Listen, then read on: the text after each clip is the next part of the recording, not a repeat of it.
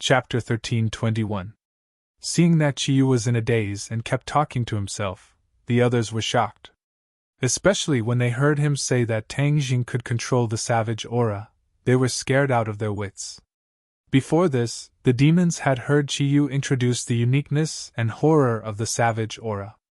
They had also heard Chiyu say that the savage aura could not be controlled. Wasn't what was happening now a slap in the face?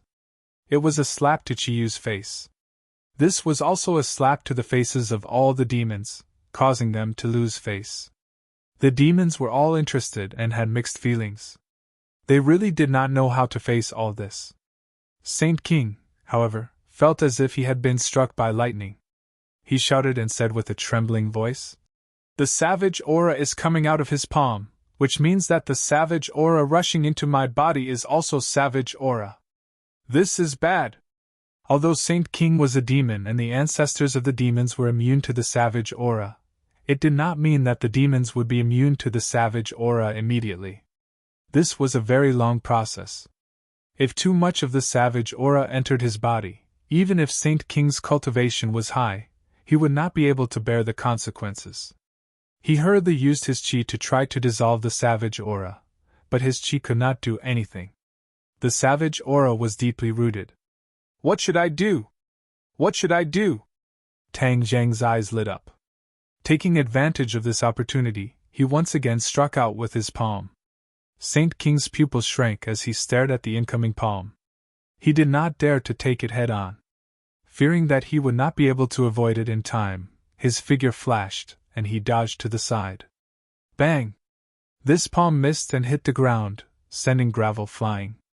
Seeing the panicked Saint King, who only knew how to escape like a stray dog, Tang Jing laughed mockingly. "Saint King, Chiyu, didn't you say that you wanted to kill me?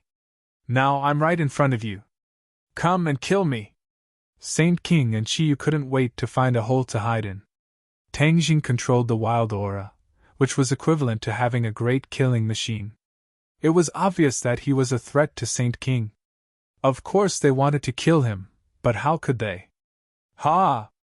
Deafening laughter immediately erupted from the crowd. Everyone looked at the demons in ridicule. "If you won't kill me, then I'll kill you!" Tang Jing did not hold back at all. He waved his hand and attacked Saint King. Saint King did not dare to face him head-on, and hurriedly dodged. After forcing Saint King to retreat, Tang Jing changed the direction of his attack and aimed his spearhead at Chiyu. He quickly rushed toward Chiyu. "Cunning!" Chiyu and Saint King shouted, but there was nothing they could do. Chiyu was firmly locked on by Tang Jing's aura and could not escape at all. He could only watch as Tang Jing attacked. "Stop him!" Saint King saw the situation and did not rush to rescue him. Instead, he hysterically ordered, "Whoosh!" The two demons disregarded their own safety, as if they were not afraid of death, and rushed in front of Chiyu, blocking Tang Jing. Bang! Two palms were sent forward and hit the two in the chest. Their chests caved in at the same time, and they spat out blood. The wild aura rushed into their bodies like a mad bull, crashing in their 8 extraordinary meridians. In an instant their eyes were wide open. Their bodies tilted and they fell to the ground dead. The two blocked Tang Jing's attack and protected Chiyu. However, the price was their own lives. Tang Deng's pupils trembled. He was annoyed and unwilling. Saint King acted according to the situation and resisted the wild aura in his body with difficulty. He flew to Chiyu's side and helped him up. He could not wait to say, "Ancestor, let's go." Chiyu was unwilling to end things like this, but the reality was so. He had to bow his head. He nodded bitterly. Saint King understood and glared at Tang Jing. He said, "Retreat!" Whoosh! The demons were also unwilling. They were full of anger and helplessness. However, Tang Jing's wild aura was too threatening. They all ran away. "Don't run! Chase!" Tang Jing did not give them a chance. He immediately shouted and chased after them. The demons were not weaker than them. Even if they ran away, they did not run for their lives like a sheet of loose sand. Instead, they brought up the rear and sped up to escape. They did not let Tang Jing and the others beat them up like dogs in the water. The demons had experienced too many retreats in the sky beyond sky. They were orderly and minimized their losses. Tang Jing and the others chased with all their might, but they only killed a few demons. At the peak of Mount Tai, the hubbub of voices was now silent. Only the sound of the wind could be heard. There were no more blood lines and blood light in the sky. The sun drilled out of the clouds and shone on the mountain peak. The smell of blood was still very strong. It made people unable to stay here. The ground was almost dyed red with blood. Corpses fell in the pool of blood one after another. No one cared. No one noticed that there was a drop of blood in the pool of blood. It was very unusual. However, it was submerged in the pool of blood. It was like a drop of water mixed in the sea. It was difficult to notice. This drop of blood was different. It contained an aura. A wild aura. This was a drop of blood that fell from the sky. Although the sky swallowing technique was powerful, it had absorbed almost all the blood light and blood lines. This was the only one that escaped the net. No one noticed at all. Crack! The drop of blood broke. The wild aura immediately spread out and fused with the other blood. However, this wild aura was very weak and difficult to detect. However, as the saying goes, a single spark can start a prairie fire. This wild aura was like a single spark that started a prairie fire. It fused with all the blood on the mountain peak. Moreover, it seeped into the ground and hid this wild aura deeply. Now, even if Tang Jing and Chiyu came here, it would be difficult for them to discover that the wild aura was hidden in the ground. It could be foreseen that this land that was eroded by the wild aura would undergo earth-shattering changes. By the time others discovered this scene, everything would be too late. What would happen after the land was transformed by the wild aura? The answer was self-evident. A wild aura! This did not mean that using the blood of the witch race to sink into the soil could turn a piece of land into a wild aura. This had to be combined with a corresponding divine ability to achieve this effect. Previously, Chiyu had used this divine ability. However, his ambition was even greater. With the power of the 5 mountains, not only did he turn the peak of Mount Tai into a wild aura, but he also combined the power of the 5 mountains to make a wild aura descend on a large area of Huaxia. This was a very grand plan. As long as it was interrupted, the plan would naturally be ruined. However, the divine ability had already been used, and the blood already possessed this kind of demonic power. Thus, when this fish that had slipped through the net quietly fused into the ground, in time, this piece of land would naturally become a desolate land. However, this needed time to brew, and it would not have an immediate effect. In the sky, the two sides were chasing each other. The battle between the two sides was still tragic, especially the people who stayed behind to cover the rear. They were almost determined to die. Therefore, although there were only a few people, they still blocked this large army. In fact, Tang Zheng's people had exhausted too much. After experiencing such a life-and-death battle, they were almost exhausted. It was the final victory that motivated them and allowed them to persevere. Tang Jing watched the demons escape, but there was nothing he could do. He could only stomp his feet hatefully, waved his hand, and said, "Forget it, don't chase a cornered enemy. Return to Mount Tai."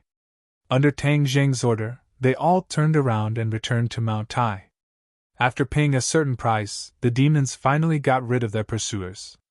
Immediately, they could not help but heave a sigh of relief. Chiyu's expression was gloomy and uncertain. It was especially frightening. The other demons were as silent as cicadas in winter, not daring to speak. Saint King was still struggling to resist the wild aura. After all, the demons could adapt to the wild aura. Therefore, after putting in a lot of effort, he finally refined the wild aura and was safe and sound.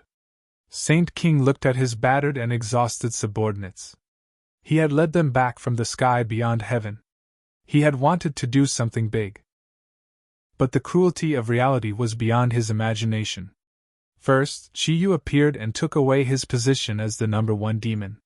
From then on, he could only listen to Chiyu's orders, and not everything was decided by himself. To be a leader who had always been giving orders, This kind of change in role made him very helpless. Later, Chiyu's successive plans did not really succeed. Whether it was going to the Tree of Life to seize the Dark Stone of Heaven and Earth, or the operation at Mount Buzhou, these were all ruined by Tang Jing. Their plans did not succeed, which was very disheartening. There were some dissatisfied voices among the demons. However, Saint King's prestige was still there. Therefore, he forcibly suppressed all of this. Saint King sighed in his heart. It was difficult to hide his disappointed expression, and it was even more difficult to hide the regret in his heart.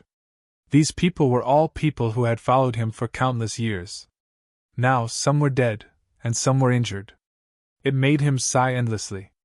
After a while, he retracted his gaze and gathered his courage to ask, "Ancestor, what should we do next?"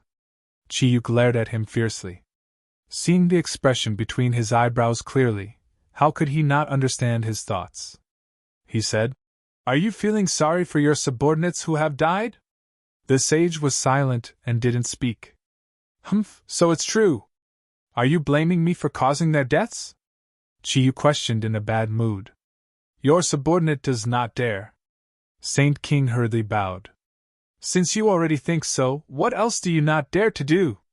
Chiyu's heart was actually suppressing a burst of anger. He had been defeated by Tang Jing time and time again. It was really very sullen. He really did not understand how Tang Jing, who was so weak, could cause so much trouble for him. Could it be that he was destined to be his nemesis? The ancients said that it was difficult for two Skywalkers to exist in the world. Now that he and Tang Jing coexisted, they could be considered two Skywalkers. In the future, there would definitely be one Skywalker who would disappear.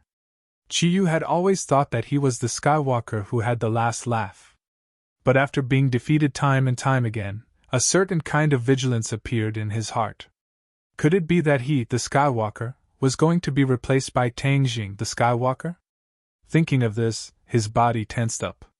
Killing intent uncontrollably soared to the sky. The other demons felt the killing intent. They all lowered their heads and looked at him in awe.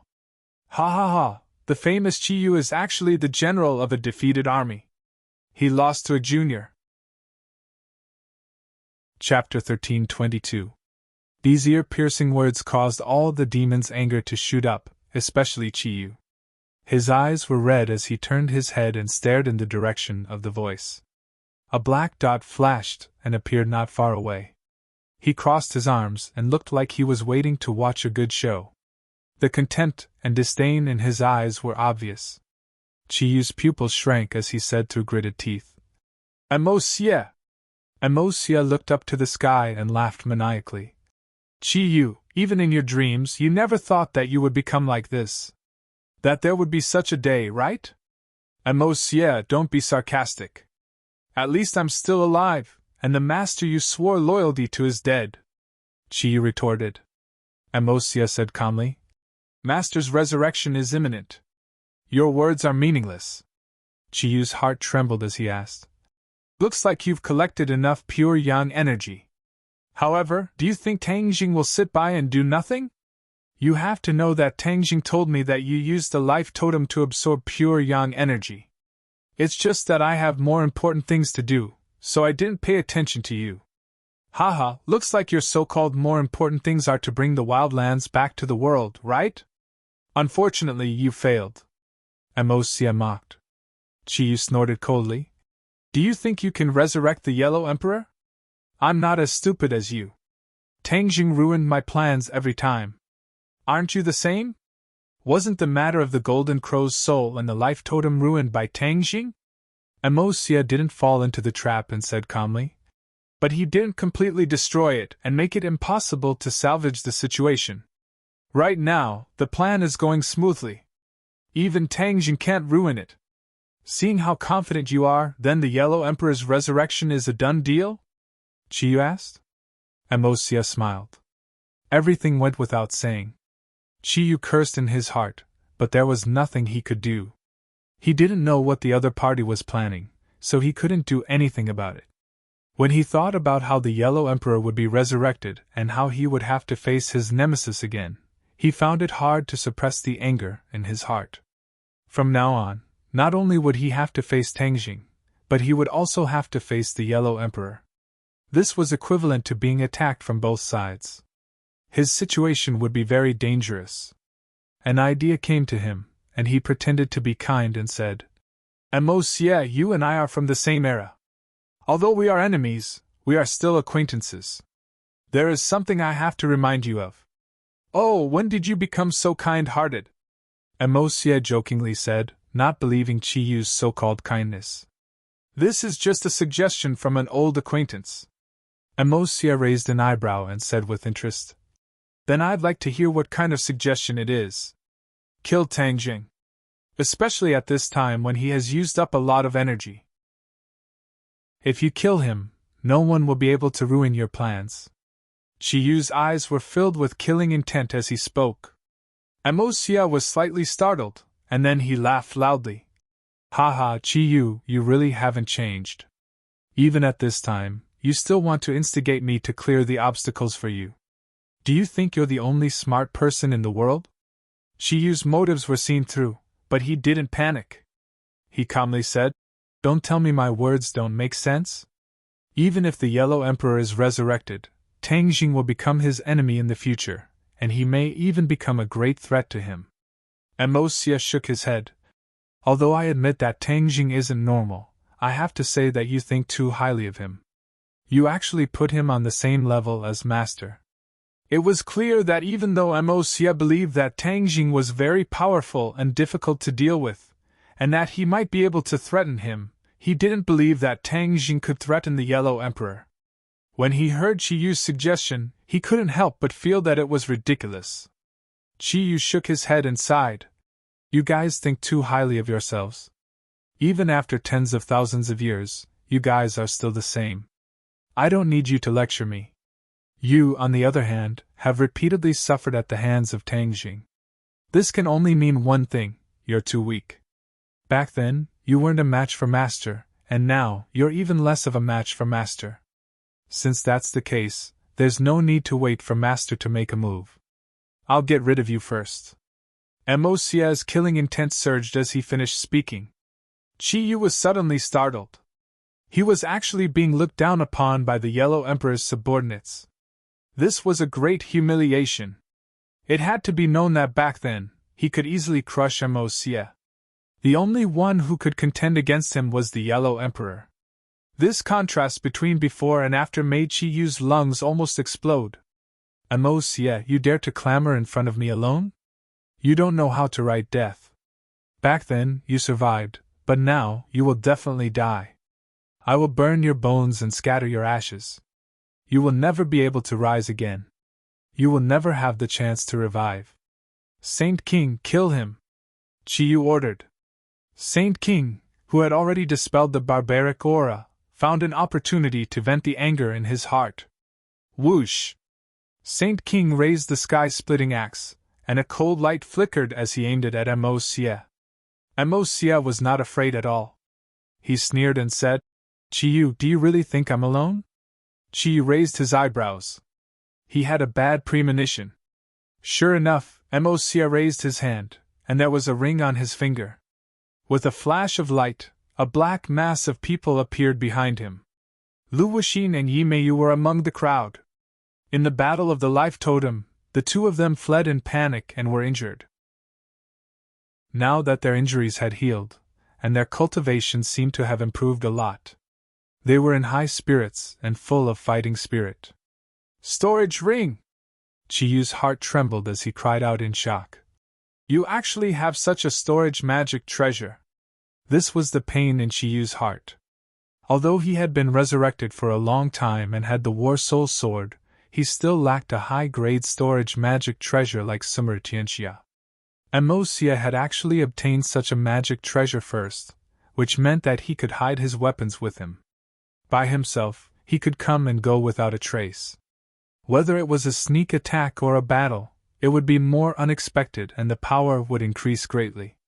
Monsieur raised his hand, looked at the ring on his finger, and said with a smile, "That's right, a storage ring. He called it the Mi ring. What's so great about a broken ring?" Qi Yu pretended to be disdainful. Mo Xie shrugged his shoulders and said, "It's not that great, but you don't have it."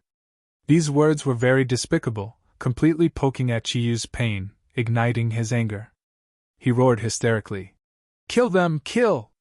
Saint King took the lead, leading the exhausted demons, stimulating their remaining fighting strength, and in the blink of an eye, they fought with the Emperor's tribe. Shouts of killing immediately resounded through the sky, and blood dyed half the sky red. Tang Jing and the others returned to the peak of Mount Tai, but did not discover this desperate battle. Otherwise, he would have definitely joined in. Looking at the desolate peak of Mount Tai, especially the dead and injured comrades on the ground, everyone fell into silence. This battle was the most desperate one in Tang Zheng's history, and the number of casualties was the most. Only now did he realize that he could not truly protect everyone's life. There was a limit to human strength. Although he was full of confidence, there were still things in this world that he could not do. A stifling atmosphere brewed in everyone's hearts. Many people squatted down with red eyes, holding their dead comrades, wiping the blood from their faces, and tears flowed out of their eyes. Who said that men were not easily moved because they had not yet been deeply hurt? This scene was the best proof of that.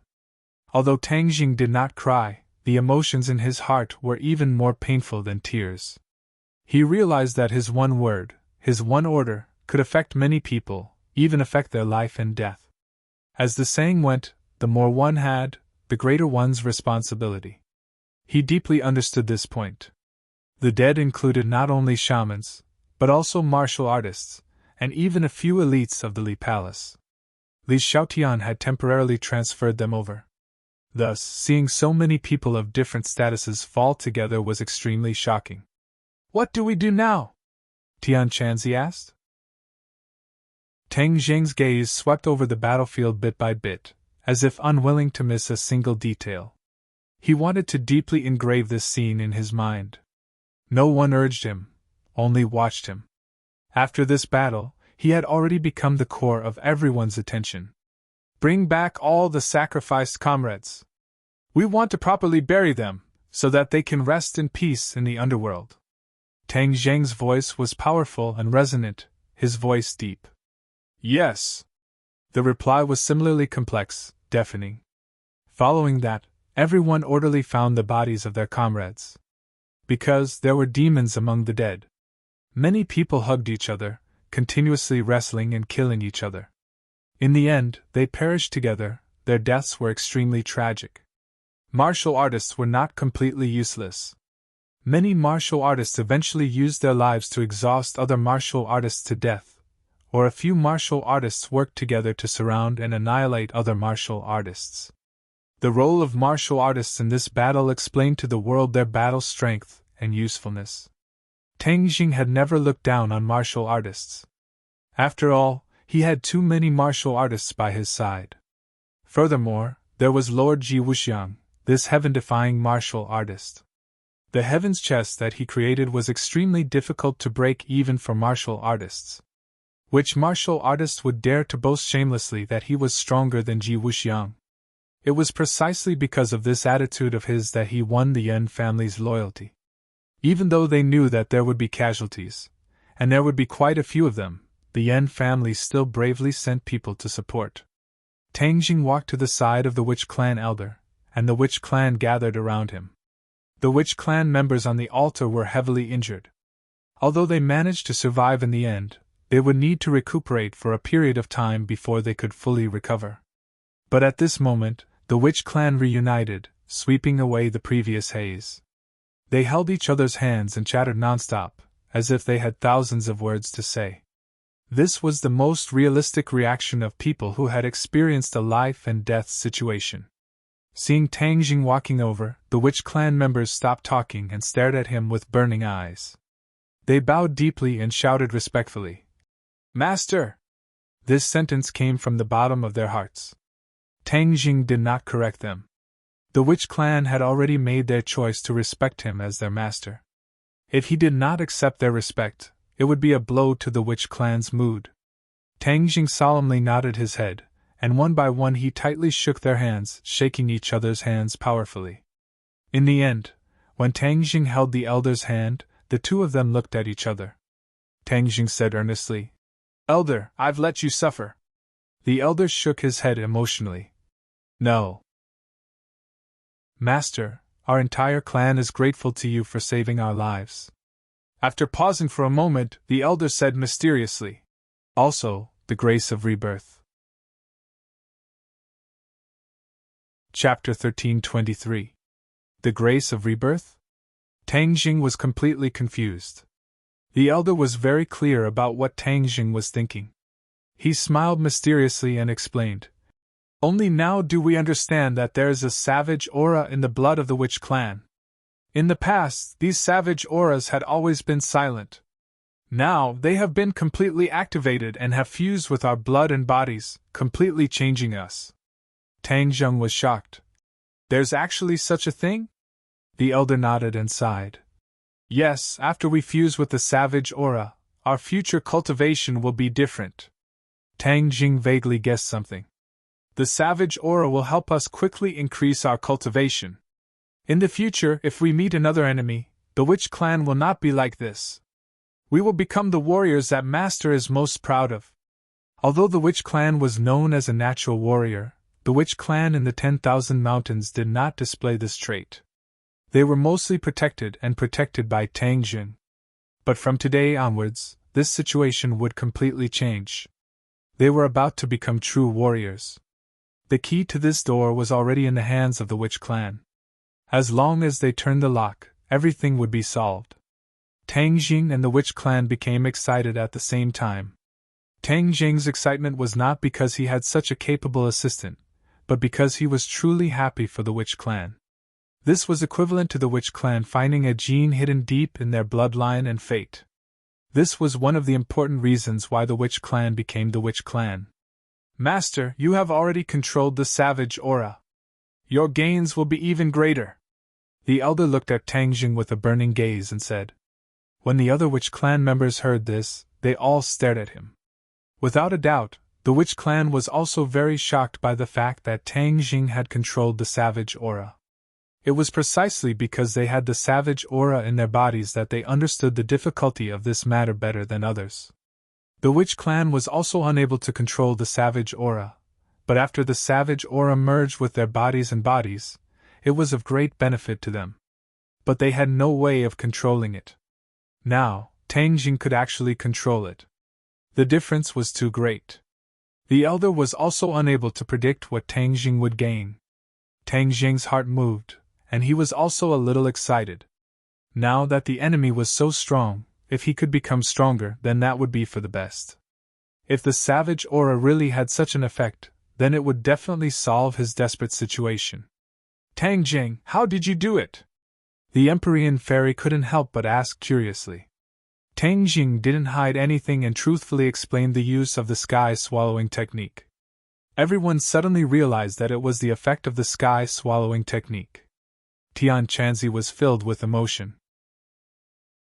"The sky-swallowing technique has always been a spell of little value to the demon race. It's not recognized by anyone, and almost no demon race is willing to cultivate it. Who would have thought that it actually has such great power?" Tang Jing laughed and said, "That's because they haven't grasped the true profundities of the heaven-swallowing technique." "Oh, what's so special about it?" Tian Chanzi asked. The sky-swallowing technique was of little value because it was only an incomplete version and lacked the core.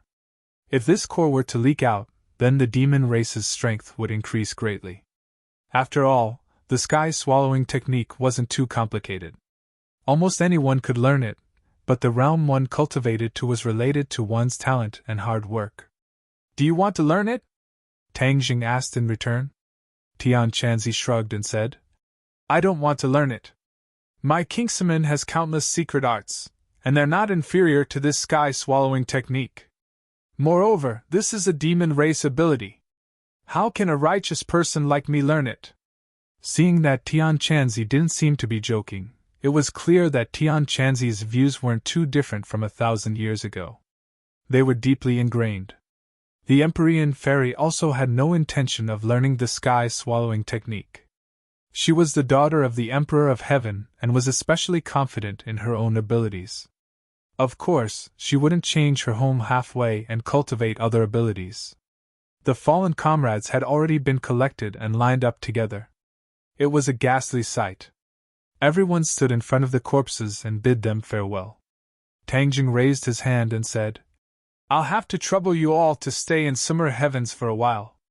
When we return, we'll definitely give you a grand burial and lay you to rest."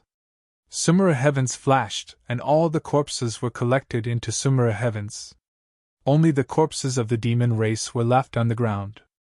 The demon sect had fled in a panic and didn't have time to collect their own people. The others stared hatefully at the corpses of the demon race. If it weren't for them, their comrades wouldn't have died. They couldn't wait to turn these demons into ashes. "Everyone stand still, don't move!" Suddenly, an angry roar came from the foot of the mountain. With a few swoosh sounds, a group of people soared into the sky and flew to the peak of Mount Tai.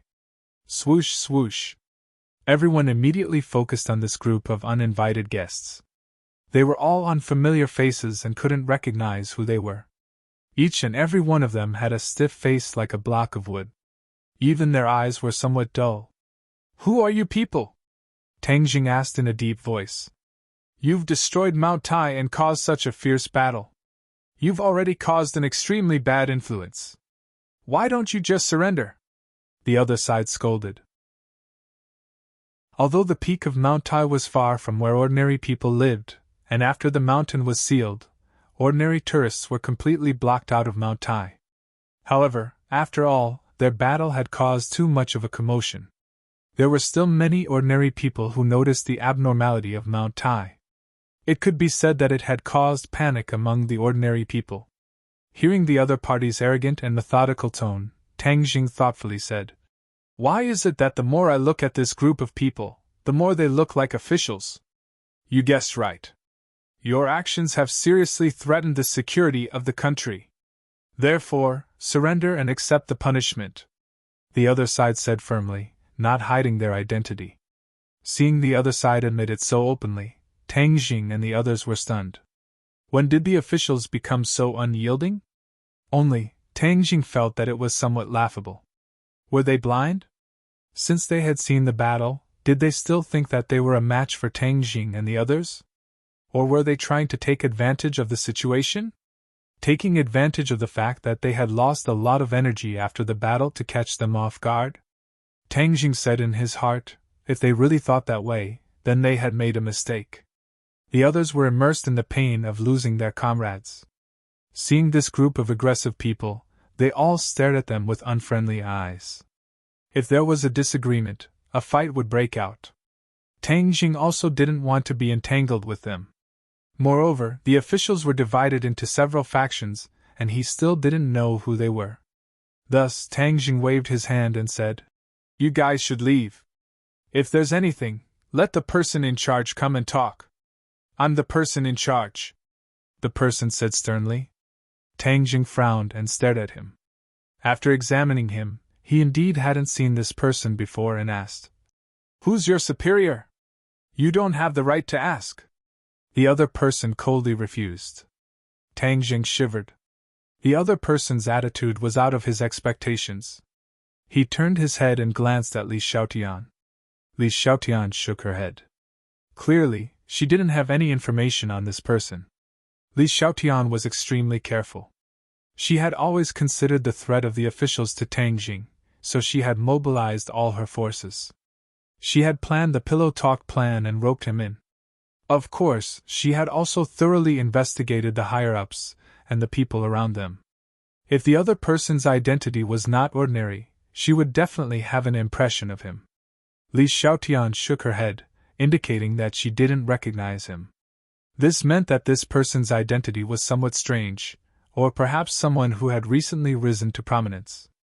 Thus, Li Palace's information had been overlooked. Among the officials, the only person who had repeatedly targeted Tang Jing was the chief. Moreover, after meeting the chief last time, there was no trace of the chief. Li Palace had practically turned the entire capital upside down, but still couldn't find a single trace. Could this group be the chief's people? Tang Jing suddenly had an idea and asked without warning.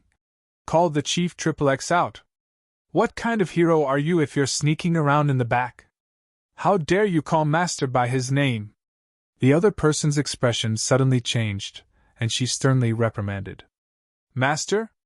Tang Jing was shocked, and his eyes widened. When did the chief allow others to call him master? This was too strange.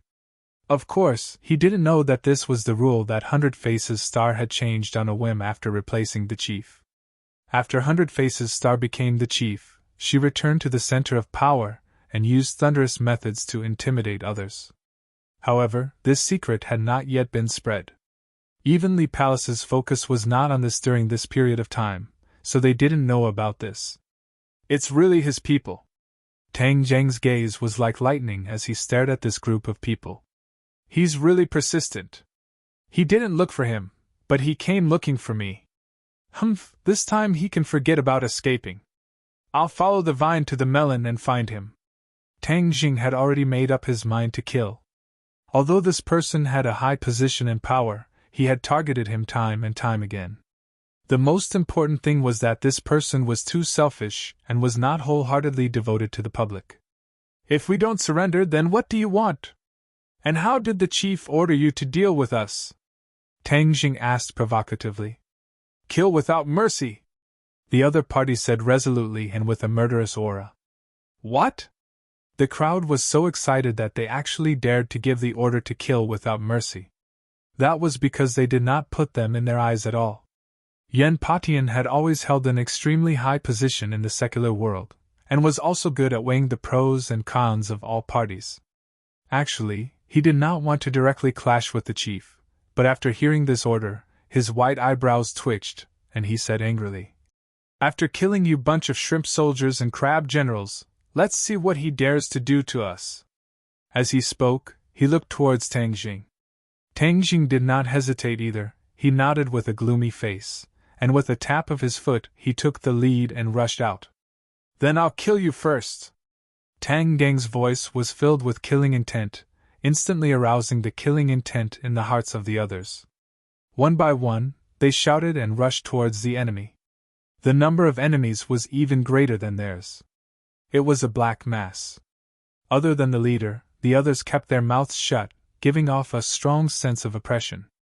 Seeing the enemy charging over, the leader roared and stomped on the ground with his heel. Kacha! A huge crack appeared on the hard rock. Chapter 1324. The leader spun at high speed, and a spark suddenly shot up. Then, he turned into a flaming man. The bright red flames dyed the surroundings a fiery red, and a heat wave assaulted his face. This was a spinning fire top. Before it even reached him, he could clearly feel the threat. Tang Jing was surprised. This person's ability was even stronger than the heavenly kings of the dragon group, especially that fire king, who seemed to have the same ability as this person. The chief has taken over the people and businesses of the dragon group. This person must be the upgraded product of the Fire King. Back then, the Fire King was already not his match, let alone now. Although the other party was an upgraded product, Tang Jing's strength had long since increased by who knows how many levels. As a result, he struck out with his palm. Boom! The savage aura was released. The palm collided with the fire top, causing sparks to fly in all directions. The savage aura was not afraid of flames at all, and quickly drilled into the opponent's chest. His chest caved in, but the other party did not fall, and the flames did not extinguish. Instead, the corner of his mouth revealed a sinister smile. Bang! His fist flew out at high speed, leaving his arm. Like a cannonball, it fiercely struck Tang Jing's chest. The two of them retreated at the same time. The flames on the fist quickly jumped towards Tang Jing's body, trying to ignite him. Tang Jing's chest did not cave in. The chaotic Vajra spell blocked the fierce attack, but the chaotic Vajra spell was unable to block the corrosion of the flames. You're still too inexperienced to play with fire with me. With a thought, a burst of true fire jumped out from Tang Jing's body, and the flames immediately wrapped around the other party's flames, completely refining them. After the fist struck Tang Jing, it quickly flew back. Just as Tang Jing extinguished the flames, the fist flew back to the leader's arm, as good as new. Tang Jing's pupils constricted as he stared at the scene. After a while, he shouted as if he had just woken up from a dream. "You are no longer human!" The leader also stabilized his body, the flames on his body still burning fiercely. He lowered his head and looked at his chest. The huge pit that had sunken made him look somewhat miserable, but his movements were not affected by it. It was even more impossible for him to be scared off. Just as Tang Jing had guessed, he was not a life form but a mechanical warrior. His outer appearance was just a layer of silicone, disguising himself as a human. The mechanical warriors have been upgraded to such an extent. This is truly an eye-opener. Tang Jing clicked his tongue in wonder. The power of technology was extremely powerful, and he had a deeper understanding of this. "But you're still too weak," Tang Jing said disdainfully. "The wild aura has entered your body. Let's see how long you can last." However, the leader acted as if he hadn't heard anything. He wasn't worried about that nuisance of a barbaric aura at all. Moreover, he was still standing there safe and sound. Tang Deng's pupils shrank. He had a bad premonition. The barbaric aura would cause people to tremble at the sound of it and avoid it like the plague. However, it did not seem to have any effect on these mechanical warriors. At least, that was the result for now. Tang Jing turned pale with fright. He had always thought that no one could resist the destructive power of the savage aura, especially this kind of simple-minded, brawny guy. But the final result showed that he was very wrong. He racked his brains and finally figured out the reason. Mechanical warriors are not lifeforms, they're just machines. The barbaric aura enters the meridians of the human body, which means that it's only effective on lifeforms. Naturally, you're not affected by it.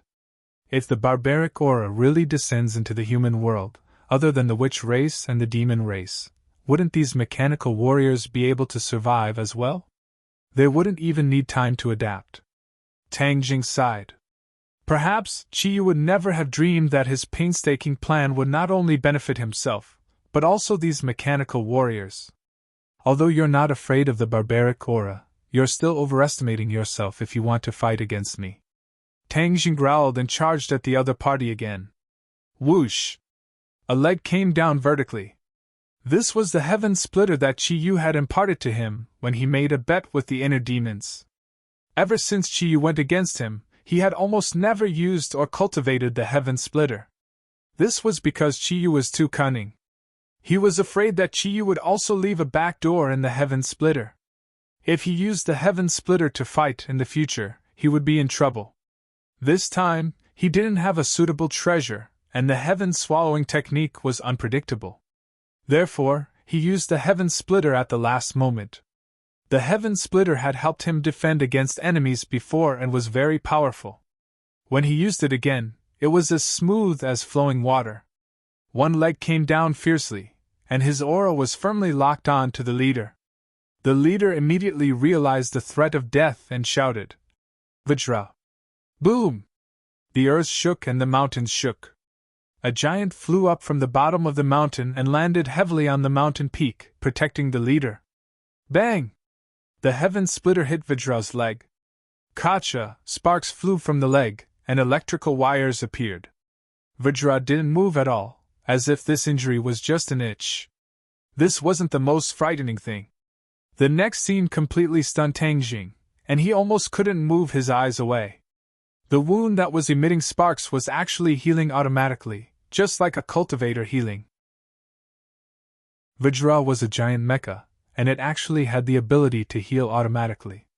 This was really terrifying. The leader seemed to have seen through Tang Jing's shocked thoughts and smiled proudly. How is it? Now you know how powerful Vajra is, right? Tang Jing did not say a word. Vajra's power was indeed beyond his imagination. However, he didn't know that the automatic healing displayed by Vajra was fundamentally different from that of cultivators. This was the power of technology. There were nanomachines in Vajra's body that specialized in healing. They were very faint and invisible to the naked eye.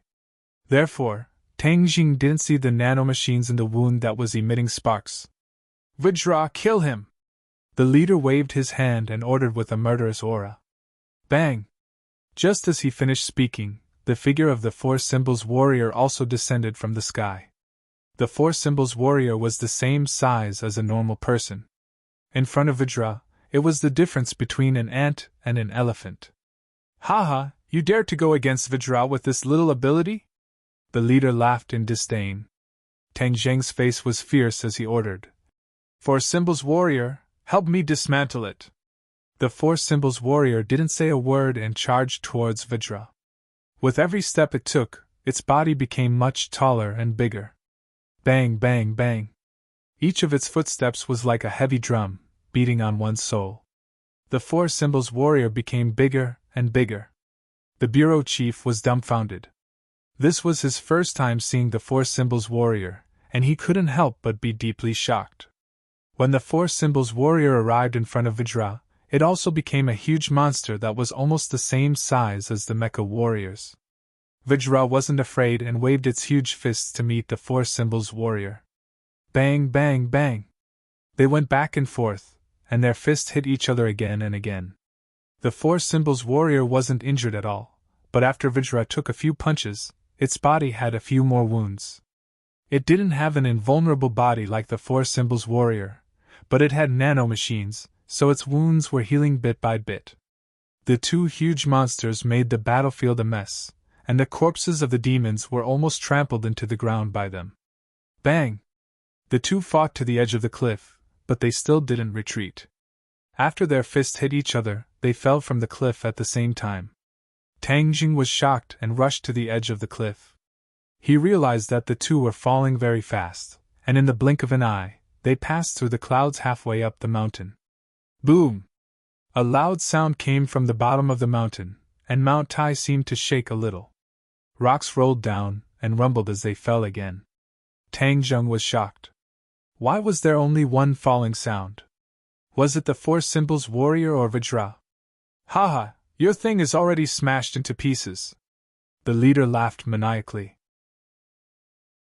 Tang Jing focused, as if wanting to see through the clouds and see what was happening below. Rumble! A deafening sound came from below the clouds. Tang Jing's eyes widened as he saw a huge monster flying up from below the clouds. Vajra! Tang Jing exclaimed. Both of Vajra's feet were spurting flames, allowing it to fly freely. Obviously, the loud crash was made by the Four Symbols warrior. Could it be that the Four Symbols warrior is injured? The mountain was so high that his firm belief in the Four Symbols warrior couldn't help but waver. No, it's definitely fine. Back in the world of spirits and souls, it was fine even after falling into such a dangerous river. How could it be fine after falling from a mountain? Moreover, it has broken its seal and is even more powerful than before. The leader didn't know this and taunted without restraint. He and Vajra attacked from the front and back, glaring at Tang Jing.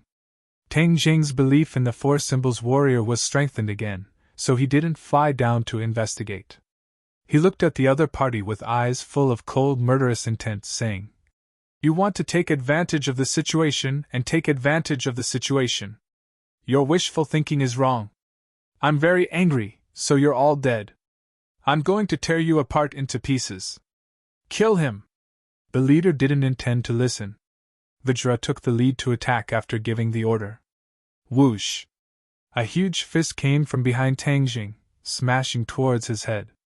Tang Jing's figure flashed and flew above the leader's head, roaring, "Sky Splitter!" Bang! A huge shadow of a leg descended from the sky and immediately enveloped the leader. His whole body was immediately covered in raging flames, and a flame spurted out from the soles of his feet. It spun rapidly and collided with the shadow of the leg. Boom! There was a loud explosion and sparks flew everywhere. The flames on the leader's body were extinguished, and puffs of green smoke rose. He knelt on the ground with Tang Jing's leg on his shoulder. This leg struck his shoulder quickly, ruthlessly, and accurately. The huge force immediately caused him to kneel on the ground and his knees to shatter. He didn't have nanomachines like Vajra, so this huge wound couldn't be repaired. He could only raise his hands with difficulty and grab Tang Jing's leg. Humph, is this all you've got? I haven't used up all my strength yet. After Tang Jing said this, a surge of power spurted out from his leg, like the straw that broke the camel's back. Clang! Chapter 13:25. The leader fell apart into a pile of parts, but it didn't affect the movements of the other mechanical warriors. Their gazes didn't even change. These were mechanical warriors, true killing machines without any emotions. No matter how much they looked like humans, they were still cold and lifeless. Whoosh! King Kong attacked fiercely from behind. Tang Jing tilted his body slightly in an attempt to dodge the attack. Boom! With a loud boom, the mountain shook and the earth quaked. The four symbols venerable quietly appeared on the mountain peak. With a single kick, he swept the Vajra. King Kong fell to the ground, causing the earth to tremble again. The battle between the two behemoths affected the others, and they were too late to avoid it. The four symbols venerable pounced on King Kong as soon as he fell. Tang Jing was delighted and couldn't hide his joy. He shouted excitedly, "Four symbols venerable, finish him off!" The four symbols venerable had a tacit understanding and attacked even more fiercely. King Kong stood up and flames rose from the soles of his feet and flew into the air. The four symbols venerable wasn't worried at all. He stomped heavily on the ground and shot into the sky like a cannonball. His huge fist hit King Kong's soles directly. Crack! King Kong's feet immediately shattered into pieces with sparks flying everywhere. The nanomachines quickly repaired it. Seeing this, Tang Jing immediately reminded loudly, "Four symbols venerable, take advantage of this opportunity to defeat him completely." The four symbols venerable didn't say a word, but he deeply understood Tang Deng's intention. His punches and kicks weren't fast, but King Kong couldn't evade them at all. It was as if only these two were left in this battle. The others paled in comparison. After all, such an earth-shattering battle was rare. In the distance stood a person, Junko. Junko was very secretive and it was difficult for others to discover her presence. She was under the orders of Multiform to pay close attention to the situation. Of course, the focus was on the battle between Tang Jing and the demons. Multiform was very interested in this dispute.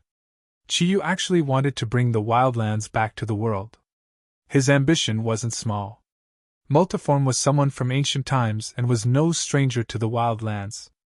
He knew how powerful they were.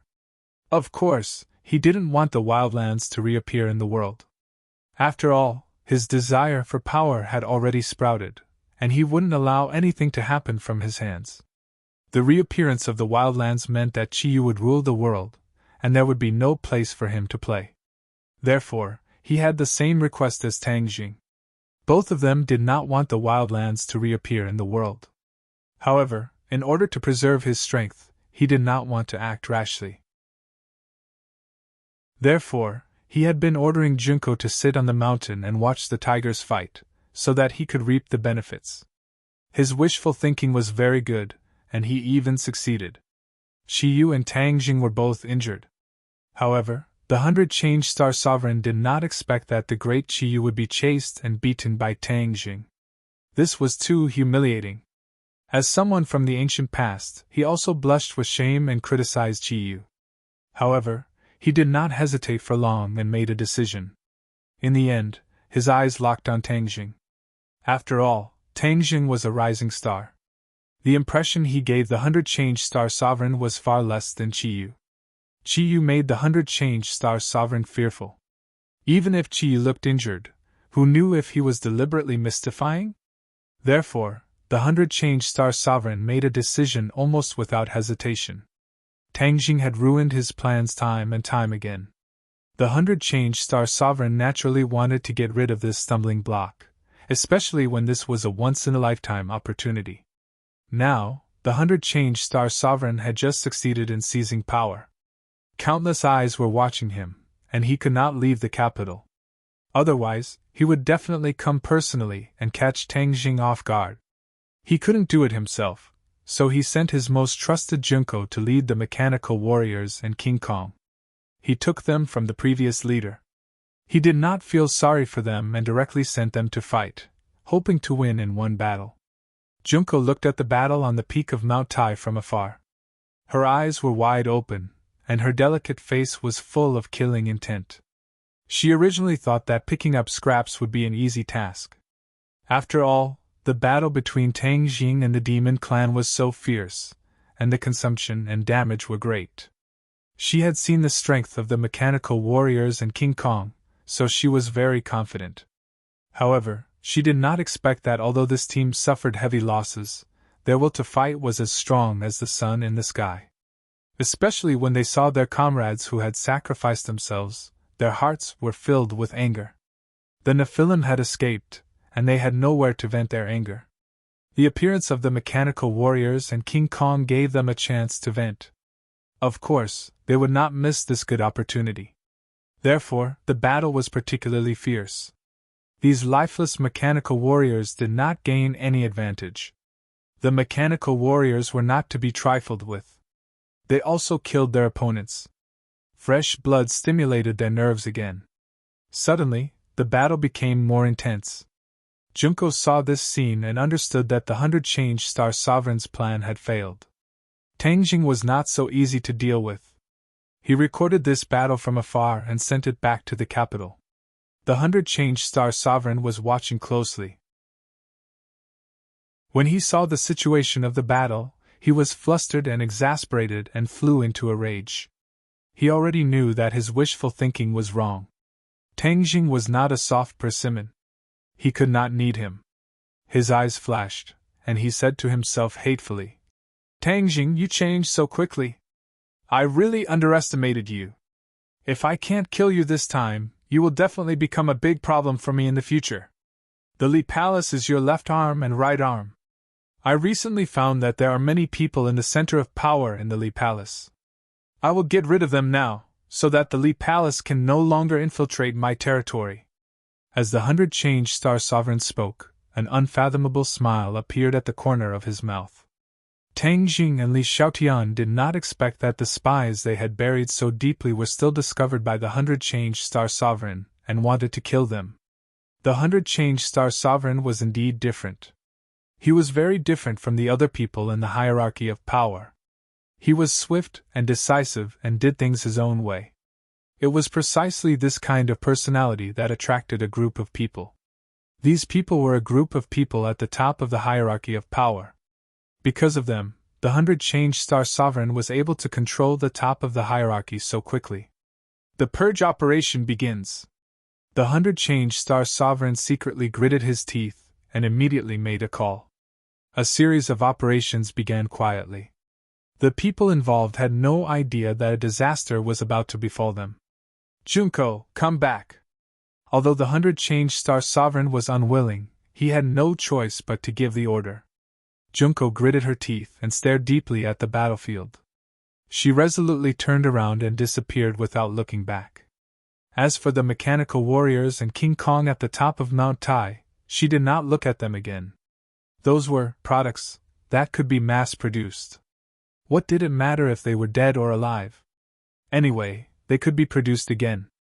If she could kill more of Tang Jing's forces, wouldn't that be a wonderful thing? Tang Jing did not know that Junko had secretly escaped. His attention was focused on the battle between King Kong and the Four Symbols Venerable. The Four Symbols Venerable fully unleashed his combat strength. King Kong's defeat was gradually becoming apparent. With only one leg left, it was difficult for him to survive alone. Although he had nanomachines to repair his wounds, the Four Symbols Venerable's attacks were too fierce.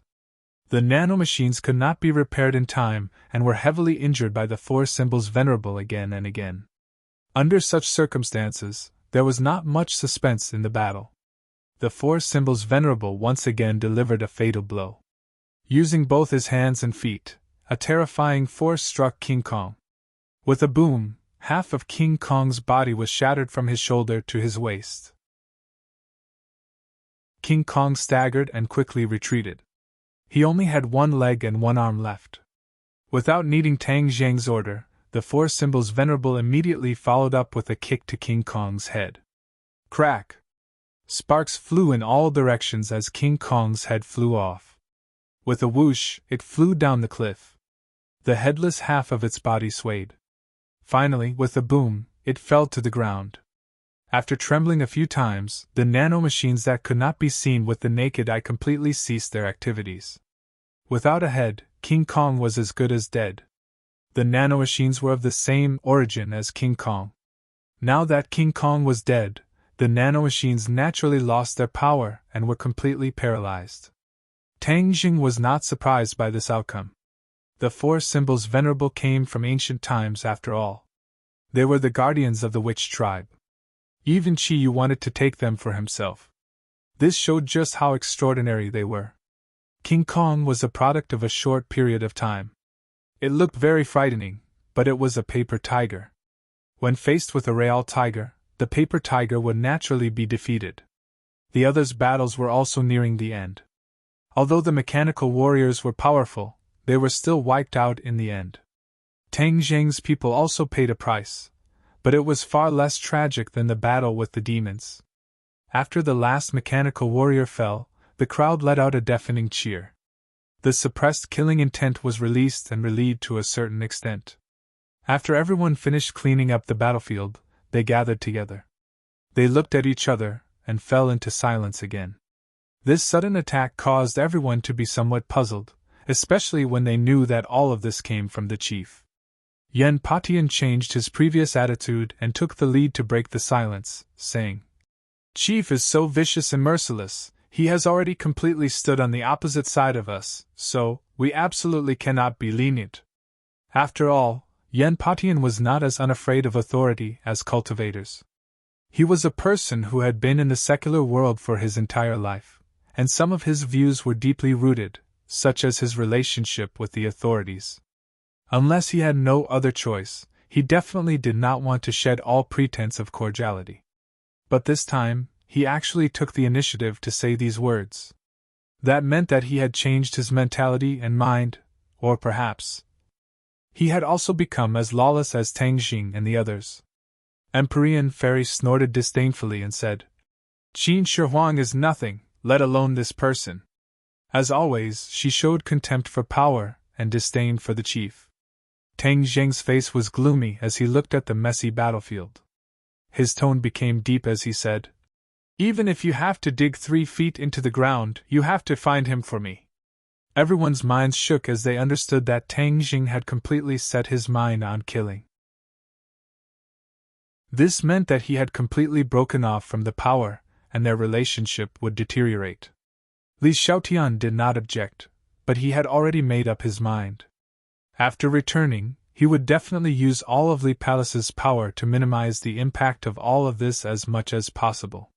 It was not to the extent where Tang Jing would truly be at odds with the power level, where he would strive for the support of more people, and only burn the flames of war towards the chief. "Let's go home!" Tang Jing did not say much, he waved his hand and returned to the capital. He did not know that a fierce battle was unfolding between the demon clan and the former subordinates of the Yellow Emperor, just like the continuation of the Battle of Zhuolu tens of thousands of years ago. Chapter 1326. The demon clan was exhausted, countless of their comrades had died, they were fighting against the former subordinates of the Yellow Emperor with exhausted bodies. The fighting strength of the former subordinates of the Yellow Emperor was almost off the charts, killing the demon clan to the point that they were in a panic, killing Qi Yu and Saint King to the point of wanting to die. This was simply a disgrace to the demon clan, a disgrace to Qi Yu. Back then, when Qi Yu faced the Yellow Emperor, he was not so passive and in such a sorry state. Today, facing the general under the Yellow Emperor, this was actually the result. How could the proud Qi Yu endure it? In order to protect Qi Yu, Saint King had a large portion of his fighting strength restrained, and was unable to unleash his full strength. Compared to the former subordinates of the Yellow Emperor, the other demon clans were much stronger. Yimei's traceless dream displayed its might, causing many demon clans to fall into a dream, and then killed them one by one. Many of these demon clans had higher cultivation than her, but unfortunately, the traceless dream was too strange, causing them to be unable to guard against it. Even after that, they thought of ways to guard against it, but they did not succeed completely. After all, they were not like Tang Jing, who had another soul living in his body that could be awakened at the crucial moment. The reason why it was difficult to find a successor for the traceless dream was because this divine ability was too heaven-defying, to the point that the requirements for the successor were extremely harsh. It was simply abnormal. Yi Meiyu's talent was extraordinary, and she actually met this condition, which was why she had her current achievements. Seeing the demon clan's die under her hands, Yi Meiyu's face glowed with pride. However, she knew that if not for her ruthlessness and killing her master at the crucial moment, she would definitely not have her current position in the former subordinates of the Yellow Emperor. She might just be the disciple of the Nightmare Lord, and could not be the head of the family. Therefore, she was very glad that she made the choice back then. Killing the Nightmare Lord was the wisest decision. As for whether this matter would be exposed, she was not worried at all. Tang Jing had already revealed this matter to the former subordinates of the Yellow Emperor, but no one believed him. Perhaps, even if someone was suspicious, they wouldn't dare to do anything to her without real evidence. After all, her role in the Yellow Emperor's former subordinates was becoming more and more prominent, and her position was also getting higher and higher. The Yellow Emperor's former subordinates couldn't bear to lose her, the only person who could use the Traceless Dream spell, after losing Nightmare Lord. No matter what the former subordinates of the Yellow Emperor did, they could only endure without any clear evidence. Yi Meiyu was not an idiot, so she thought everything through clearly. She was fearless, so when facing Lu Wuxin, she was no longer as cautious as before. Lu Wuxin had suffered a huge loss at the hands of Tang Jing, and the Heartless Willow was also destroyed. Her fighting strength was greatly reduced, so Yi Meiyu was naturally no longer afraid of her. Therefore, among the former subordinates of the Yellow Emperor, the only person Yi Meiyu feared was Mo Xia. Mo Xia was unfathomable, so she did not dare to act rashly. Yi Meiyu killed a few more devils and looked at Lu Wuxin. As if their hearts were connected, Lu Wuxin also turned his head to look at her. When their eyes met, Yi Meiyu did not hide her pride at all. It was obvious that she was provoking him. When Lu Wuxin saw this, he hated her from the bottom of his heart. He secretly regretted not seeing that Yi Meiyu was such a person. But it was too late now. Ever since Yi Meiyu's comprehension of the Traceless Dream spell had risen to another level, her cultivation had leaped by leaps and bounds. Lu Wuxin had been challenged by Yi Meiyu everywhere.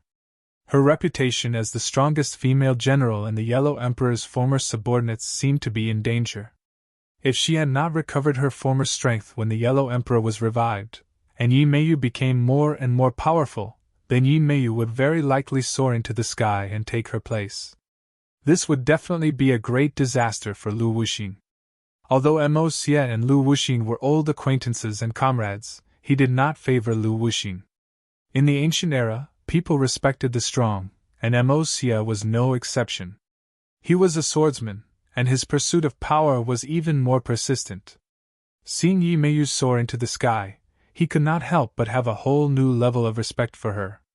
Lu Wuxin's name was Wuxin, but he was not really a heartless person, so he was very clear about Mo Xia's temper, and did not complain to him and ask for help. If she really did that, Mo Xia would look down on her even more, and her position in his heart would be even lower, which would benefit Yi Meiyu for nothing.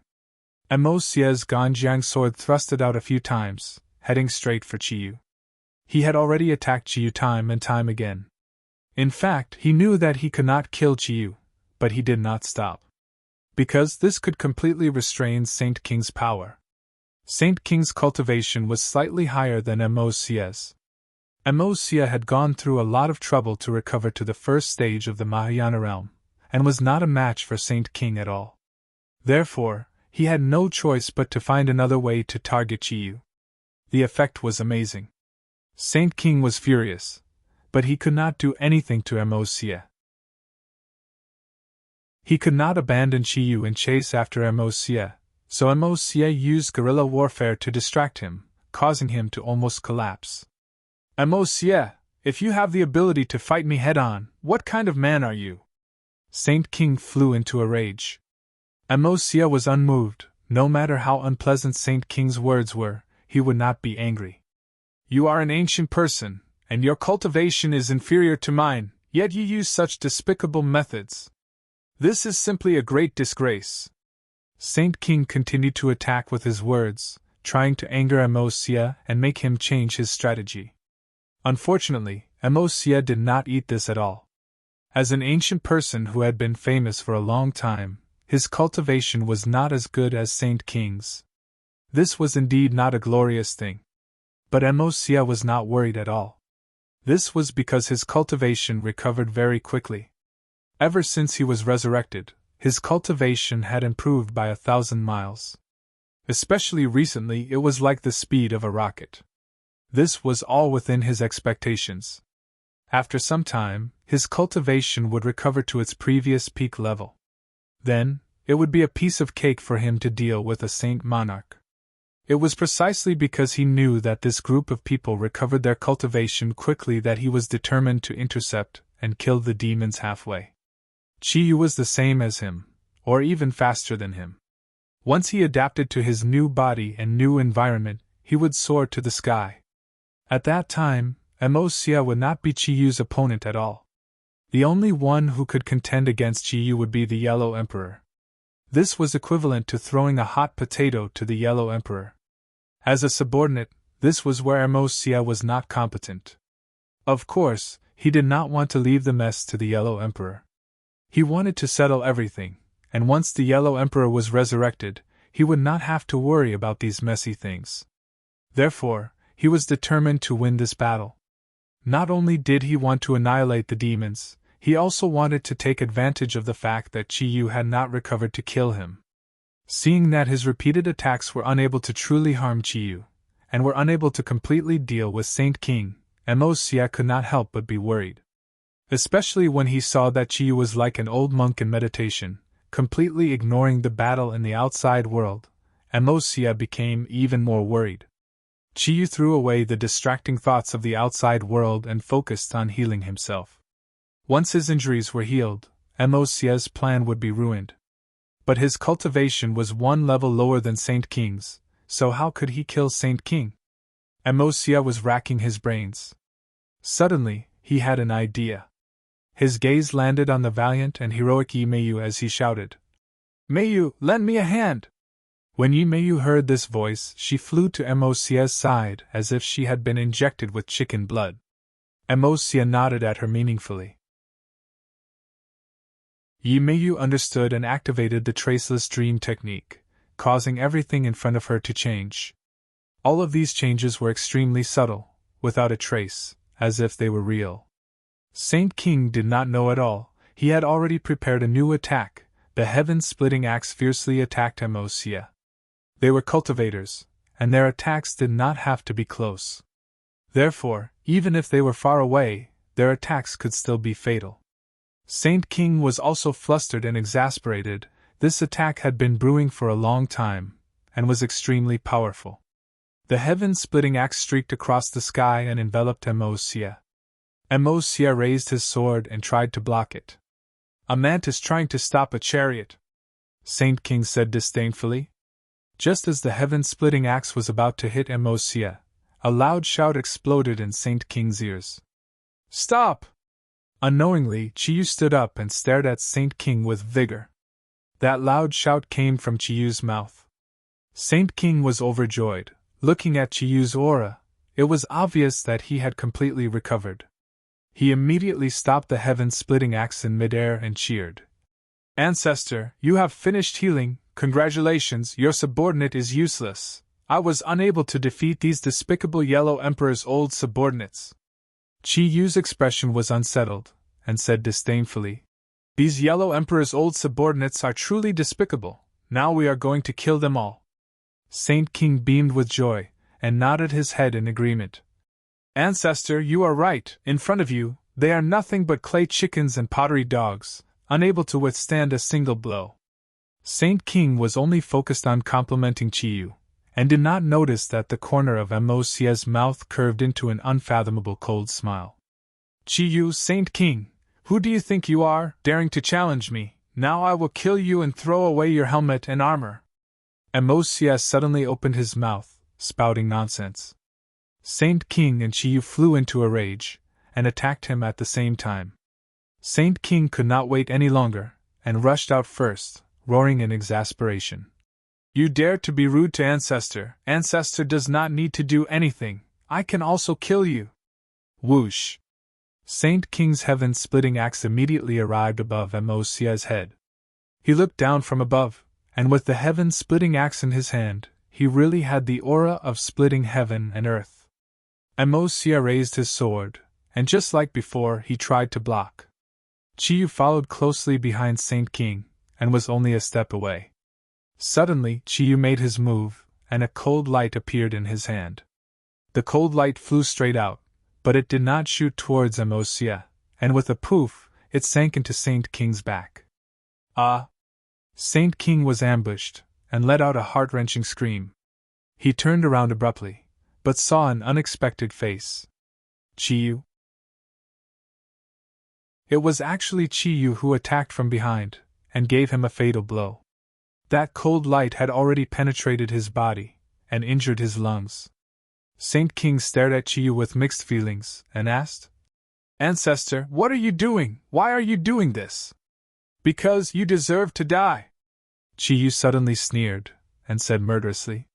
Saint King's pupils shrank, and he stared straight at Chi-Yu, and shouted, No, you are not Ancestor, you are not! Poof! Chapter 13:27. The Ganjiang sword pierced through Saint King's chest. Amos-Sia held the sword with both hands and smiled. Saint King's heart was pierced through and shattered by the powerful sword intent. However, Saint King was not dead yet. Instead, he turned his head and looked at Amos-Sia, who was right in front of him, then looked at Chi-Yu and said in despair, What is going on? Chi-Yu suddenly opened his mouth and said disdainfully, Haven't you heard of the Heart's Dream Traceless spell? Heart's Dream Traceless? Saint King was at a loss. Nightmare had died a long time ago, so his divine ability had not been passed down. Of course, the demons did not know about a divine ability from tens of thousands of years ago. Saint King's attention was focused on Chi-Yu when Yimeyu used the Heart's Dream to kill the other opponents, so he did not notice any clues. In the end, he was finally tricked by Yimeyu. Who the hell are you? Saint King's mouth was already bleeding as he glared at Chi-Yu and asked. Of course I'm Yimeyu. As if his vision blurred, Chi-Yu changed his appearance and became Yimeyu. Saint King's pupils constricted as he shouted hysterically. You actually deceived my eyes. After Amos-Sia absorbed Saint King's attention, Yimeyu took advantage of the Saint King's unpreparedness and used the Heart's Dream Traceless spell without a trace. Finally, she silently lured the Saint King into the dream. This time, it was very different from before. In the past, in the dreams that Yimeyu created, she was the only living being. No matter how many people or things there were, they were all illusions. This time, it was completely different. The Amos-Sia in the dream was real. This was the change brought about by Yimeyu's cultivation and attainments. He could let others enter the dream she created and become her assistant to help her defeat her enemies. The two of them worked together perfectly and successfully killed Saint King. Chi-Yu had been healing with his eyes closed. His eyelids only twitched slightly, but he did not say anything to stop them. Because he had already reached the most critical moment of healing, he simply could not be distracted. There was nothing he could do about the death of Saint King. He felt that it was a great pity. After all, Saint King was a powerful assistant. It was a great loss for him to fall into the hands of the enemy. This thought flashed through Chi-Yu's mind, but it did not leave too deep of a shadow in his heart. Then, he put all his effort into healing his injuries. He knew that without Saint King's protection, Amos-Sia would definitely not let him go. In the face of death, his potential was completely stimulated, and his injuries healed very quickly. The life force in Saint King's eyes was rapidly depleting. He looked at Yimeyu unwillingly, spat out blood, and said hesitantly, Saint King, have been unhindered for my entire life and have not died in heavens beyond. I never thought that I would be tricked by a little girl like you. This is a great humiliation. I can't die in peace. Yimeyu said proudly. This should be your honor to die in my hands. Go to hell. Saint King suddenly had a flash of consciousness before his death, and suddenly exploded, breaking away from the Ganjiang sword. A strange scene appeared. Not a single drop of blood fell to the ground, but all of it was absorbed by the Ganjiang sword. The Ganjiang sword turned blood red. Whiz! The heaven-splitting axe flew out from Saint King's hands and directly slashed towards Yimeyu. Yimeyu retreated in panic. With her strength, she was still unable to receive this attack. Although she could use her heart to enter the trap and deal with the Saint King. In terms of fighting strength, how could she be a match for the Saint King? Even if the Saint King was heavily injured, this attack that burned his life force could still kill her. She retreated in a hurry, but the attack of the heaven-splitting axe was even faster. It completely enveloped her, causing her to have nowhere to hide. I can't die like this. Yimeyu shouted in her heart. Bang! The heaven-splitting axe stopped, blocked by the Ganjiang sword. At the critical moment, Emosia saved Yimeyu's life. When Lu Wuxin saw this scene, he wanted to stomp his feet. He thought to himself, how could this woman be so lucky, for Emosia to protect her like this? If this axe had struck, then Yimeyu would have died without a doubt, helping him vent his anger. After surviving a calamity, Yimeyu patted her chest lightly, her breast surging as she looked at Emosia with her beautiful eyes. Emosia looked straight ahead, looking at the dying Saint King, and said, Go, your life has come to an end. With that, he slapped Saint King's chest. Saint King's entire body trembled, his chest quickly caved in, as though a pit had appeared on the ground. With a puff, he spat out another mouthful of blood. Saint King's eyes bulged out, his life force quickly burned out in a few seconds, until it dried up, and he fell limply to the ground. Saint King was dead! The demons cried out in alarm, like a clap of thunder, causing everyone's ears to buzz. The demons stared blankly at Saint King, who had fallen to the ground. That was once their leader, who led them to avoid the pursuit of the natives of the sky beyond heaven, and even said that he would bring them back to do something big and rule the entire world. Who would have thought that before this grand blueprint could be implemented, Saint King would fall? It was like the collapse of the demons' faith. Everyone's faces were pale and uneasy, as though they had lost their goal in life. Kill. Seeing that, Emosia was secretly happy. How could he let go of this heaven-sent opportunity? And ordered loudly. The shouts of Yellow Emperor's former subordinates shook the heavens, and attacked the demons with an imposing aura. The demons panicked. They did not have the courage or fighting spirit to continue fighting. There was only one thought in their minds: escape. Saint King was already dead, so how could they be a match for the Yellow Emperor's former subordinates? Thus, it was more important for them to obediently escape. The corners of Emosia's mouth curled up into a smile. This plan could be said to be a great success, killing countless demons, and now, the final step was in sight. His gaze fell on Chiyu, who had his eyes closed, and was silent. Once he was killed, it would be a complete victory. Emosia, Yimeyu, and Lu Wuxin formed a triangle, approaching Chiyu step by step. The three of them did not act rashly. The shadow of a tree, the name of a person. Chiyu's name was too frightening, and they did not dare to lower their guard. When the three of them were only a step away from Chiyu, they stopped at the same time, looked at each other, and understood the meaning in each other's eyes. Emosia nodded heavily, indicating that everyone should act together. Shwa! The attacks came together, from the three of them, towards Chiyu. Chiyu remained motionless, like an old monk in meditation. Seeing this, the three of them revealed a hint of joy. At the last moment, if Chiyu did not resist, then he would definitely die. Boom! With a loud sound, the attacks of the three of them hit the void, but did not land on Chiyu's body. A ray of light bloomed from Chiyu's body, completely blocking the attacks of the three of them. The three of them turned pale with shock. They looked at each other and saw the shock in each other's hearts. Wasn't Chiyu an arrow at the end of its flight? How could he still have such a strong self-defense ability? The combined attacks of the three of them did not have any effect at all. Amosie's mind raced, and he immediately determined the pros and cons. He immediately shouted, "Don't give up! Continue to attack! We must kill him!" Amosia had no way out. If they let Chiyu go this time, they would definitely be annihilated. After all, Saint King had died in their hands.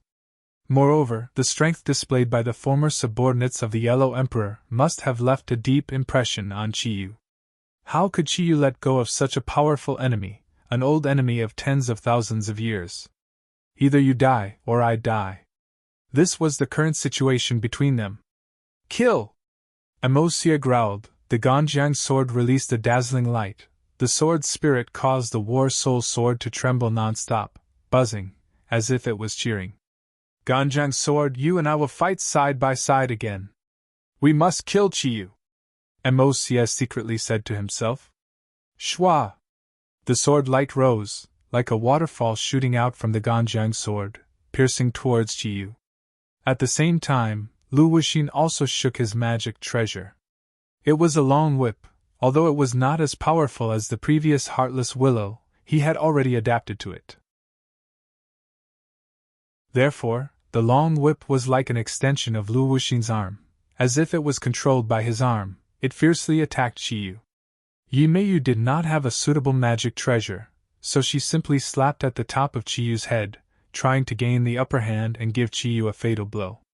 The attacks of the three could not be said to be weak, especially Amosia. The sword light of the Ganjiang sword seemed to have locked onto Chiyu. Not to mention that he did not move. Even if Chiyu moved, it would be difficult for him to effectively escape from the Ganjiang sword. Chiyu did not escape. The others had already fled far away. Chiyu was like a lonely person, extremely miserable and pitiful. No one pitied him. Suddenly, Chiyu quickly opened his eyes, as if a light was emitted from his pupils. His aura was completely different, as if he was a completely different person. Was it possible for a person to change so much in such a short period of time? Of course it was possible. Everything in front of him was the best proof. Without a doubt, this was definitely because Chiyu had recovered from his injuries. Whiz! A sword light soared into the sky. Clang! The two swords collided, causing sparks to fly. The War Soul sword and the Ganjiang sword clashed. The powerful sword she created two whirlwinds. The whirlwinds collided with each other, stirring up the air, as if the wind and clouds were surging. The difference in strength between Lu Wuxin and Yimeiyu was too great. Before their attacks could reach Chiyu, they were pushed back by the berserk aura. This is... Their expressions changed drastically at the same time as they muttered to themselves, not knowing what to do. Chiyu's injuries had healed, so should they fight or retreat? Since the two of them could kill the Saint King, then if the three of them worked together, would they be able to kill Chiyu? This thought ignited in the hearts of the two of them. However, Amosia was not so optimistic in his heart.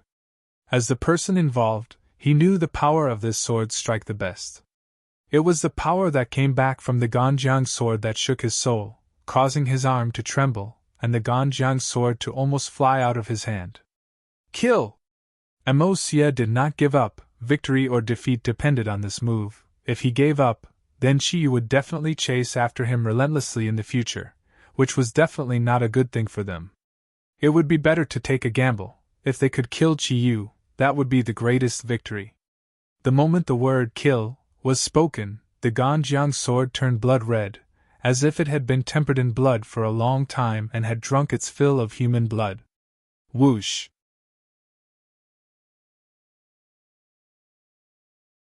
Chapter 1328. The sky was as red as blood, and the slash of the Ganjiang sword contained boundless power. Chiyu casually raised the War Soul sword. The sword light expanded like the light of the sun and moon, completely covering the bloody light of the Ganjiang sword. The others closed their eyes one after another, shocked by this scene to the point that their minds were shaken. Run! An earth-shattering roar came out from the sword light, panicking. Everyone could tell that it was Mosia's voice. The fact that he shouted the word, "Run," so urgently was enough to explain everything. He was not a match for Chiyu, and was even far from it. Many people were stunned. They never thought that Mosia would be so weak, losing in just a few moves, and even telling everyone to flee. This was too embarrassing. Use your heart's dream traceless technique. Lu Wuxing did not escape, but instead urged Yi Meiyu. At the critical moment, Yi Meiyu did not get angry with Lu Wuxing.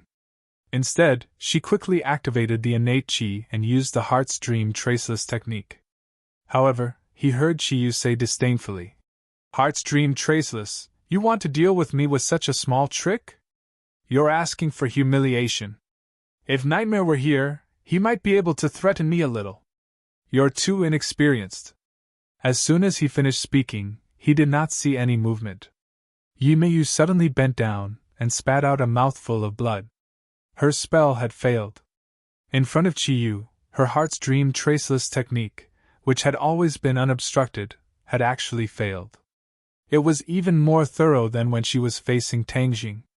Yi Meiyu's heart was filled with unwillingness, but she did not dare to stay any longer. She turned around and fled as fast as she could. Seeing that, the other former subordinates of the Yellow Emperor all woke up from their stupor and ran for their lives, just like the Demon Clan just now. When the Demon Clan who had already fled for a distance saw this scene, they immediately stopped in their tracks. They heard an excited voice shouting, "The Ancestor has shown his might! Brothers, kill them all! Kill these damned fellows!" The exhausted Demon Clan regained their vitality and turned around to charge forward with high fighting spirit. The Yellow Emperor's former subordinates were immediately blocked off. A fierce battle broke out between the two sides, with casualties on both sides. But unlike the Yellow Emperor's former subordinates, they didn't linger in battle. Instead, they seized the opportunity to break out of the encirclement. Their ability to escape was no less than that of the demon race. Lu Wuxing watched Yi Meiyu's escaping figure from afar. She had already broken through the encirclement of the Demon Clan and escaped. This made Lu Wuxing feel extremely ashamed. He spat out a mouthful of saliva and said with disdain, "Deserters, you don't even have the courage to fight, and you even abandoned your own comrades." The sword light was still very bright. Lu Wuxing couldn't see Chiyu and Mosia in it. She was very anxious about Mosia. In the end, she didn't listen to Mosia's advice. She shook her wrist and the whip flickered. Boom! Boom! The long whip struck the sword light again and again. However, the sword light did not even tremble in the slightest. On the contrary, the long whip fell down in a disorderly manner. It was actually twisted into several pieces by the sword light, and was completely scrapped. Bang! At this moment, the sword light exploded. Countless sword lights were like flying knives and hidden weapons, whooshing and whooshing, hitting many of the Yellow Emperor's former subordinates. Screams rose and fell one after another, but they stopped abruptly. In an instant, the sword light reaped the lives of many of the Yellow Emperor's former subordinates. But there was nothing they could do. The sword light dissipated, and a figure flew out in a sorry state. It was Mosia. Her hair was disheveled, and she didn't have the calmness of having extra money. Run! Mosia once again hysterically commanded loudly. Then she didn't care about anyone else and, like a stray dog, fled as fast as she could. Lu Wuxing's long whip had just been destroyed. Seeing this scene at close range, the shock in her heart could be imagined. She finally realized that this wasn't something that they could fight against. She panicked and couldn't help but envy Yi Meiyu. She had become a deserter in such a timely manner. She must have escaped to a safe place. She tapped the ground with the tip of her foot, and her burly body flew backwards. However, a large hand reached out and grabbed Lu Wuxing. Lu Wuxing's heart trembled as she shouted, "Let go of me." His palm flew out in an attempt to make Chiyu let go. Ka-cha! Lu Wuxing's palm struck Chiyu's fist, as if it had struck a meteorite from outer space. Lu Wuxing's fist immediately shattered, and even his joints and bones were shattered. Lu Wuxing cursed inwardly and tried to escape again, but Chiyu grabbed onto Lu Wuxing's hand. Bang! Immediately, Lu Wuxin was like a meteor hammer that was ruthlessly smashed onto the ground by Qiyu. His head was bleeding, and he was in a sorry state. Lu Wuxin's body and mind were greatly shaken, and his injuries were extremely severe. She struggled to get up, as if she wanted to escape from this hellish place. However, Qiyu raised his hand again, and from top to bottom, he ruthlessly smashed it on the ground. Bang! Like a ripe watermelon exploding, Lu Wuxin's head was the first to hit the ground. She did not cultivate the chaotic Vajra spell, so her body was not that strong. The strength of this slap could be said to be terrifying. Lu Wuxin's head was also like a watermelon, directly exploding into pieces, and not a single part of it was intact. Lu Wuxin was dead! The female general that the Yellow Emperor valued the most was actually so weak after tens of thousands of years, instantly killed by the enemy. This was indeed an instant kill. Qiyu had only attacked a few times, and Lu Wuxin had died so thoroughly that even his corpse could not be preserved. A firefly dares to compete with the sun and moon, Qiyu said disdainfully. Qiyu stepped over Lu Wuxin's corpse, and his gaze immediately locked onto the Yellow Emperor's old subordinates, who were frantically fleeing. Demons, listen to my order. Kill all of the Yellow Emperor's old subordinates, and I will reward you handsomely. Qiyu ordered, and a large number of people responded. The demons were finally able to hold their heads high. Without the Saint King as their backbone, they now had an even more unbreakable backbone, Qiyu. No matter what order Qiyu gave, the demons immediately carried it out without hesitation. For example, the demons formed groups of 3 to 5, like a large net, and immediately stopped the fleeing Yellow Emperor's old subordinates. The roles of each side were completely reversed, and it was too dramatic. But the brutality of the battle was unbearable to watch. Amosia did not have time to save all of his people. Taking advantage of the battle between Qiyu and Lu Wuxin, he hurriedly fled into the distance, not caring about Lu Wuxin who had already fallen into Qiyu's hands. In the end, Amosia turned to look at Lu Wuxin, who was about to lose his life, and then decisively fled. Bang! The muffled sound caused Amosia's heart to tremble. He did not even turn his head to look, because he knew that Lu Wuxin's fate was already sealed. Most of the Yellow Emperor's old subordinates had escaped, and only a small number of shrimp soldiers and crab generals were left. They were simply not enough to stop the demons' advance. They also wanted to escape, but they were surrounded by the demons and could not escape at all. The demons swept away the previous haze and worked together to kill the remaining Yellow Emperor's old subordinates. Qiyu did not make a move. His gaze swept through the crowd, and did not find Amosia and Yimeiyu. He frowned. These two are really good at escaping. They actually escaped. Qiyu changed the topic and clenched his fists. However, can you escape from my Qiyu's palm?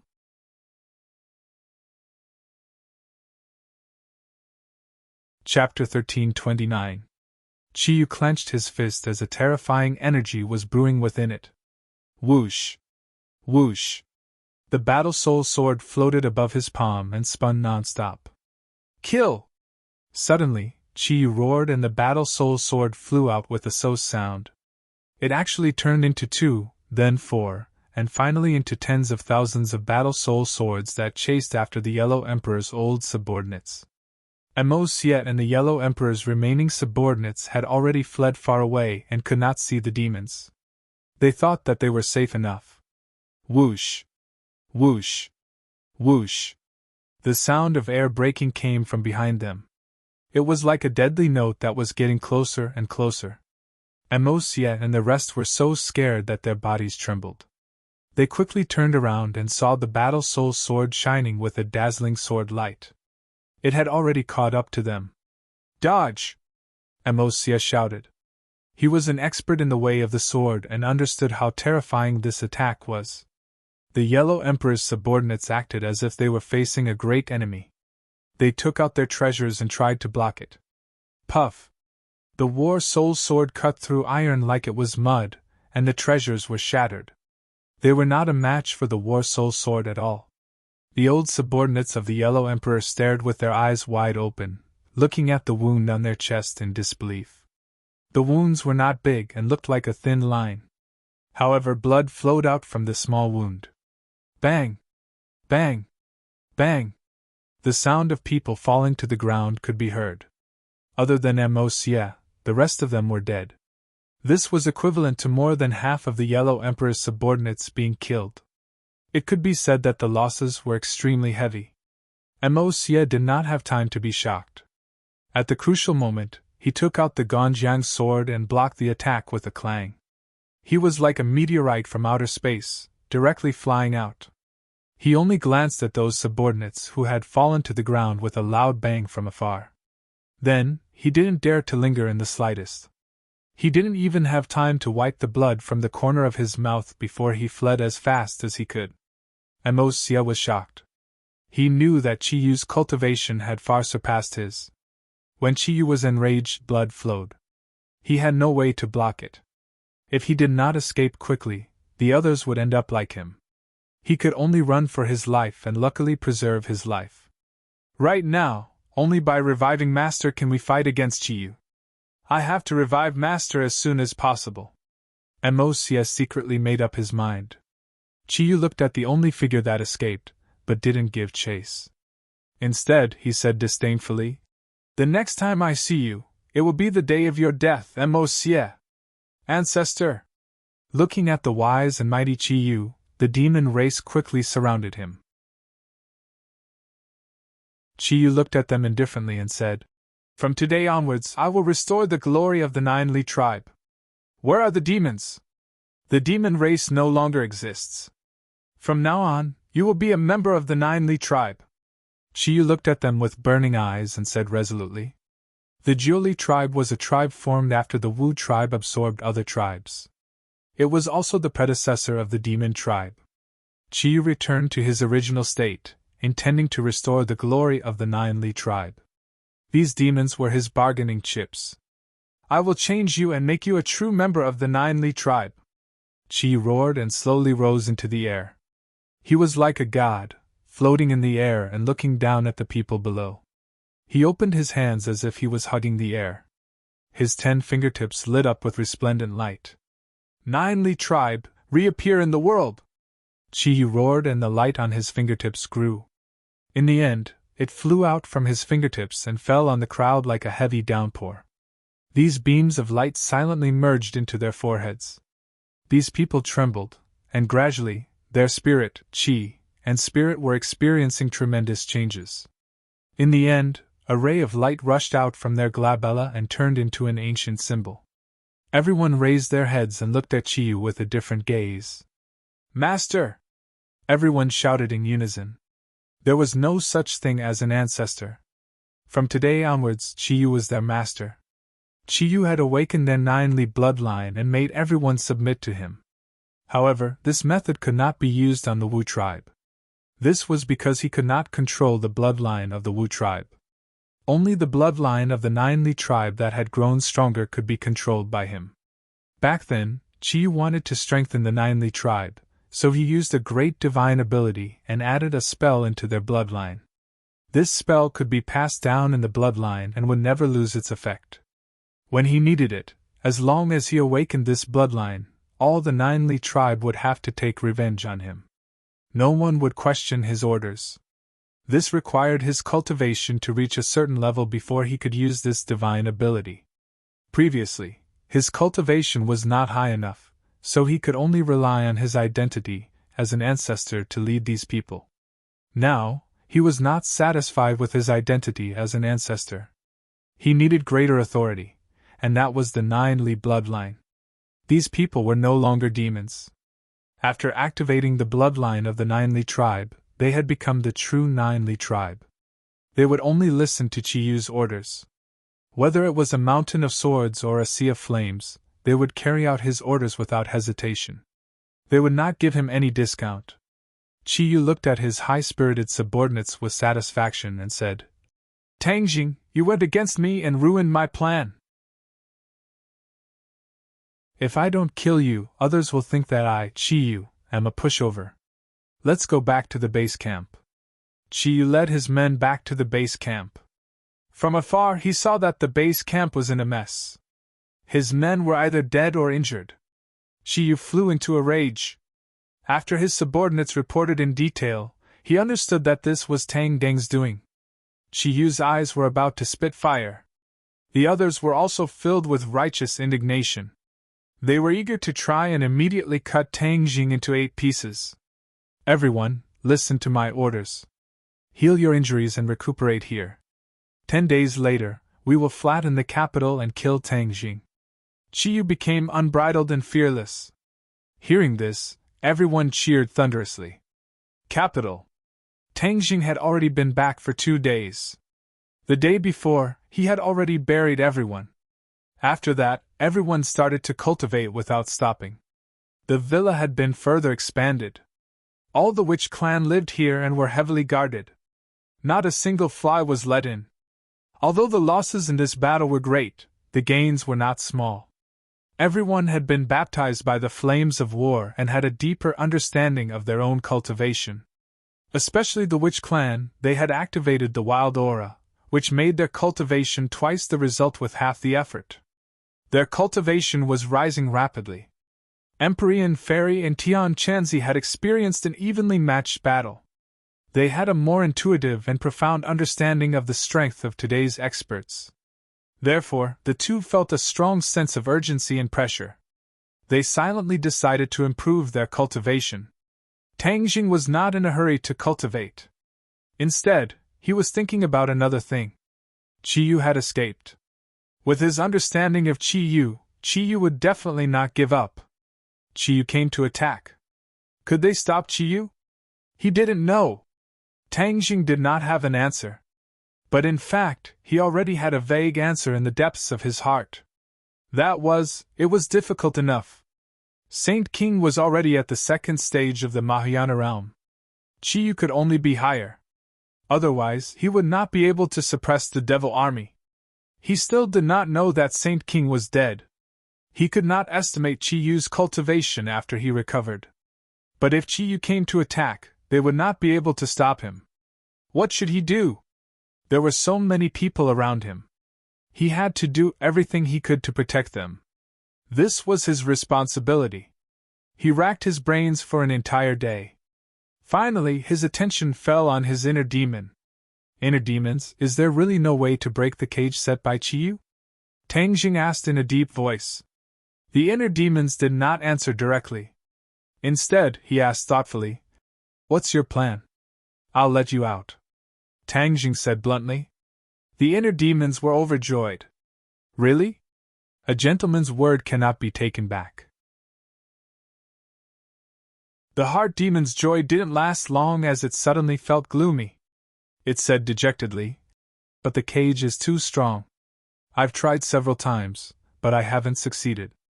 What method do you have to break through it?" Qiyu kept saying that only he could open the cage. "What's the secret?" Tang Jing asked curiously. The inner demon was silent for a while before saying, "This old fellow likes to deliberately mystify and deceive people, making it hard to see through him. But this time it's obviously true. Because I tried so many times, I really can't think of any other way." This was the helplessness of the inner demons. His cultivation was not weaker than Qiyu's, but he was imprisoned in the cage. He had a lot of skills, but it was like his hands and feet were tied. There was nowhere to use them. "Do you want to be imprisoned here for the rest of your life?" "Of course not," the inner demons said without thinking. "But what can I do? The cage is too strong. I can't break it at all. If I let you out, how will you repay me?" Tang Jing suddenly asked, his voice breaking the heavens and earth. "You'll let me out?" The inner demons was shocked. "How is that possible? Even I can't break the cage. How can you do it with your little cultivation?" Hearing his undisguised distrust, Tang Jing was not angry. Instead, he was happy. The more the inner demons did not believe him, the more he could use his mentality to gain more bargaining chips. "Don't worry about what method I use. I just want to know how you'll repay me," Tang Jing persistently asked. The inner demons laughed. He did not believe Tang Jing at all. He said casually, "If you really let me out, No matter what you want, I'll agree. Suddenly, he changed the topic. But don't expect me to be like the witch tribe and submit to you wholeheartedly. I, the inner demons, did not submit to either Chi Yu or the Yellow Emperor tens of thousands of years ago. After tens of thousands of years have passed, I will not submit to a brat like you. The inner demons was still very cautious. He did not rush to sell himself out. Tang Jing did not expect the inner demons to submit to him. After all, he had confronted Chi Yu and the Yellow Emperor. In the end, he would rather be suppressed than submit to anyone. How could he be willing to submit to him? Tang Jing did not think so highly of himself. He said calmly, "What kind of person do you think I am? What kind of person are you? How can I ask you to submit to me? I don't have such a big appetite." The inner demons said proudly, "It's good that you know this. Then what do you want?"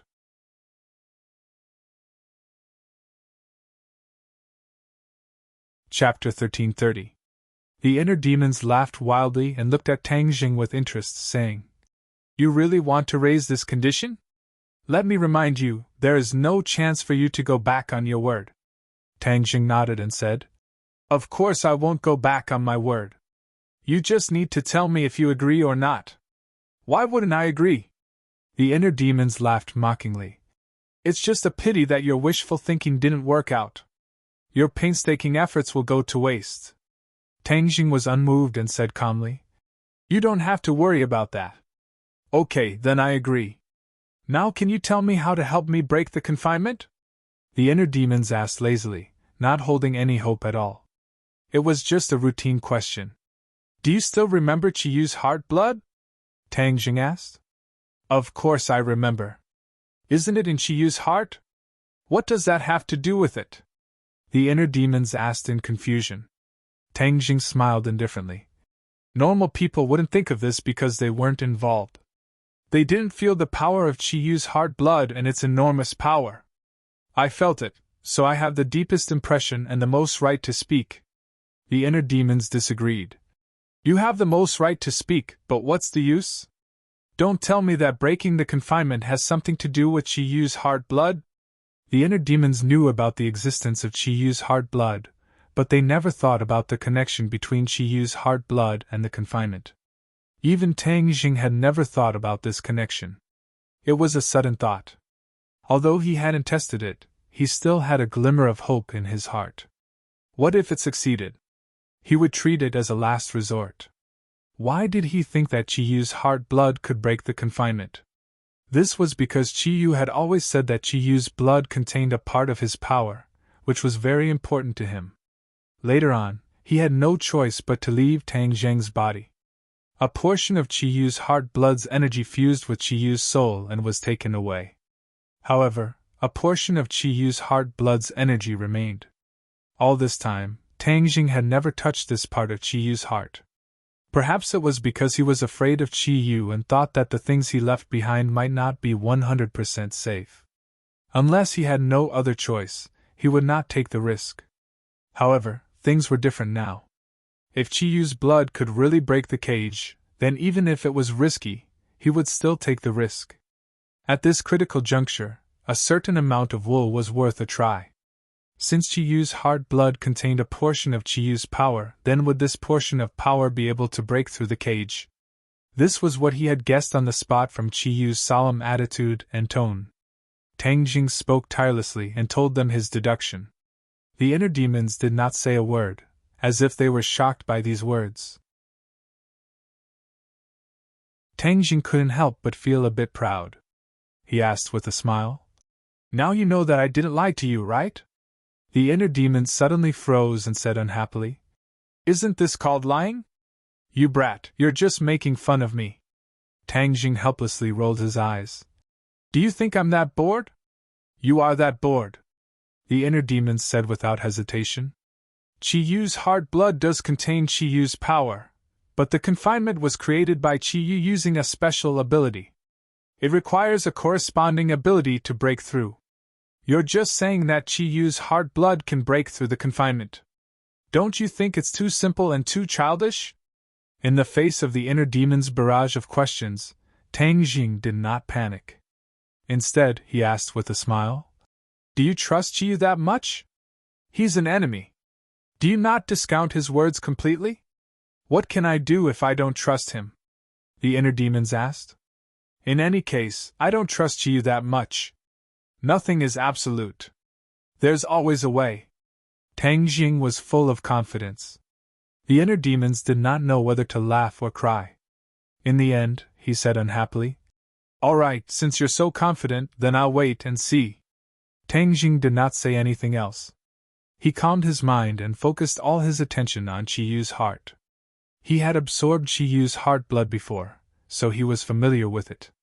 However, this time was different. He did not want to use Chiyu's heart blood to break through the confinement. He did not want to absorb it for his own use. When he urged his power, Chiyu's heart beat faster. In a trance, the scene in front of him suddenly changed. Tang Jing came to a blood-red world, a world that was both familiar and strange.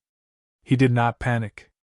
Last time, when the demons activated the Jiuli soul transfer formation, Tang Jing, Chiyu, and the inner demon's consciousness had entered this world. This was the world in Chiyu's heart. Tang Jing immediately saw a man with a white face and no beard. He looked like a scholar. It was the famous inner demons.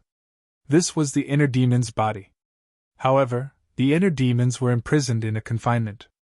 In this blood-red world, this confinement was particularly different. Traces of light flowed in the confinement. The inner demons had tried to break through many times, but they were all blocked. He was completely exhausted. In the end, he gave up all hope and didn't try any further.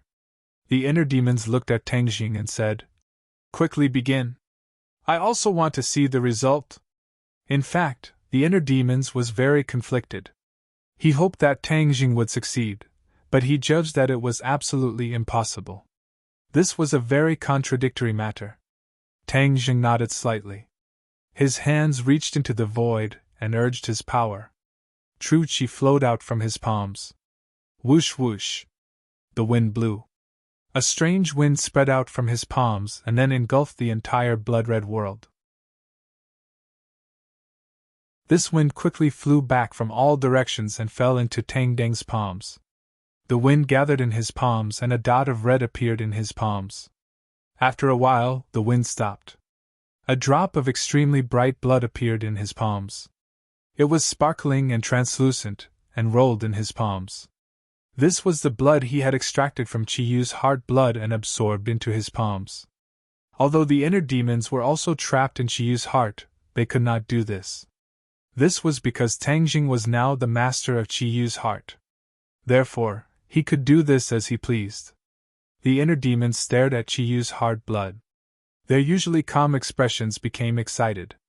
Tang Jing's lips curled into a smile. How could he not know the inner demon's thoughts? He pushed his hands forward and Chiyu's heart blood rolled out from his palms. Whoosh! Chiyu's heart blood flew toward the confinement. The inner demons immediately held their breaths. They were unwilling to look away from Chiyu's heart blood. "It's close. Chiyu's heart blood is close," the inner demons secretly shouted. Tang Jing also stared at Chiyu's heart blood with full concentration. Finally, "Pa!" Chiyu's heart blood was poured into the confinement. The flowing light on the confinement immediately came to life. It was suffused with a myriad of colors and was exceptionally brilliant. However, the heart blood did not fall from the confinement. Instead, it stuck closely to the confinement. Moreover, there seemed to be a force driving it, allowing it to freely move around the confinement.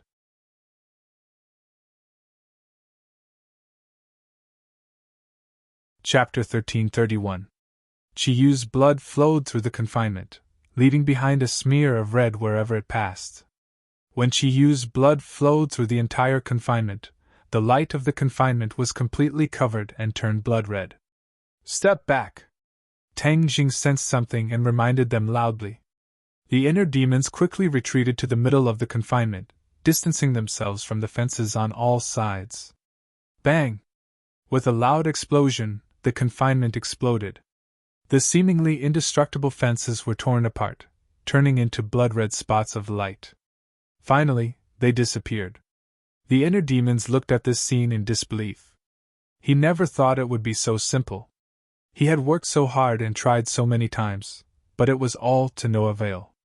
Tang Jing used a drop of Qi Yu's blood to break the confinement. The contrast was too strong. It made him feel like he was in a trance, and all sorts of feelings welled up in his heart. Tang Zheng's eyebrows also curved into a smile. He never would have thought that he would succeed on his first try. Therefore, it was not that it was impossible, but that he could not think of it. Once he thought of something and followed it, he might be able to reap some benefits. Qi Yu probably never dreamed that Tang Jing would think of using Qi Yu's blood to break the confinement. After all, Qi Yu's blood was incomparably precious, and every bit used was a little less. Even a drop of Qi Yu's blood contained endless power. The inner demons raised his foot and took a step forward. There was no movement. He tried to take a few more steps forward and cross the fences of the original confinement. There was still no reaction. The ecstasy in the inner demon's eyes was like fireworks. They immediately exploded and cheered.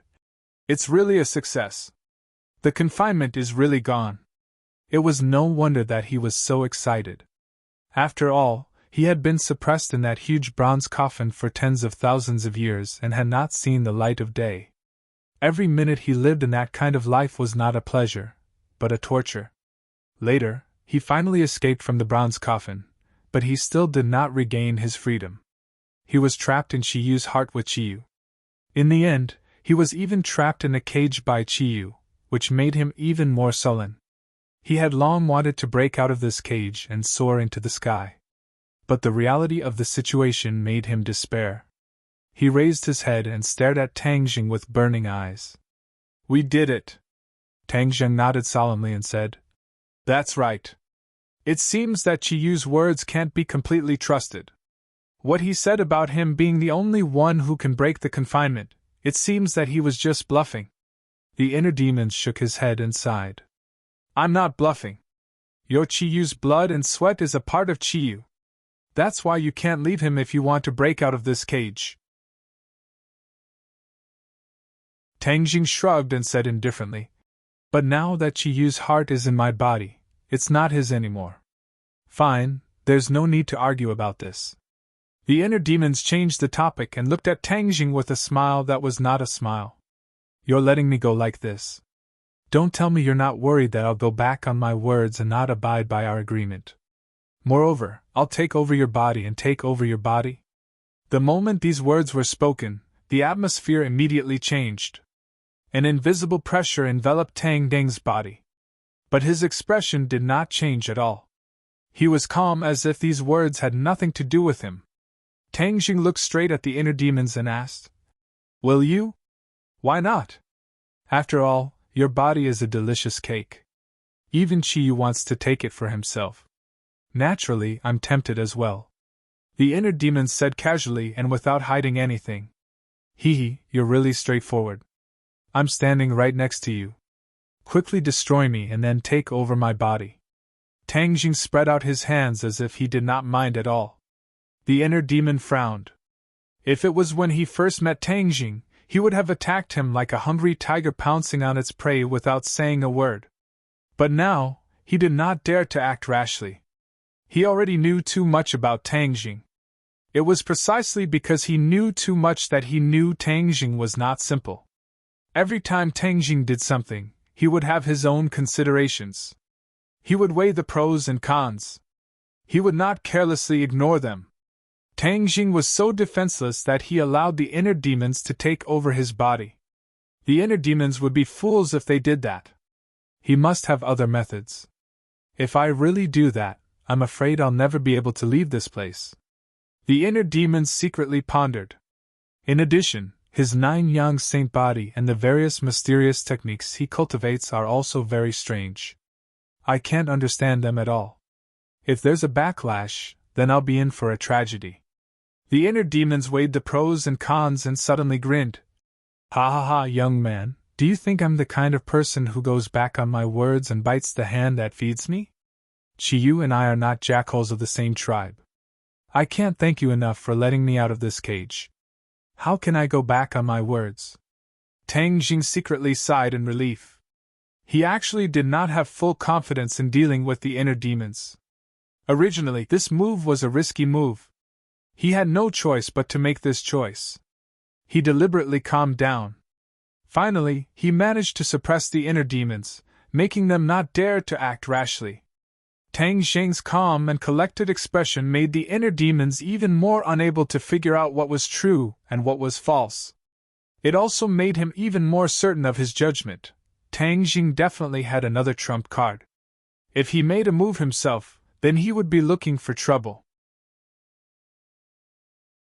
Tang Jing did not lose his momentum and directly said, "Inner demons, since I've already broken out of this cage, then it's time for you to keep your promise."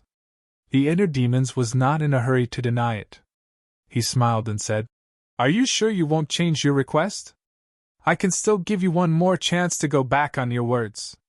Tang Jing shook his head without hesitation. "There's no need to go back on my words. I've already made a decision, so it means I've already thought it through."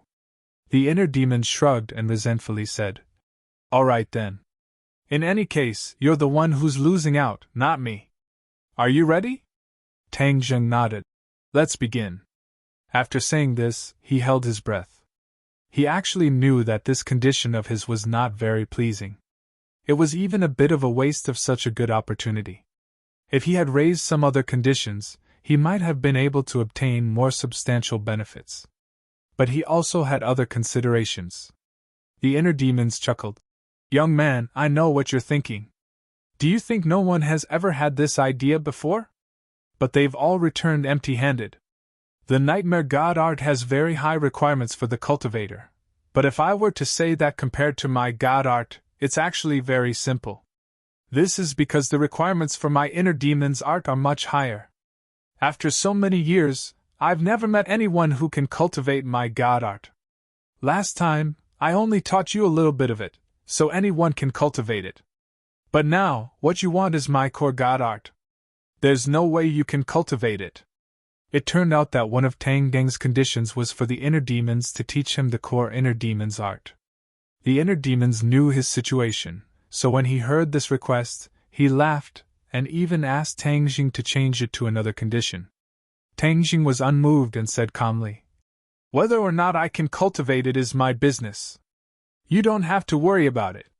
The inner demons rolled his eyes and said, "Fine, then take it." He stretched out a finger and pointed at Tang Jing. Before his finger could reach Tang Jing's forehead, a ray of light flew out from the inner demon's fingertip. Pop! The light entered Tang Jing's forehead and then exploded in his brain, turning into a million rays of light. Tang Jing didn't panic. He closed his eyes and calmed his mind, quietly feeling everything. The multicolored light slowly converged, and in the end, it turned into words that filled Tang Jing's brain, flickering with light. Tang Jing wasn't in a hurry to understand the mysteries within. He opened his eyes and looked at the inner demons. The inner demons asked jokingly, "How do you feel?" "I'll find time to study it." "Haha, then I'm looking forward to the results." Although he said so, the inner demons didn't believe that Tang Jing could really understand the mysteries within.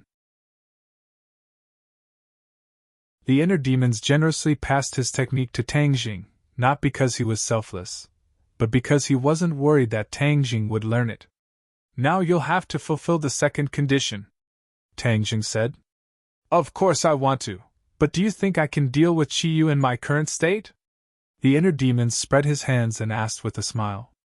Tang Jing of course knew that he couldn't let the inner demons deal with Qiyu like this. The inner demons were just a strand of soul, they were no match for Qiyu. Therefore, he had to find a way to let the inner demons out of his body and resurrect him. Without the cage, the inner demons could be freely resurrected, but how to resurrect them was a key problem. When Qiyu was resurrected, he had no choice but to choose Song Yu's body, which reduced his strength. The inner demons certainly didn't want to follow in Qiyu's footsteps. He definitely wanted to find a body that he was satisfied with. Tang Jing thought about this problem, but couldn't find a suitable choice, so he said, "Inner demons, of course I'll help you resurrect, but the key is how?" The inner demons wasn't stumped by this question. "I already have a suitable candidate." Tang Jing asked in surprise. Who? The inner demon said mysteriously. You'll know when the time comes. Tang Jing frowned, deliberately mystifying. The inner demon smiled proudly. This body is the most suitable. Although Chiyu was resurrected before me, I have a way to catch up. Then I'll wait and see. Since the inner demons didn't want to say, he couldn't force them. In the end, he simply withdrew from Chiyu's heart. Walking out of the room, the villa wasn't quiet.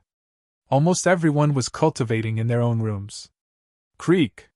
Fang Shishi's door opened, and Huang Xiang respectfully opened the door. When Fang Shishi was cultivating in the room, Huang Xiang had been guarding the door, not letting anyone get close. Huang Xiang was conscientious, which made Tang Jing feel relieved. Tian Chanzi's gift was really good. Fang Shishi smiled like a flower and walked towards Tang Jing. Tang Jing quickly walked up to her and held her hand. How was it? Fang Shishi smiled and nodded. Huang Xiang quietly stood to the side and glanced at Tang Jing. He was so quiet that he looked like a puppet. The two of them talked about their experiences during cultivation as they walked out. Huang Xiang followed behind step by step. Suddenly, Huang Xiang couldn't help but bump into Tang Jing.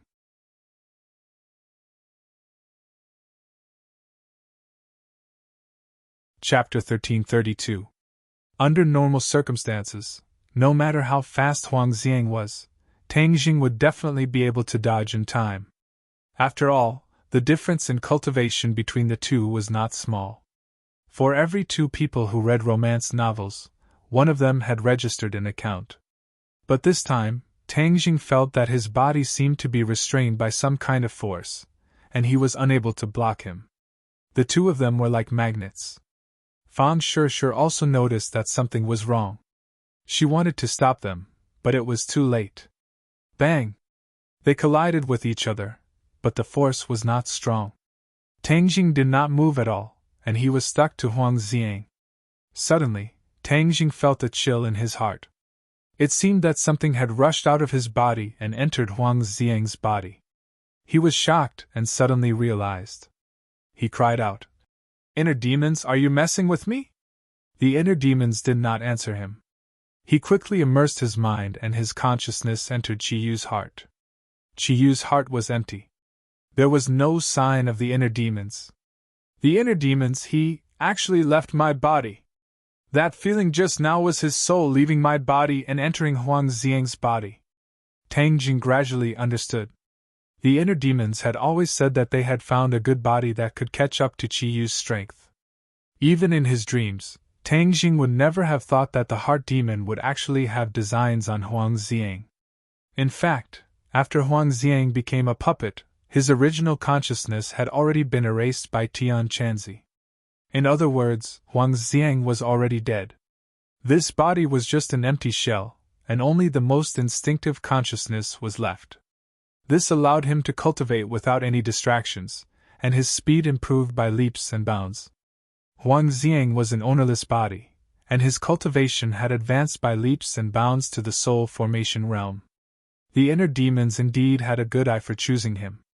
However, this way, Fang Shishi would lose a responsible bodyguard. Tang Jing was indignant. No wonder the inner demons were deliberately mystifying things. He was worried that if he told the truth, Tang Jing would interfere and prevent him from fusing with Huang Xiang's body. In fact, it was not difficult to achieve this. As long as the two were not in close contact, the inner demons would not be able to succeed. Just now, the two of them were very close to each other, so the inner demons cast a spell to make the two of them close together quickly, and he succeeded. Tang Jing took a step back, while Huang Xiang stood in his original position. His originally infatuated expression changed, and traces of spirit energy were emitted from his eyes.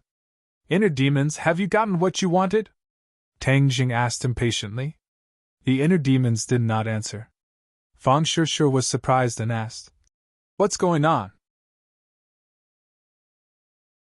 Tang Jing sighed and said, Shishi, I'm afraid you won't have a bodyguard in the future. Fang Shishi looked left and right, but did not understand what was going on. Ha! Suddenly, A loud laughter came from Huang Xiang's mouth. This laughter was very bold and full of dominance, making people who heard it uncontrollably swayed, as if it had magical powers. Fan Shushu quickly covered her ears and looked at Huang Xiang with a frown. Her eyes were full of curiosity and unfamiliarity. She knew Huang Xiang well enough. After all, she was his master. But this time, she found Huang Xiang to be so unfamiliar. You. What's wrong? She thought that something bad happened to Huang Xiang and asked with concern. Tang Jing immediately protected Fan Shushu behind him and used his secret technique to counteract the magic of the laughter. But in the villa area, everyone was alarmed by this laughter. Bang, bang, bang! All the doors of the villa were pushed open, and one by one, strong figures rushed out from the door. The figures flew in all directions, and in the blink of an eye, they arrived beside the few people. At the same time, the witch clan guards outside the villa also rushed in, as if they were facing a great enemy. The reason why everyone had such a big reaction was because they were shocked by this laughter. The layman watched the show, while the expert watched the skill. These people were not ordinary people, so they could hear the extraordinariness of this laughter. They understood that the person who could make this kind of laughter was definitely not an ordinary person. Everyone surrounded him so tightly that not even a drop of water could trickle through as they stared at Huang Xiang, and then at Tang Jing, not understanding what was going on. Tang Jing's expression was cold, and said, "Inner demons, stop laughing." The laughter suddenly stopped, and a sharp gaze looked at Tang Jing, then swept across the crowd, full of condescension and disdain. Everyone felt as if there was a knife on their back, and they were all a little uncomfortable under this gaze. But their expressions were even more puzzled, especially when Tian Chanzi shouted, "Huang Xiang, what the hell are you doing?" The inner demons looked at Tian Chanzi with a smile, and said, "From now on, there is no Huang Xiang in this world, only me, the inner demons." "Who are the inner demons?" someone asked one after another.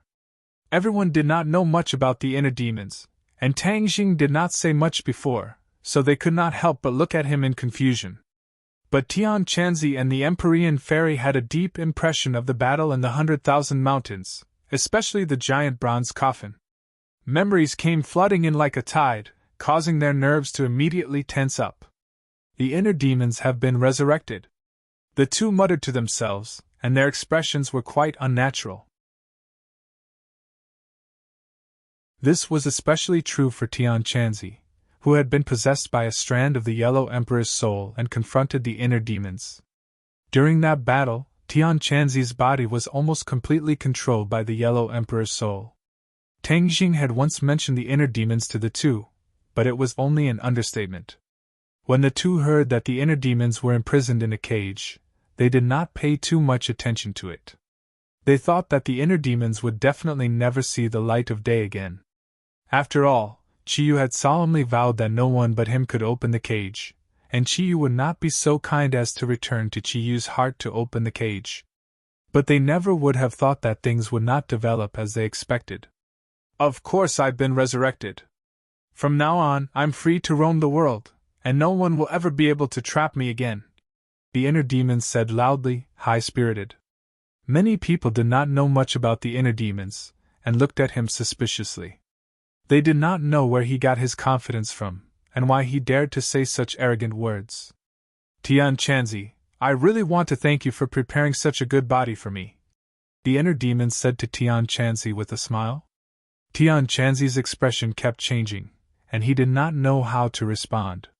Seeing that everyone was on guard, the inner demons moved his muscles and bones, making crackling sounds. Many people were frightened, and they were ready to attack. The inner demons shook his head and sighed. "Don't even think about attacking me. You guys are not my match at all." Many people showed a doubtful expression, and it was obvious that they did not believe his words. But no one acted rashly, and they all looked at Tang Jing. Obviously, he was the one who understood the situation the best. "Inner demons, stop scaring people. You were deliberately mystifying because of this body. Now that you've succeeded, it's time to fulfill your promise." Tang Jing quickly adjusted his attitude. Things had already come to this, and there was no way he could change it. In fact, this was not a big loss to him, except that Fan Shishir had one less bodyguard. Comparing this bodyguard to the inner demons, it was obvious who was more useful. Therefore, the inner demon's resurrection was more important to him, and could help him block the threat from Chiyu. When the others heard the word promise, they knew that there must be some agreement between them. The Empyrean fairy could not wait to ask, "What promise?" "The inner demons will block Chiyu's attack for us." Hearing this, everyone was overjoyed, especially those who knew the strength of the inner demons. It was as if they had seen the dawn of hope, and their eyes were full of splendor. Everyone knew very well that after the Battle of Mount Tai, the demon race was defeated, and a large part of the reason was that Chiyu was injured and could not use his strength. But once he fully recovered, he would definitely find a way to get revenge. After all, the Battle of Mount Tai ruined the plan of the Wildlands, which was one of Chiyu's major plans. Now Chiyu must be furious. Tang Jing knew Chiyu well, so he also knew that Chiyu would not let this go. He was in the light, and Chiyu was in the dark. Besides consolidating his strength, there was no other way to avoid this revenge. "So, you released him from the confinement?" the Empyrean fairy asked thoughtfully. Tang Jing nodded. No one criticized Tang Deng's decision. After all, everyone knew that the current situation was critical, and this was a decision he had no choice but to make. "Do you trust him?" the Empyrean fairy asked directly. Tang Jing stared at the inner demons with a burning gaze, saying, "The inner demons are famous and always keep their promises. If I go back on my words, I'm afraid I'll be ridiculed by the world. So, of course, I trust him." He was greatly comforted by the high praise he had received from the inner demon. At the same time, these words shocked him. If he really did go back on his words, then his bad reputation would spread all over the world. When that time came, anyone who mentioned him would say that he went back on his words. He wasn't like other people who would do anything for power and status. He still cherished his own feathers and reputation. "No, I can't let the world think that I'm going back on my words and that I'm a treacherous villain. I'm not like Chiyu and the Yellow Emperor." The inner demons thought highly of himself and quickly rejected this idea in his heart. Of course, there was only one way to go back on his words and not let outsiders know. That was to kill everyone present. But he looked at the Empyrean fairy, and then at Tang Jing and the others. He did not have full confidence that he could kill all of them, and not let a single one escape. He let out a long sigh and suppressed the complicated thoughts in his heart. He said righteously, "What kind of person do you think I am? How can I be such a treacherous, despicable person?" Tang Jing sighed in relief. Since the inner demons had accepted this praise, then at least they would not go back on their words in the short term. Hearing this, the others also felt relieved. Only Fan Shishir had a strange expression between her eyebrows. After all, she had been with Huang Xiang for so long. Although the other party was a puppet, Fan Shishir had a kind heart, and would still feel a trace of reluctance. Tang Jing was keenly aware of her thoughts. His heart moved and he said to the inner demons, "Inner demons, you deliberately mystified me and took over Huang Xiang's body when I wasn't paying attention. This is equivalent to taking away Shishir's bodyguard. You should at least compensate her a little. Otherwise, this will not live up to your illustrious reputation as the inner demons. Otherwise, in the future, people will say that you inner demons are just robbers." Hearing this, the inner demons was stunned. They did not expect that Tang Jing would dare to make such an additional request. The others were also shocked. The atmosphere became a little strange. Fan Shishir suddenly raised her head and looked at Tang Jing with shining eyes.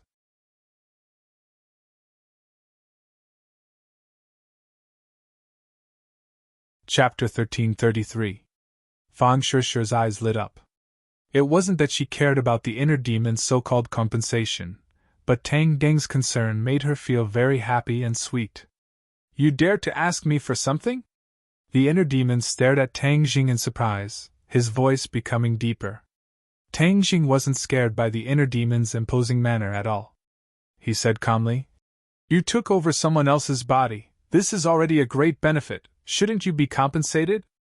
Young man, besides you, no one has ever asked me for so many things. Aren't you afraid of angering me and adding another enemy?" The inner demons asked aggressively. Tang Jing shook his head. "I'm not afraid because you, the inner demons, are not unreasonable like other people. You are a reasonable person." The second half of the compliment made the inner demon's tense atmosphere collapse. He laughed loudly. "Ha ha ha, there are still people in this world who understand me. I am different from Qi Yu and the Yellow Emperor. That's why they want to destroy me.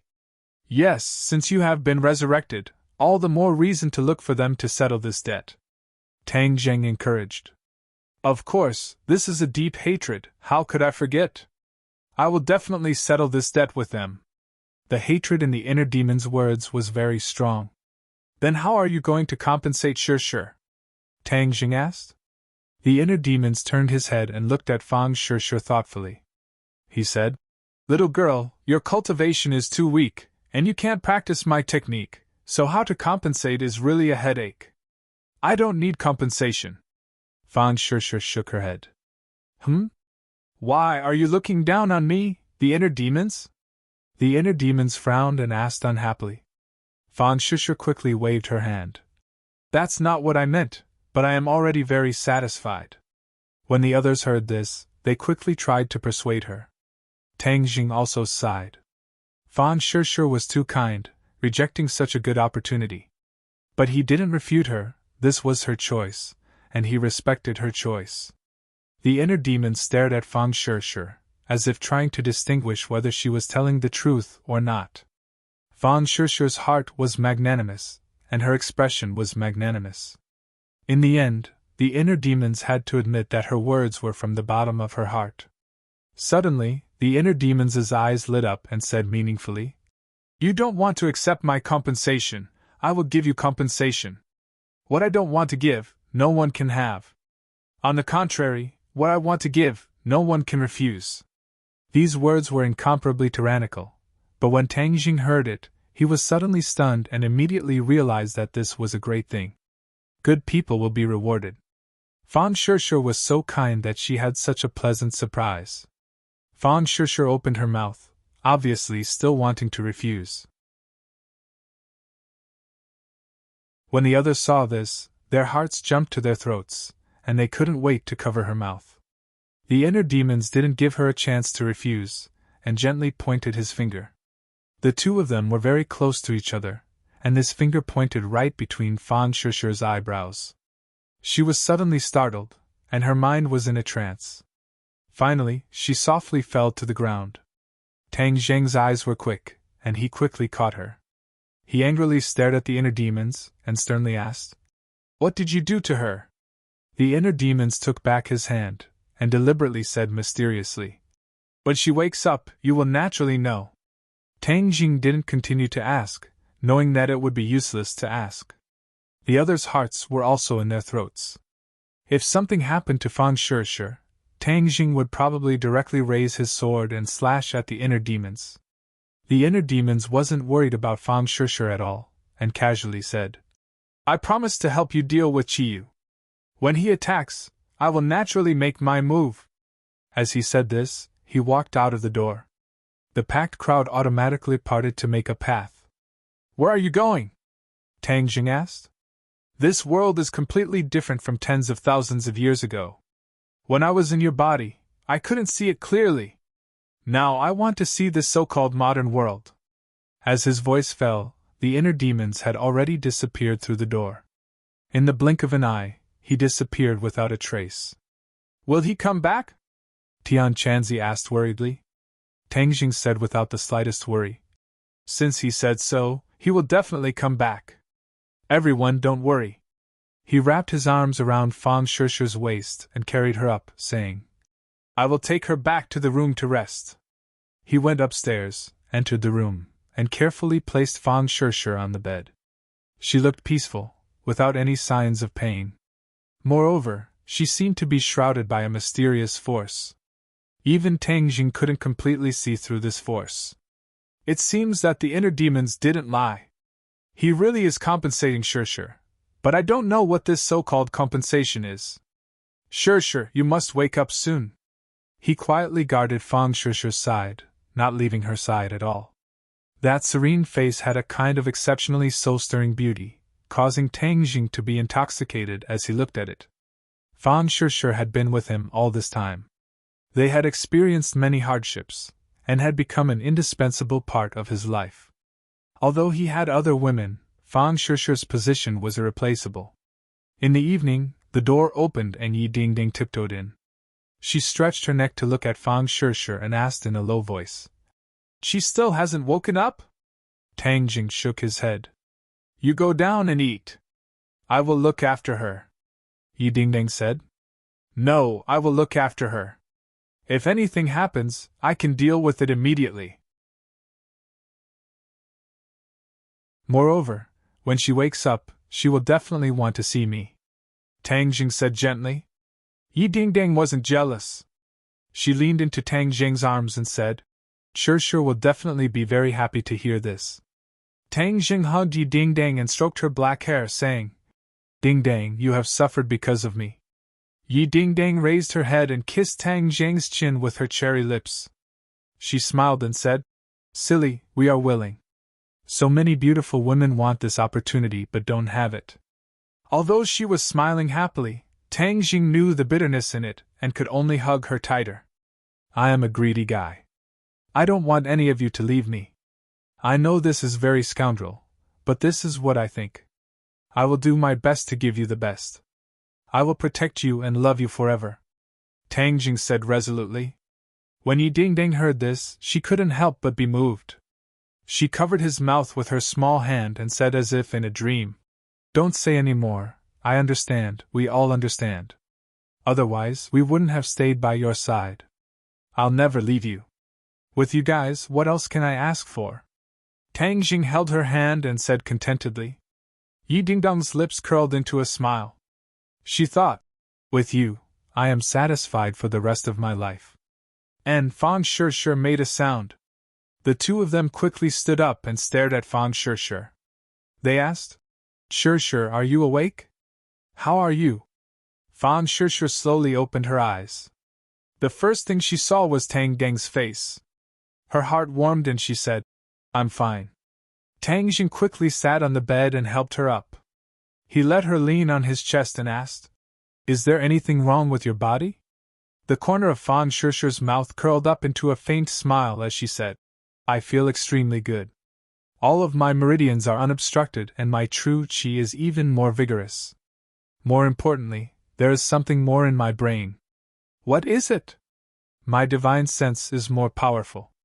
Moreover, I am immune to spiritual attacks," Fang Shure said. "Immune to spiritual attacks?" Tang Jing was shocked. Yi Dingdang had a suspicious look on her face. Obviously, she did not understand the meaning behind these words. However, Tang Jing was different. He knew a lot about spiritual attacks. Back then, in the deep canyon of the prehistoric heavenly tomb, when they opened the bronze coffin, the inner demons used a spiritual attack on them, causing them to fall into their own illusions.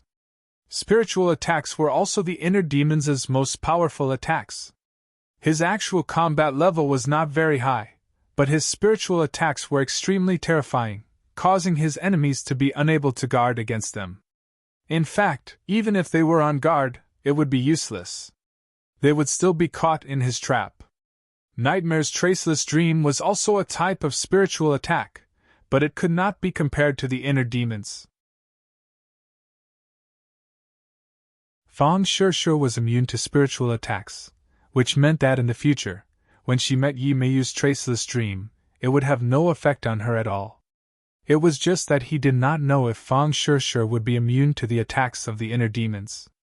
If she was also immune, then she would be the first person in the world to be immune to the attacks of the inner demons. Although Tang Jing had used the exorcist's mirror to expel the inner demons in the Langya Pavilion, he had a certain degree of immunity to spiritual attacks. However, he was still unable to achieve 100% immunity. That was why he saw himself in the bronze coffin. The other two did not understand the mystery behind it, so Tang Jing carefully explained it to them. The two of them were enlightened. Fang Shishir could not hide her joy. Yi Dingdang rolled her eyes and said, Sure, this way, you won't have to be afraid of Yimei's attacks in the future. Yimei has always been against me and sees me as a thorn in her side. Furthermore, the assassins we encountered in the ordinary balance were sent by her. Fang Shishir did not know that there was such a complicated story. She opened her eyes wide in shock and asked, How could she be so heartless as to make a move on her own family? What does she not dare to do? Don't you see that the Ye family has already been turned into a pile of loose sand by her? Although I don't like this Ye family, every time I hear my father talk about this matter, I will sigh and sigh endlessly. This was all caused by Yimei, Yi Dingdang said indignantly. Sure, don't worry. This kind of person will definitely have retribution, Fang Shishir advised. Yimei will always target me. Her heart's dream traceless technique is extremely powerful and I can't break it. So, you must help me in the future. We are sisters, so don't be so polite. If we work together and fight against a common enemy, we will definitely be able to defeat her. Fang Shishir held on to Yi Dingdang's hand. The two of them looked at each other and smiled. Alright, don't worry. Yimei killed Nightmare, and when the truth is revealed in the future, Emosia will definitely not let her off. At that time, we won't even need to do anything, and she won't have a good ending. Tang Jing comforted. He did not have the slightest good impression of Yimei. Just as they were talking about Yimei, she was standing in a mysterious place, surrounded by the Yellow Emperor's former subordinates.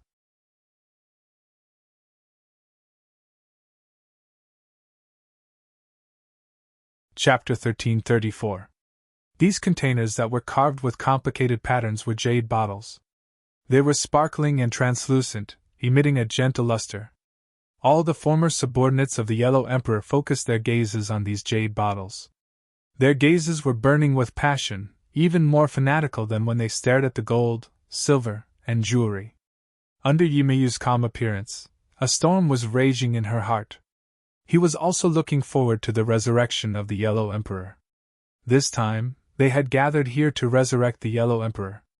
Some time ago, they had spent a lot of energy and manpower to search for the life totem. They had all visited the 8 life totem lands formed by nature and carefully avoided the people sent by Tang Jing. Those who participated in this operation were all the elites of the Yellow Emperor's former subordinates. There were even a few times when Emosia personally took action. Naturally, it was very easy and did not alarm Tang Jing's men. Tang Jing was still in the dark. He thought that his plan was flawless and did not give the former subordinates of the Yellow Emperor an opportunity to obtain the pure yang energy between heaven and earth. However, what they didn't know was that Emosia had already obtained everything he wanted without leaving a single trace. Gathering the soul of the Golden Crow again and allowing the Yellow Emperor to reappear in the world was not too far-fetched. Emosia waved his hand, and all the jade bottles flew into the air and arranged themselves in a certain order. The former subordinates of the Yellow Emperor moved and spread out in all directions, forming a strange formation. Everyone raised their hands high and chanted. Waves of magic power spread out from their bodies and enveloped the air. Open! Emosia shouted, and the seal of the jade bottle automatically unlocked. Waves of pure yang energy flew out from the jade bottle and instantly gathered in the air, resonating with the magic power. Emosia was in high spirits, and a ray of light flew out from his hand. It was the Ganjiang sword, and the blood-red sword light dyed half of the sky red. The Ganjiang sword steadily stopped in midair, at the center of the intersection of the two forces. Soul of the Golden Crow, gather! Back then, the souls of the Golden Crow were all hit by the sun's shooting arrows and exploded into pieces, scattering on Sky Mountain. Emosia's plan was to use the pure yang energy to gather the souls of the Golden Crows scattered on Sky Mountain like a magnet. Without a doubt, this was a very clever plan. It was much faster than searching for the soul of the Golden Crow in every corner. Sky Mountain was too big, and the Yellow Emperor's former subordinates were too few. They were not able to handle such a large amount of work. This time, they had gathered at the peak of Sky Mountain under the cover of night to avoid being noticed by others. They wanted to gather the scattered souls of the golden crows. Actually, ever since he knew Momoxia, Tangjing, Tangjing, Tangjing, and Tangjing. However, these people were Moxia was the golden crow Yi. Taking advantage of the darkness of the night, Moxia used a camouflage technique to avoid these people and successfully cast a spell on Heavenly Mountain. Moxia had learned to be smart. She did not make a big fuss. Instead, she was sneaky. She even set up restrictions to prevent outsiders from seeing the signs of the spell. Therefore, the people that Tangjing had sent to investigate the vicinity of Sky Mountain did not notice anything unusual. They did not realize that this was an unusual night. When Moxia's voice fell, the sword radiance of the Ganjiang sword surged. A blood-red light rushed into the sky, and the sword hummed continuously. The pure yang energy gathered around the Ganjiang sword. Under the control of a mysterious power, it was like a giant magnet, rapidly absorbing the souls of the golden crow on Sky Mountain. A spot of light rose from a corner of the sky, like a firefly, and gathered at the peak of Sky Mountain. Another spot of light rose into the sky. These spots of light were the souls of the golden crows scattered in every corner of Sky Mountain. Not long after, countless spots of light rose from Sky Mountain and streaked across the sky. They were more dazzling than a meteor shower, and gathered at the Ganjiang sword. Finally, Tangjing's people on the Heavenly Mountain discovered some clues, and all of them stared at the scene in shock. What's going on? These people looked at each other, unable to figure out what was going on.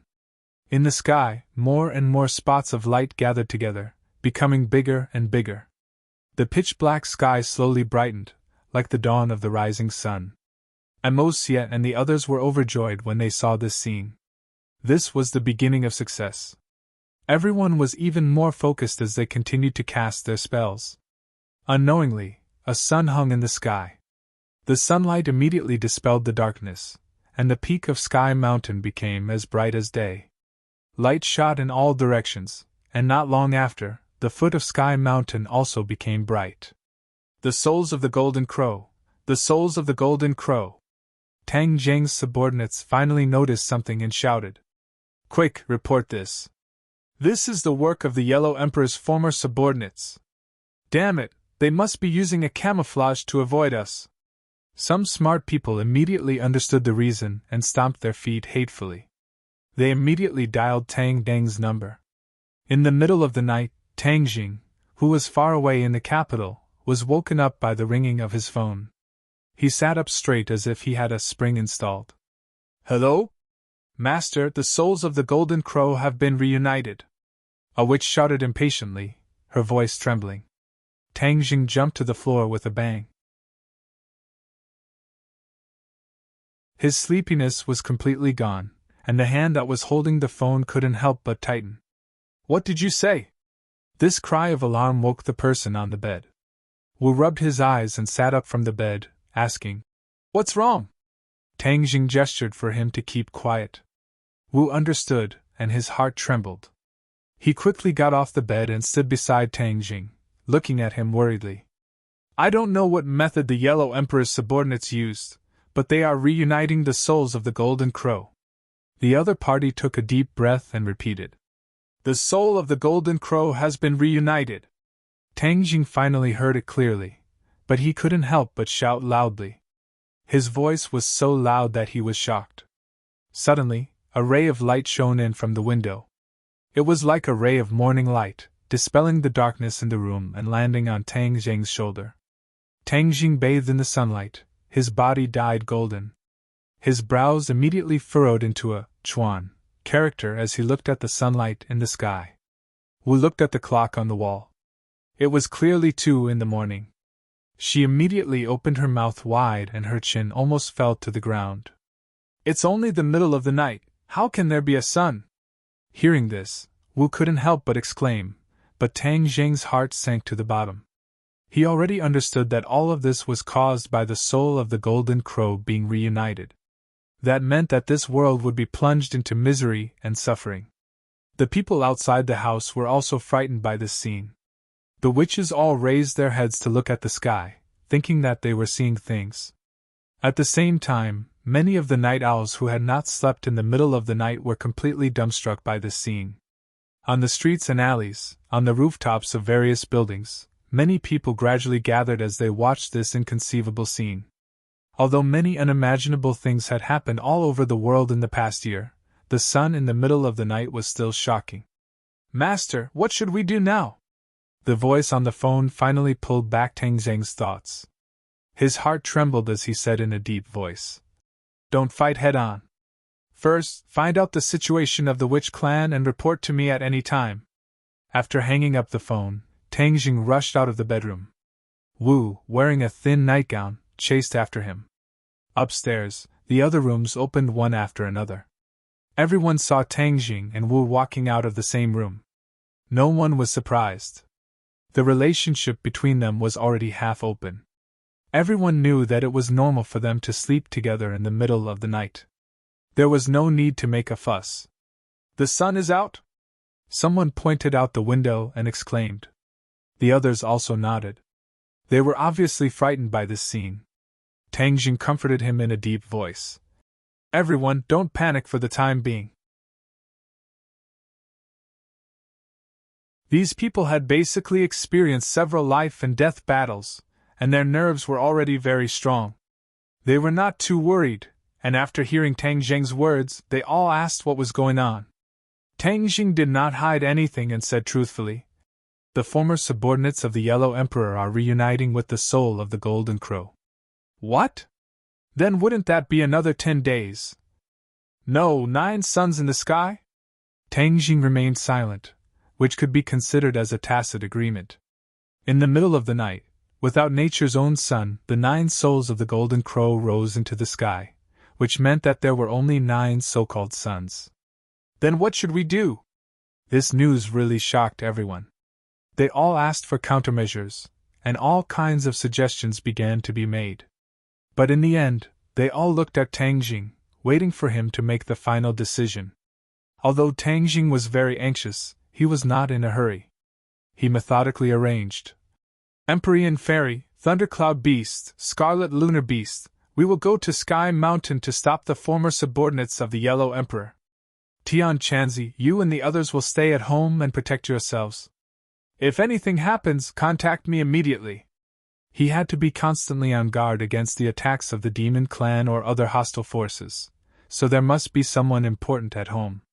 But this time, they would definitely need a powerful force to stop the former subordinates of the Yellow Emperor. The Empyrean Fairy and the other mythical beasts could work together to maximize their effectiveness. As for Xiao Bai, if it woke up, it would be even more effective. However, this little guy seemed to have not completely digested the things it had absorbed and was still hibernating. Tang Jing had gone through many tests and established an absolute WeChat. Therefore, when he said these words, no one questioned or refuted, which saved a lot of time. "Somersault Cloud!" Tang Jing shouted without hesitation. The somersault cloud appeared outside the door. The others went back to their rooms to change their clothes and jumped on the somersault cloud. Then, they flew toward Sky Mountain. The light on Sky Mountain became more and more intense. The second soul of the Golden Crow had already risen. The hot air dispersed the cold wind in the middle of the night. The scorching heat descended on the earth, and the temperature rose rapidly. When they saw the second soul of the Golden Crow, the ordinary people immediately remembered the scene of the 10 suns in the sky a long time ago. It caused a lot of chaos. Could it be that 10 suns were going to rise in the middle of the night? At that time, the heat would be unbearable, and everyone would die from the heat.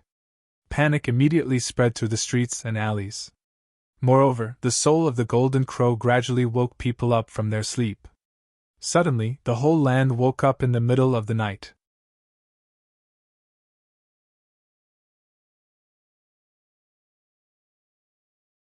Chapter 1335. The earth woke up in the middle of the night, and so did the people who lived there. They looked at the scene in horror. Looking at the 2 suns above their heads, the memories in the depths of their minds came back, and they were scared stiff. The smart ones immediately found a place to hide. Otherwise, when more suns rose in the sky, they would be roasted into human jerky. Everywhere was in chaos. Inside the high walls of the inner palace, 100 Faces, who was disguised as a leader, stood in front of the bed. When the first sun rose, he sensed something and got up. The mechanical warriors also came to his door, as if they were facing a great enemy. Junko also got up from the bed. She was naked, and her slim body made people's blood boil. 100 Faces did not turn his head, and he looked at the sky in a daze. Junko hooked her hands around 100 Faces' waist, leaned her chin on his shoulder, and pressed her soft chest against his back. She whispered, "Master, what's going on?" She was obviously frightened by the strange phenomenon in the sky, and her eyes couldn't help but stare. 100 Faces said, "The Yellow Emperor's former subordinates are condensing the soul of the Golden Crow again." Junko was shocked. She understood the meaning of this sentence. She exclaimed, Then aren't we in danger? It's said that when the 10 suns shine in the sky, the world will be turned into a sea of fire, and the people will be plunged into misery and suffering." 100 Faces nodded. "Yes, the soul of the Golden Crow is indeed extraordinary. Then, won't everything we have planned become meaningless? This world will not exist anymore?" Junko asked. 100 Faces sneered. "How can it be that easy? Do you think the others will just sit back and do nothing? I bet that Tang Jing must be rushing to Tianshan without stopping." Junko's expression turned cold when she heard this name. This name had caused her too much shock and confusion. Can he stop all of this? The corner of the 100 Transformation Star Sovereign's mouth hooked up into a playful smile, and said meaningfully, "Don't underestimate Tang Jing's strength and determination. I watched him rise step by step, and my understanding of him also increased. He is soft-hearted and has great love for the people of the world. How could he watch as innocent people suffer such an undeserved calamity?" Junko curled her lips and said disapprovingly, "That's because he's a hypocrite. Is he deliberately acting like this? What great love! Is he that selfless?" The 100 Transformation Star Lords smiled and declined to comment. "What should we do? Are we not going to do anything?" Junko paused for a moment and then asked worriedly, "What if we are not prepared at all, and Tang Jing is stopped from being one of the former subordinates of the Yellow Emperor? What should we do then?" "Don't worry. Even if he doesn't succeed, there's still that guy Chiyu, right? He was just tricked by Emosia and lost a great general like Saint King. How could he let this go?" The 100 Change Star Monarch explained. Junko still wanted to ask more questions, but 100 Faces Star Lord turned around and hugged her. His body, which was more than 10 kilograms, was as light as a feather. Junko understood tacitly and immediately let out a soft cry. She hugged 100 Faces Star Lord's neck. "Master, you're so bad." The 100 Faces Star Lord chuckled. A great battle had begun. At the same time, Chiyu looked up at the sky and immediately locked onto the 2 suns hanging high in the sky. He gritted his teeth and said, "Emosia, you really want to resurrect the Yellow Emperor?" Wishful thinking. Although Emosia kept talking big and didn't put the Yellow Emperor in his eyes, he was still very afraid of the Yellow Emperor and didn't want him to be resurrected. After all, the Yellow Emperor had defeated him before. This was a battle of strength, an ironclad fact that he couldn't deny. If the Yellow Emperor was resurrected, he would definitely be a huge threat to him. Whoosh! Chiyu was like a ray of light as he soared into the sky and flew toward Sky Mountain. This time, he didn't bring any of his subordinates and chose to travel alone. If he wanted to ruin Huang Emosia's plan, he alone was enough.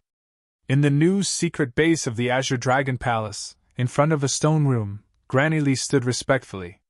"My lord, the soul of the Golden Crow has been reunited. A disaster is coming.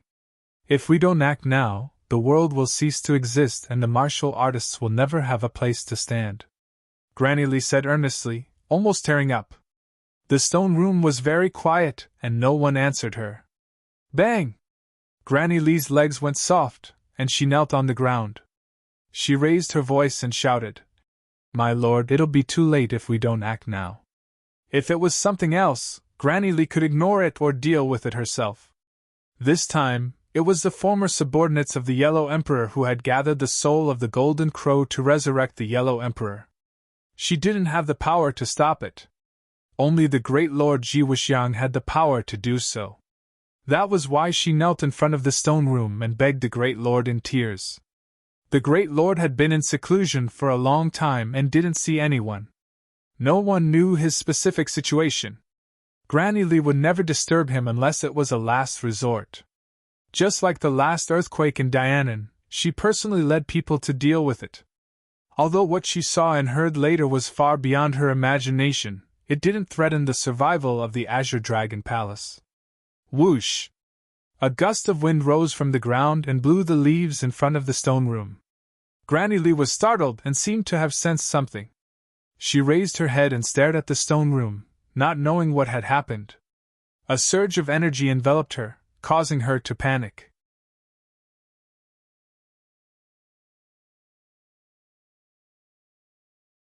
This was because this scene was simply too shocking. Her body was being rapidly transformed by the power of the stars, and the results were remarkable. Her cultivation soared like a rocket. She was the one involved, so she naturally felt it the most deeply. In addition, she had cultivated for most of her life, but she had never felt such surging power and rapid cultivation speed. Her worldview was almost turned upside down. Feel it quietly. This is the era of martial artists. The power of the stars is the noblest power in the world. What spiritual energy of heaven and earth! We martial artists disdain absorbing spiritual energy of heaven and earth because what belongs to us is the noblest power of the stars. Moreover, when we used the power of the stars in the past, outsiders would always find clues, especially Tang Jing. Now we don't have to worry about this problem. As long as it is under my control, the power of the stars is invisible. We don't have to worry about being discovered by outsiders. The Great Lord's provocative voice sounded in Granny Lee's ears. In the past, the Great Lord had said similar words, but not as arrogant as this time. Moreover, he had helped other warriors to absorb the power of the stars. Granny Lee had also felt it before, but it was completely different from this time. This was a qualitative leap. If every warrior's cultivation speed was so fast, then what was there to be afraid of? Immediately, Granny Lee's confidence increased, and she was in high spirits. When the power of the stars in her body gradually calmed down, she excitedly said incoherently, "From now on, it's our era. No, it's your era, Great Lord." A smug expression appeared on the High Lord's face. Although he appeared to be indifferent, in the depths of his heart, what he had done had already surpassed the ancients. What new era? He had only banished all the cultivators in the world to the sky beyond heaven, but he had not fundamentally changed the race of warriors. However, the Great Lord had done it. He would completely change the warriors. Not only their living conditions, but he would also reshape the cultivation system of warriors. This was an unprecedented masterpiece. Any genius would not be worth mentioning in front of the Great Lord.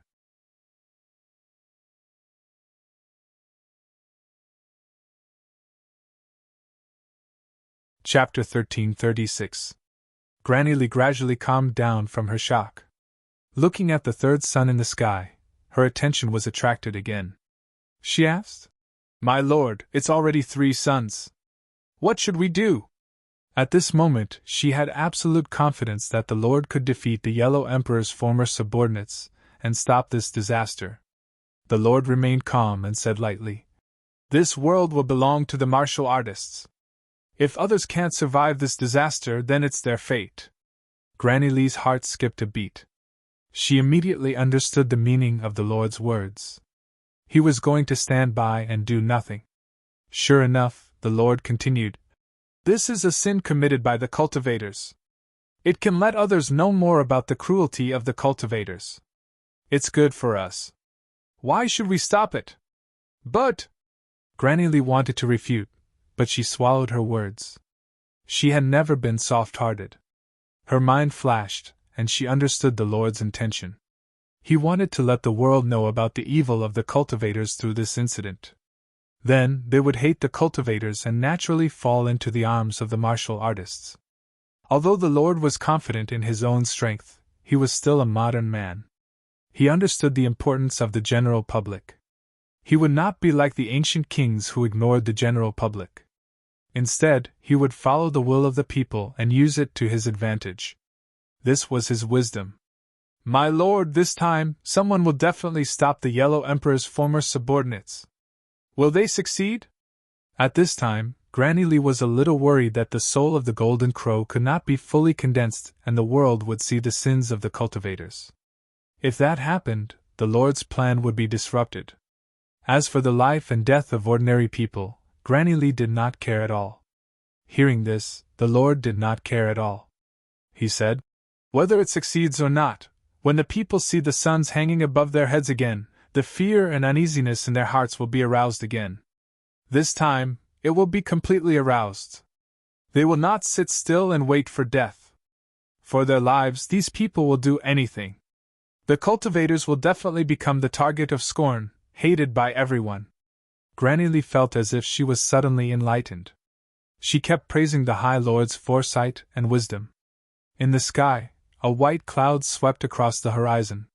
Tang Jing, Li Xiaotian, and the Empyrean fairy stood on the somersault cloud. Before leaving, Tang Jing suddenly remembered that Li Xiaotian was not part of this trip.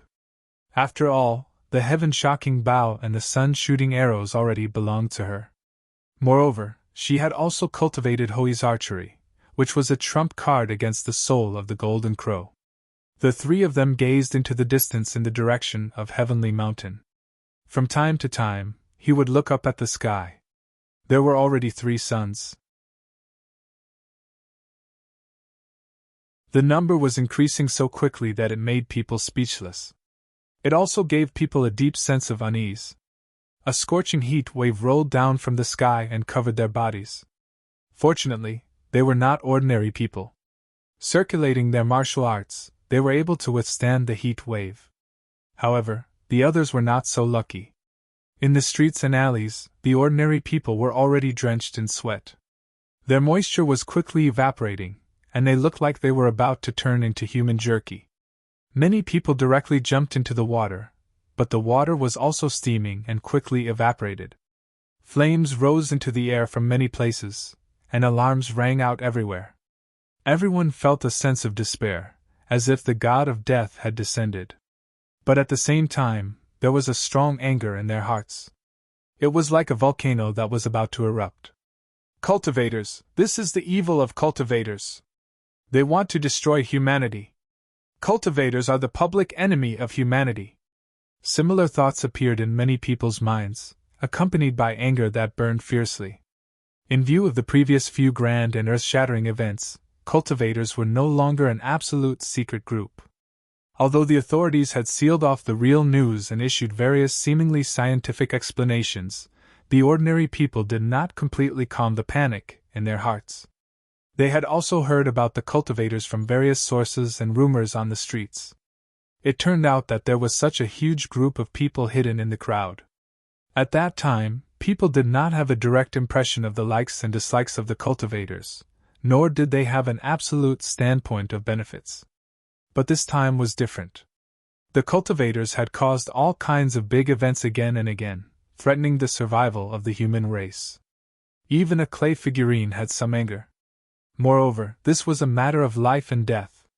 They had no reason to retreat, and the hatred in their hearts for the cultivators grew day by day.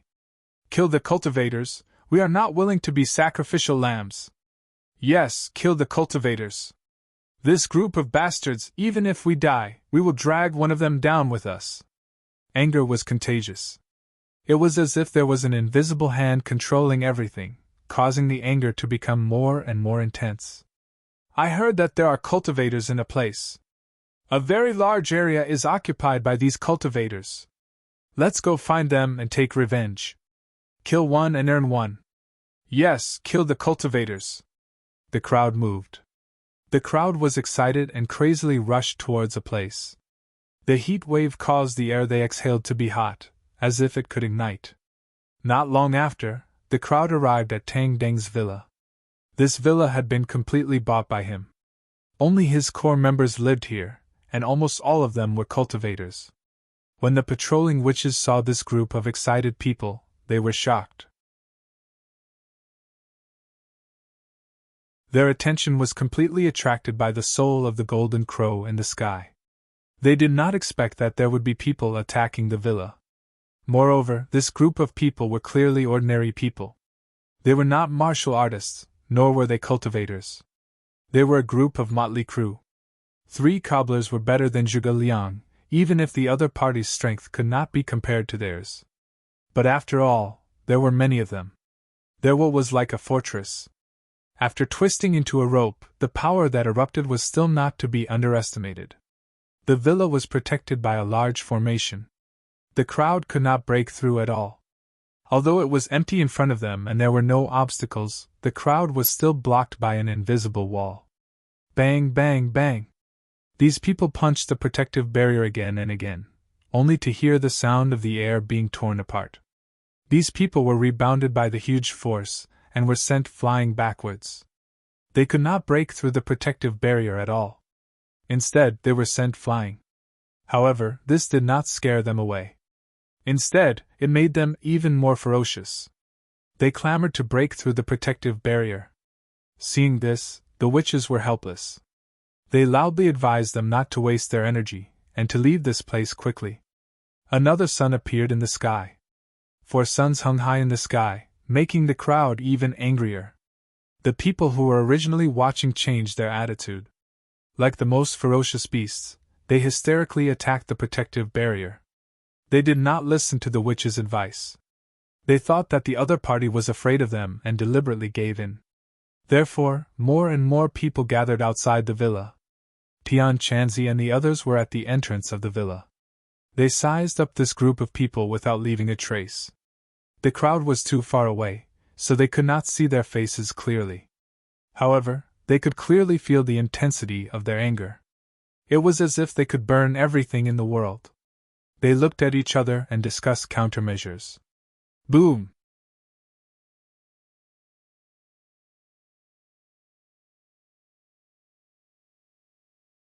Chapter 1337. Flames burst forth and a loud rumbling sound rang out. The protective barrier trembled. Tian Chanzi and the others cried out in alarm. They're using a bomb. Such a vicious explosion had occurred in the capital. This group of people were truly brazen and unscrupulous. They came prepared. The authorities definitely won't care. Tian Chanzi hit the nail on the head. The other people's expressions suddenly changed. You're saying that this is a planned operation? Then how do we deal with it? They're just ordinary people. How can they be our opponents? There's nothing to be afraid of. Someone said confidently, not caring at all. Tian Chanzi was the one who made the decision. He said in a deep voice, Even so, are we really going to kill these ordinary people who don't even have the strength to truss a chicken? The surroundings immediately quieted down. No one was willing to do that. Those were executioners, demons, not people like them. Tian Chanzi shrugged and said, Then it's settled.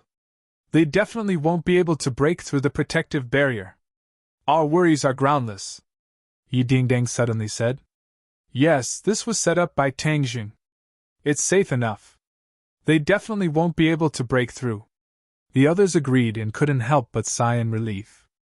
If they didn't confront these different people directly, then they could avoid bloodshed.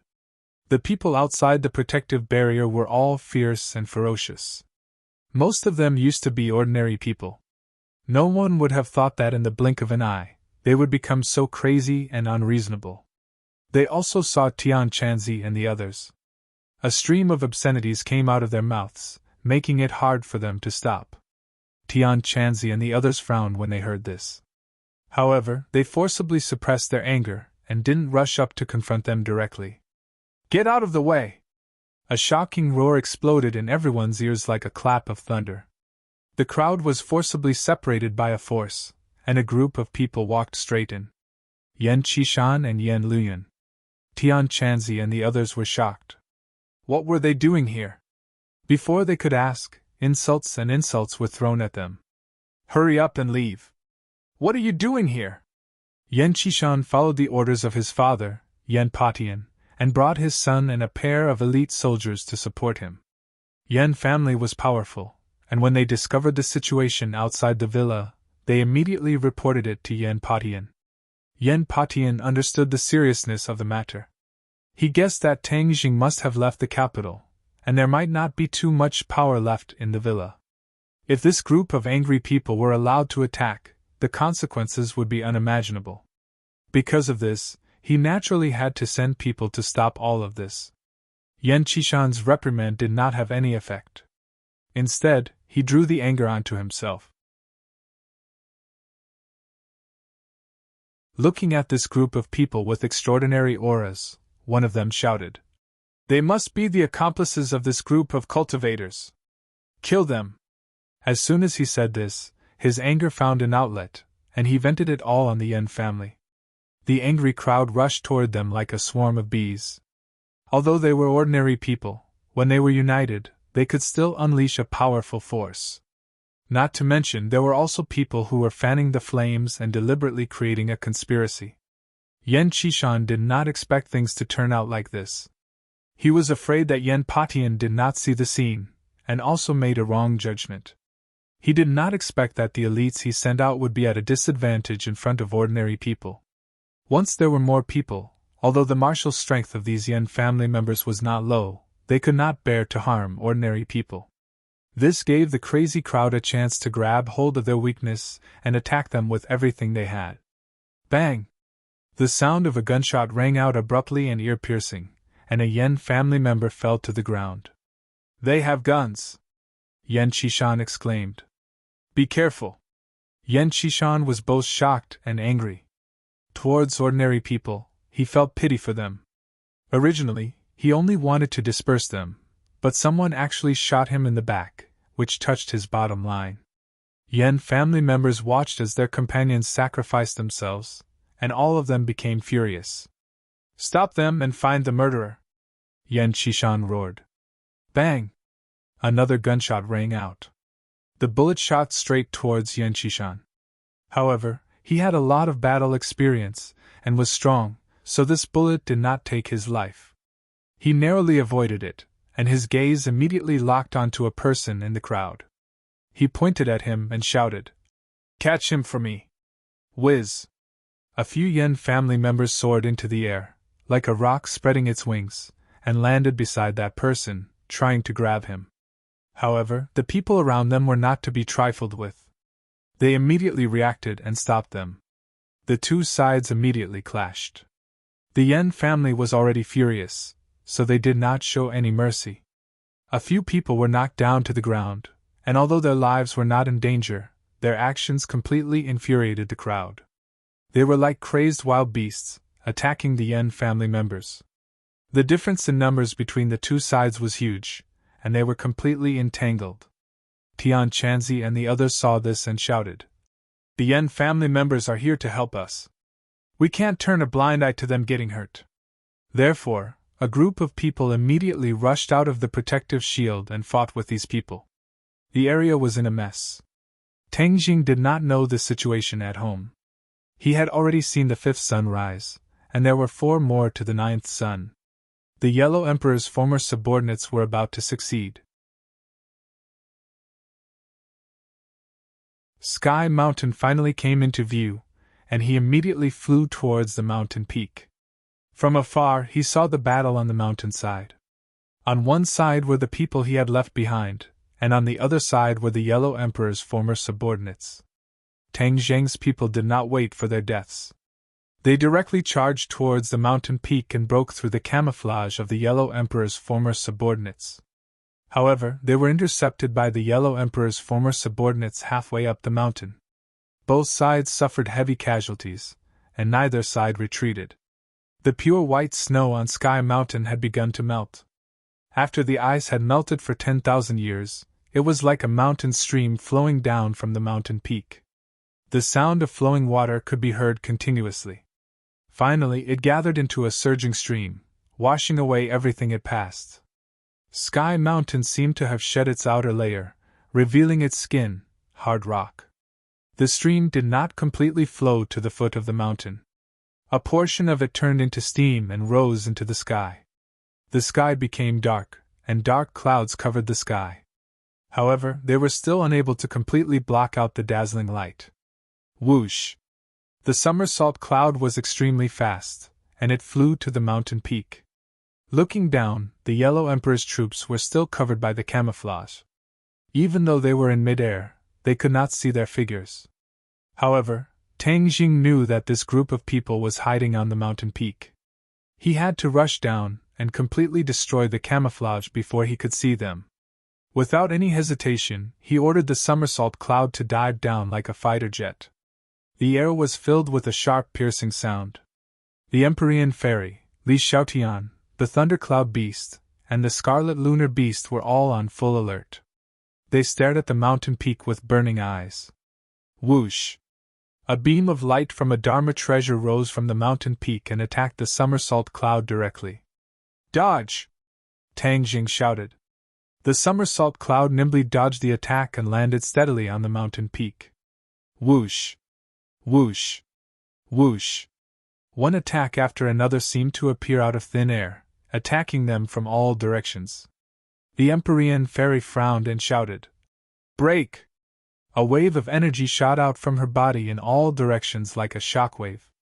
In the blink of an eye, the scene around them changed drastically. The camouflage disappeared. The Yellow Emperor's former subordinates were all exposed in front of them. Everyone was casting their techniques. A portion of them attacked them while a portion of them used a secret technique to condense the Golden Crow's soul. Mo Xie and Yi Meiyu were among them. Tang Jing waved his hand and used the sky-swallowing technique. A huge black hole sucked in the attacks from all directions. Then he shouted, "Mo Xie, stop! Are you trying to destroy this world and destroy humanity?" Mo Xie snorted in disdain. She glanced at him from the corner of her eyes and retorted, "Tang Jing, you're here to cause trouble again. You're really haunting us. If it wasn't for Tang Jing stopping them last time, they would have succeeded. They wouldn't have to go through so much trouble this time. You're doing bad things. Naturally, I won't let you off." Tang Jing said righteously. "Who said this is bad? This is the master who revived me.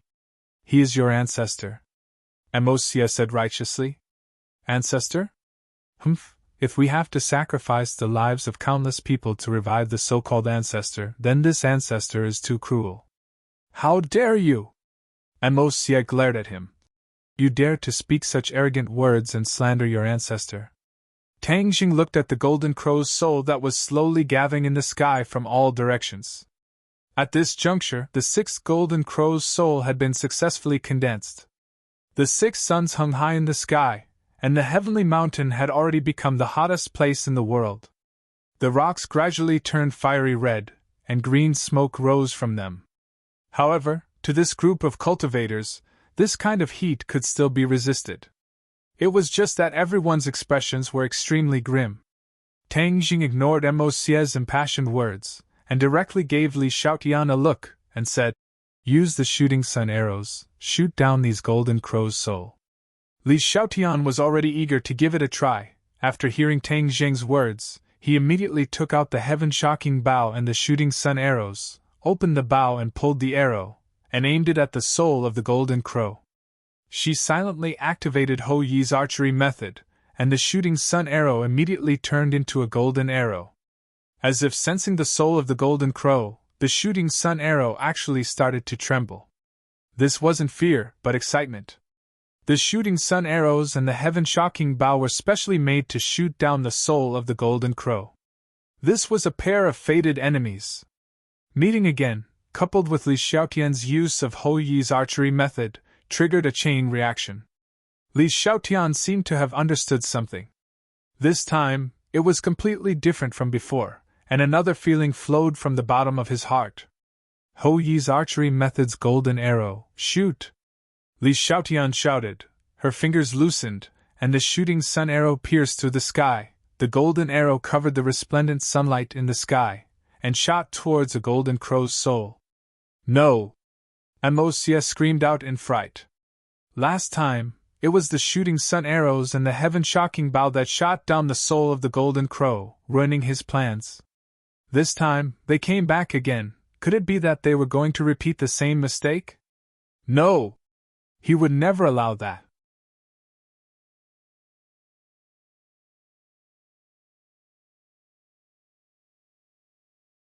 Chapter 1338. Amosia did have a countermeasure. He was not an idiot. Of course, he would not make the same mistake twice. He had already expected that someone would stop him. He could deceive them for a while, but he could not continue to deceive them. Without a doubt, the heaven-shocking bow and the sun-shooting arrow were the greatest threats to the golden crow's soul. He had spent a lot of time and brain cells on how to avoid the attack of this divine weapon.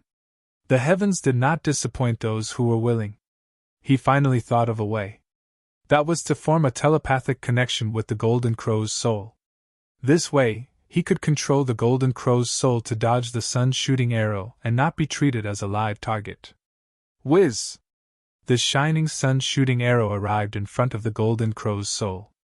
In the next second, it seemed as if it was going to shatter the golden crow's soul into pieces and turn into strands of light. The corner of Amosia's mouth curled up into a mocking sneer. With a thought, he said to himself, "Dodge!" The soul of the golden crow quickly moved to the left, causing the sun-shooting arrow to miss. "Ha!" Tang Jing exclaimed. Last time, he had shot down the soul of the golden crow one by one. At that time, the soul of the golden crow was not so cunning as to be able to dodge the sun-shooting arrow in time. He suddenly stared at Amosia, and seeing his unfathomable smile, he came to a realization and shouted, "Crap, the soul of the golden crow has changed. It's not that easy to attack anymore. Strange, it can actually dodge the attack of the sun-shooting arrow." Empyrean Fairy was also amazed. "Ha ha ha, now you know what it means to be unstoppable, right? Your insignificant skills are useless now. It's impossible to threaten the soul of the golden crow. My master will finally be reborn today." Amosia laughed maniacally and shouted loudly. The expressions of Tang Jing and the others became gloomy. Li Xiaotian did not believe it and clenched her teeth.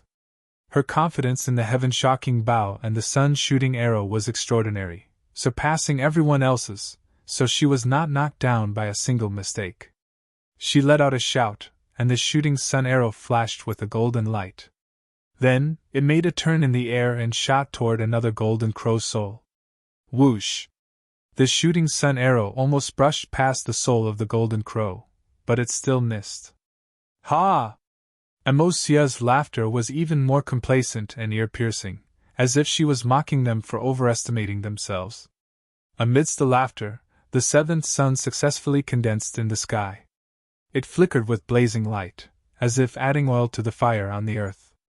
Tang Jing's body, which was impervious to both heat and cold, also felt a sense of discomfort. A normal person would have difficulty surviving and would be struggling on the line between life and death. He suddenly had an idea and shouted, "Thundercloud beast, move!" Whoosh! The thundercloud beast soared into the sky and transformed back into its original form. Its huge wings were like a dark cloud, covering the sky and blocking the sunlight. If it was an ordinary bird, its feathers would have long been set ablaze. However, the thundercloud beast was no ordinary bird. It flapped its wings fiercely, creating a gale that blew away a large portion of the heat wave. Even the fragments of light from the golden crow's soul were blown away.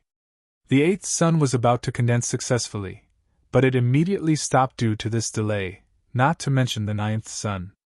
Amosia was furious and said, "Thundercloud beast, you bastard, how dare you ruin my plans? Watch my Ganjiang sword!" Whoosh! The Ganjiang sword flew up and pierced towards the thundercloud beast. Whoosh whoosh! The thundercloud beast flapped its wings and a gale blew against the Ganjiang sword. However, the Ganjiang sword's trajectory did not deviate at all. Just like before, It fiercely shot towards the thundercloud beast. A bolt of lightning flashed through the thundercloud beast's eyes. Its entire body flickered with crackling lightning. Pa! The lightning landed on the Ganjiang sword. The Ganjiang sword finally tilted, but its attack did not decrease and still shot towards the thundercloud beast. Its huge body was like a living target. No matter how the Ganjiang sword tilted, it could still accurately hit it. The Ganjiang sword was about to hit the thundercloud beast. A trace of panic flashed through the thundercloud beast's eyes. With a flash of lightning, it quickly shrunk. In the blink of an eye, it turned back to the size of a puppy, narrowly dodging this attack. The Ganjiang sword almost brushed past its body. One could even feel the shock brought by the sharp sword chi. Thundercloud beast, let's see if you still dare to stir up trouble. Amosia laughed. He did not put the thundercloud beast in his eyes at all. The light spots of the golden crow's soul that had been blown away earlier quickly gathered again. The eighth sun seemed to be about to condense successfully. I definitely can't let him succeed. Tang Jing secretly clenched his teeth. This extreme heat seemed to be able to evaporate all the water in one's body. He did not know what it was like in other places. Cloud summoning rain! Tang Jing secretly shouted and used the dragon god technique. A mysterious power spread out in all directions. The dragon slayer was in a certain corner of this world. Using the dragon god technique at this time was definitely not a good idea. However, the consequences of this extreme heat were unimaginable. If it was allowed to continue developing, this world would really be destroyed. Thus, he abandoned his personal safety and used the cloud summoning rain. The dragon race's divine ability was indeed extraordinary. There were originally black clouds in the sky, which was the water evaporated from the ground. When he used the cloud summoning rain, the clouds immediately became thicker under the effect of the mysterious power. Kacha! A bolt of lightning fell from the clouds, as if it wanted to tear the sky apart. The light of the lightning and the sun reflected each other, and was especially dazzling. Whoosh! Torrential rain fell from the clouds, sprinkling onto the ground and onto everyone. Some of the people with weaker cultivations were immediately drenched. However, for the experts, the rain could not touch their bodies at all. An invisible power blocked the rain. The torrential rain immediately swept away the extreme heat, causing a refreshing feeling to attack one's heart, adding a sense of coolness. The clouds were still rapidly spreading in all directions. Everywhere it passed, the torrential rain swept away a portion of the extreme heat, and immediately suppressed the flames on the ground. It was not enough to cause a huge fire to spread across such a large area. When the Empyrean fairy saw this, she also understood Tang Deng's good intentions. Without a doubt, the cloud summoning rain could not stop the soul of the golden crow from condensing. It could only prevent the world from being destroyed immediately, reduce the extreme heat, and make people feel better, so that they would not be dried up under the sun. Don't worry about the cloud summoning rain, I will stop Amosia, the Empyrean fairy said without hesitation. Her figure flashed, and she directly rushed towards Amosia. The clouds spread very quickly. Not long after, with the heavenly mountain as the center, the dark clouds covered a radius of tens of kilometers, hundreds of kilometers, and finally thousands of kilometers, bringing rain to these areas. The people cheered as they looked at the dark clouds. They were on the verge of tears. Many people knelt on the ground, kowtowing to the sky, muttering, God, you have finally shown mercy, this rain is good. The sun was on one side, and the rain was on the other side. The rain and sunlight mixed together, and this was a sun rain. However, this rain did not fundamentally change the situation, it only alleviated the situation. When the rain fell on the ground, it was quickly evaporated by the sunlight, and returned to the clouds. Even a part of the rain was evaporated before it fell to the ground. The clouds in the sky thickened again, and the water content was even higher. It was precisely because of this that Tang Jing could rely on his own strength to summon the cloud-summoning rain over such a vast land.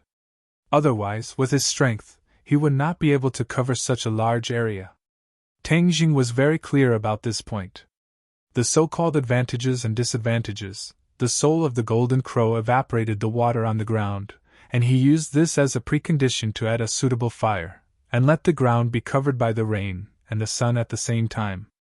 This at least slowed down the pace of the world's destruction. Rain, evaporation, and rain again. This was like a cycle that repeated over and over.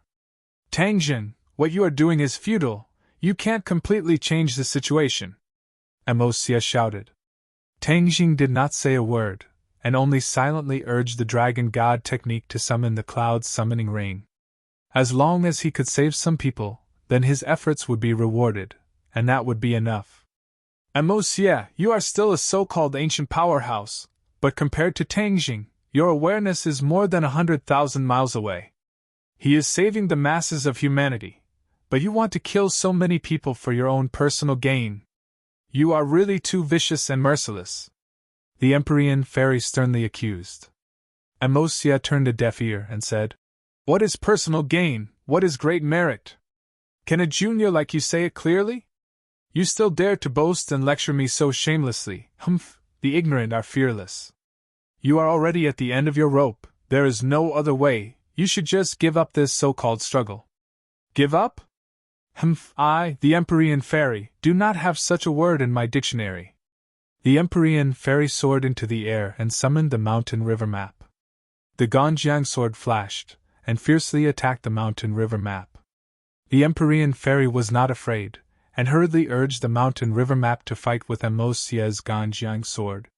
Back and forth, the light of treasures was extraordinary, and the momentum was great. Amosia was distracted, and the speed at which the golden crow's soul condensed slowed down. The other old subordinates of the Yellow Emperor were incomparably anxious, but there was nothing they could do. However, there were smart people who immediately attacked Tangjin in groups of 3 to 5, and it was also a good thing to get rid of this big problem in their hearts first. Tangjin was fully focused on summoning the cloud summoning rain, and had no time to protect himself. However, the Thundercloud Beast and Scarlet Lunar Beast stood in front of him to protect him, and did not allow the enemy to come even half a step closer. A tug-of-war began. The Thundercloud Beast's lightning attack was very frightening. When the lightning struck the enemy would emit black smoke and fall to the ground. The Scarlet Lunar Beast's tail was very powerful, and when it swept across and hit the enemy would be swept away. The old subordinates of the Yellow Emperor were not ordinary people, and the few people from before were too rash. After losing these few people, the others became cautious. Yi Meiyu stood at the back of the group. She did not rush forward rashly, as that was not her style. She was not a brute who only knew how to charge forward. She quietly moved and did not get close to Tangjin. Tangjin had once broken her traceless dream, so she was rather afraid. She had her eyes on the Empyrean fairy.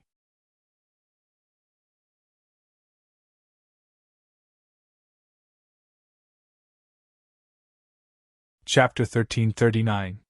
While the Empyrean fairy and Amosia were in the midst of a fierce battle, Yi Meiyu secretly came to a place not far away. She opened her hands and quietly cast the traceless dream. When she cast the spell, Amosia immediately sensed it. After all, he and Yi Meiyu had already cooperated with each other once. This tacit understanding made him immediately excited, but he remained calm and continued to activate the Ganjiang sword, fiercely attacking the Empyrean fairy. In the eyes of the Empyrean fairy, the Ganjiang sword was ferocious, so she immediately counterattacked. The stately painting swept up a gust of wind, revealing a huge rock that smashed towards the Ganjiang sword. Clang! With a loud bang, the Ganjiang sword was smashed right on the spot. The Ganjiang sword rapidly fell and stabbed into the rock. The Empyrean fairy's eyes flashed with a hint of complacency. She happened to see Tangjin being surrounded by the enemy and was in extreme danger. She shouted, "Be careful," and flew in front of Tangjin, protecting him and attacking the enemy.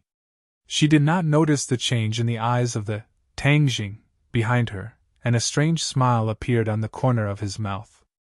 Tangjin raised his hand, and a cold light flashed in his hand, stabbing towards the Empyrean fairy's back. When Emosia saw this, he was overjoyed. He and the Empyrean fairy had the same cultivation, both were at the first stage of the Mahayana realm. It could be said that they were on par, and it would not be easy to defeat the other party in a short period of time. Yimei's little trick happened to make up for this, and could help him end the battle quickly. Seeing the cold light silently stabbing towards the Empyrean fairy, Emosia seemed to have seen the dawn of victory. Taking advantage of this gap, he quickly cast a spell to condense the soul of the golden crow. Countless specks of light gathered towards the soul of the eighth golden crow and gradually took shape. The Empyrean fairy did not notice the change behind her at all. The god of death had already descended on her head, but she did not know. Normally, she would definitely have noticed. However, this was the dreamscape created by the traceless dream's sacred art. Her focus and reaction speed were greatly reduced. Fu Yao, be careful of Yimei's heart's dream, wake up quickly! A weak voice sounded in Empyrean fairy's ears. The voice was very weak, as if it came from a faraway place. She almost missed it.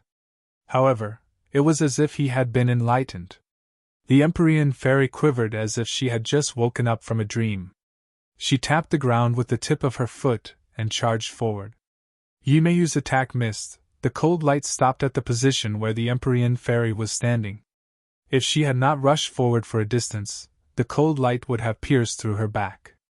The Empyrean fairy turned her head and happened to see this scene. Her consciousness immediately became clearer, and she kept telling herself that this was all a dream. Traceless dream had lost its effect. The appearance of Tang Jing underwent a tremendous change and turned into Yimei's appearance. The killing intent in the Empyrean fairy's eyes surged as she said, "You still want to use this method to kill me?" Whiz! A ray of cold light flew out from the mountain river map and shot straight towards Yimei. Yimei panicked and immediately ran backwards in an attempt to avoid this attack. She was very clear about the difference between her and Yimei. Furthermore, as long as Traceless Dream lost its effect, her so-called attack would not be of much use. She wanted to dodge, but it was useless. Puff! The cold light pierced through her chest, bringing with it a flower of blood. She fell backwards with a loud bang, her eyes flashing with despair. "Be careful!" Emosia flew behind her and caught her, preventing her from falling into the bottomless abyss below the heavenly mountain. Emosia anxiously tapped on her body a few times. This time, the damage was very severe, passing through her right chest and almost injuring her heart. At the last moment, she dodged in time to avoid the vital point of her heart. "Don't worry, I'll save you." Emosia comforted her, circulating her energy to stabilize her injuries. Yimei's face was pale and her breathing was heavy. In that moment, she felt the threat of death, and her heart seemed to have stopped beating. At this moment, she was finally still alive. She was extremely lucky and understood the beauty of being alive. Emosia put her down and looked up at the sky. The eighth soul of the golden crow had been condensed. The eighth sun shone in the sky. Although there was a sun rain, it was still extremely hot, almost melting people. When Tangjing saw this scene, his heart turned cold. He had worked so hard, but the enemy was still approaching success step by step. Was there really no way to stop it? Empyrean Fairy's heart also darkened. She nodded towards Tangjing and said, "Thank you." Just now, if not for Tangjing noticing the clues in time and reminding her, she would have been killed by Yimei.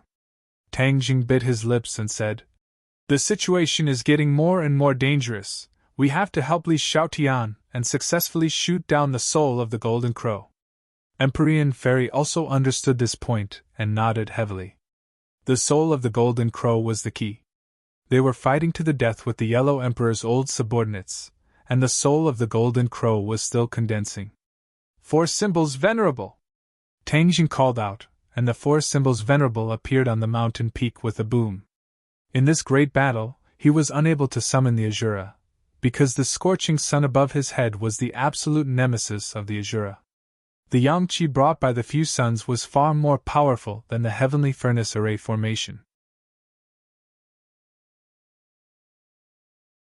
Therefore, if the Azura appeared here, it would be courting death. It would definitely cause irreversible damage. Seeing the appearance of the four symbols venerable, Amosia was not afraid. Instead, he said jokingly, "Tangjing, you want to destroy my plan with just this big guy? Wishful thinking. Today, the 9 souls of the Golden Crow will definitely be condensed successfully, and Master will definitely be revived." Amosia was resolute and decisive. Tang Jing's face was ashen as he shouted, "Dream on! Kill!" This time, Tang Jing directly abandoned the Yellow Emperor's old subordinates and rushed towards the soul of the Golden Crow, activating the sky-devouring technique. Since the sky-devouring technique could even absorb the savage aura, could it absorb the soul of the Golden Crow? It was impossible for the soul of the Golden Crow to completely disappear. Even if they successfully stopped Amosia this time and used the shooting sun arrows to shatter the soul of the Golden Crow, it would still be scattered in every corner of the world. Once the Yellow Emperor's old subordinates found a way to condense it, it would be another catastrophe, and the cycle would repeat. Amosia was not annoyed, but Tang Jing would be too. Therefore, he wanted to solve this problem once and for all. The only way he could think of now was to use the sky-devouring technique to absorb the soul of the Golden Crow. However, looking at the soul of the Golden Crow hanging high above his head, he was also anxious. Regardless of whether he succeeded or not, he would try again. Therefore, he activated the sky-devouring technique and rushed towards the soul of the Golden Crow. The 2 black holes in his palms merged into one, turning into a huge black hole. Whoosh whoosh. The air in front of him was completely sucked in, and the surging heatwave could not escape the attraction of the black hole. Seeing that he was about to get close, suddenly, a blazing power poured into his body from the top of his head. HM?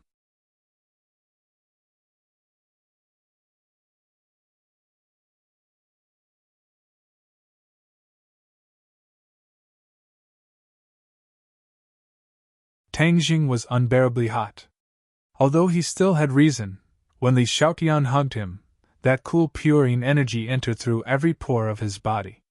It was as if he had suddenly fallen into a cold lake, refreshing his heart. He felt as if he had found a treasure and hugged her tightly. Li Xiaotian's heart tightened. She had been thinking about Tang Jing for a long time, and this strong hug had stirred her thoughts. She was very clear about the danger of Tang Deng's pure yang energy eruption. Now that his pure yang energy had erupted again, it was life-threatening. She also knew how to restrain pure yang energy. After hesitating for a moment, she did not hesitate to send her seductive lips to Tang Jing's mouth. When their lips touched, an endless stream of purine energy was transmitted over, causing Tang Jing to be startled. He did not expect Li Xiaotian to be so proactive, to the point of making such a huge sacrifice to save him. The 2 of them were very close to each other. Their eyes met and they communicated silently.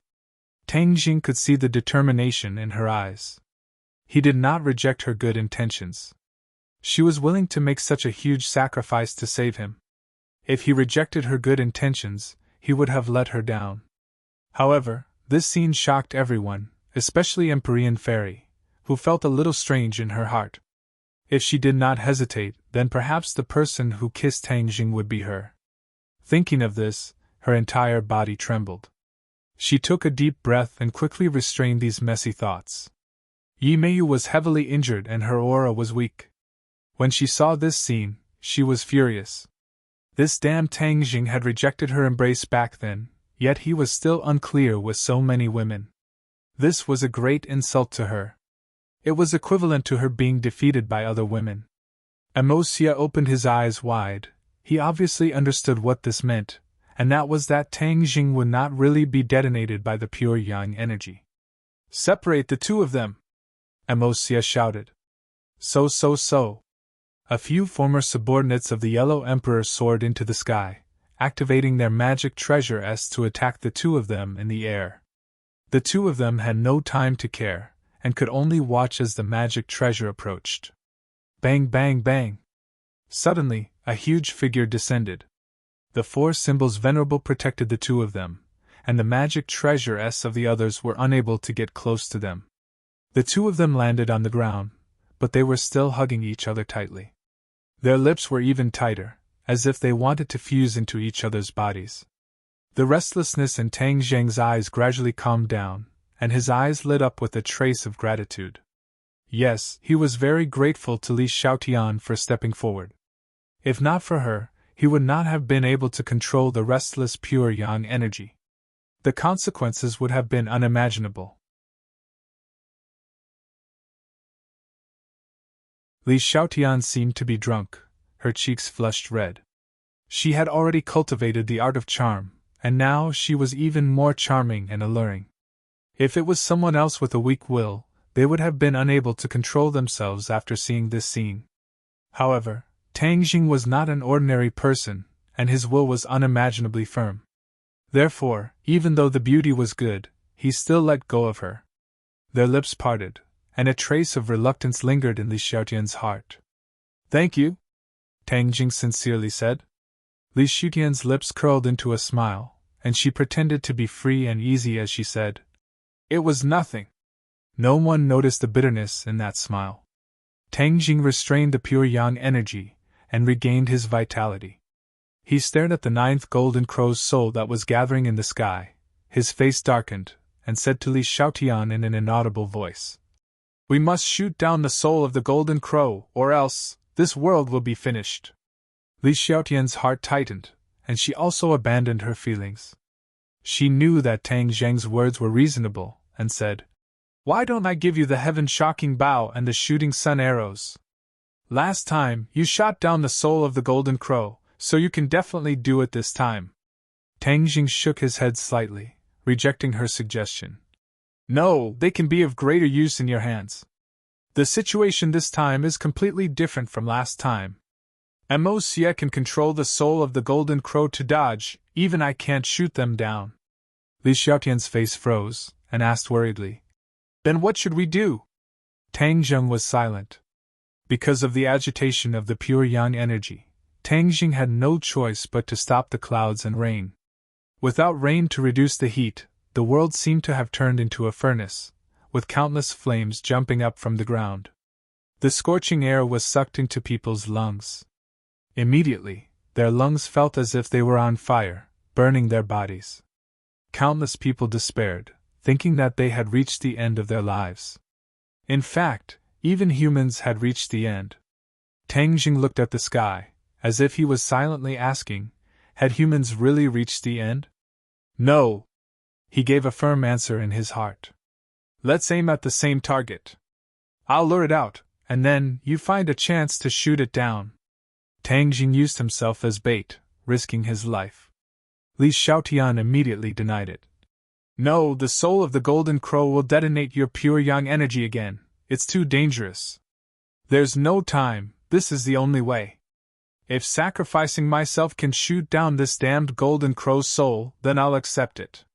Tang Jing clenched his teeth and said hatefully. Li Xiaotian stared at him with burning eyes and said, "Is it worth it?" "Yes." Tang Jing nodded without hesitation. "Because in this world there are too many people that I care about. Am I one of them?" Li Xiaotian hesitated for a moment, but finally asked.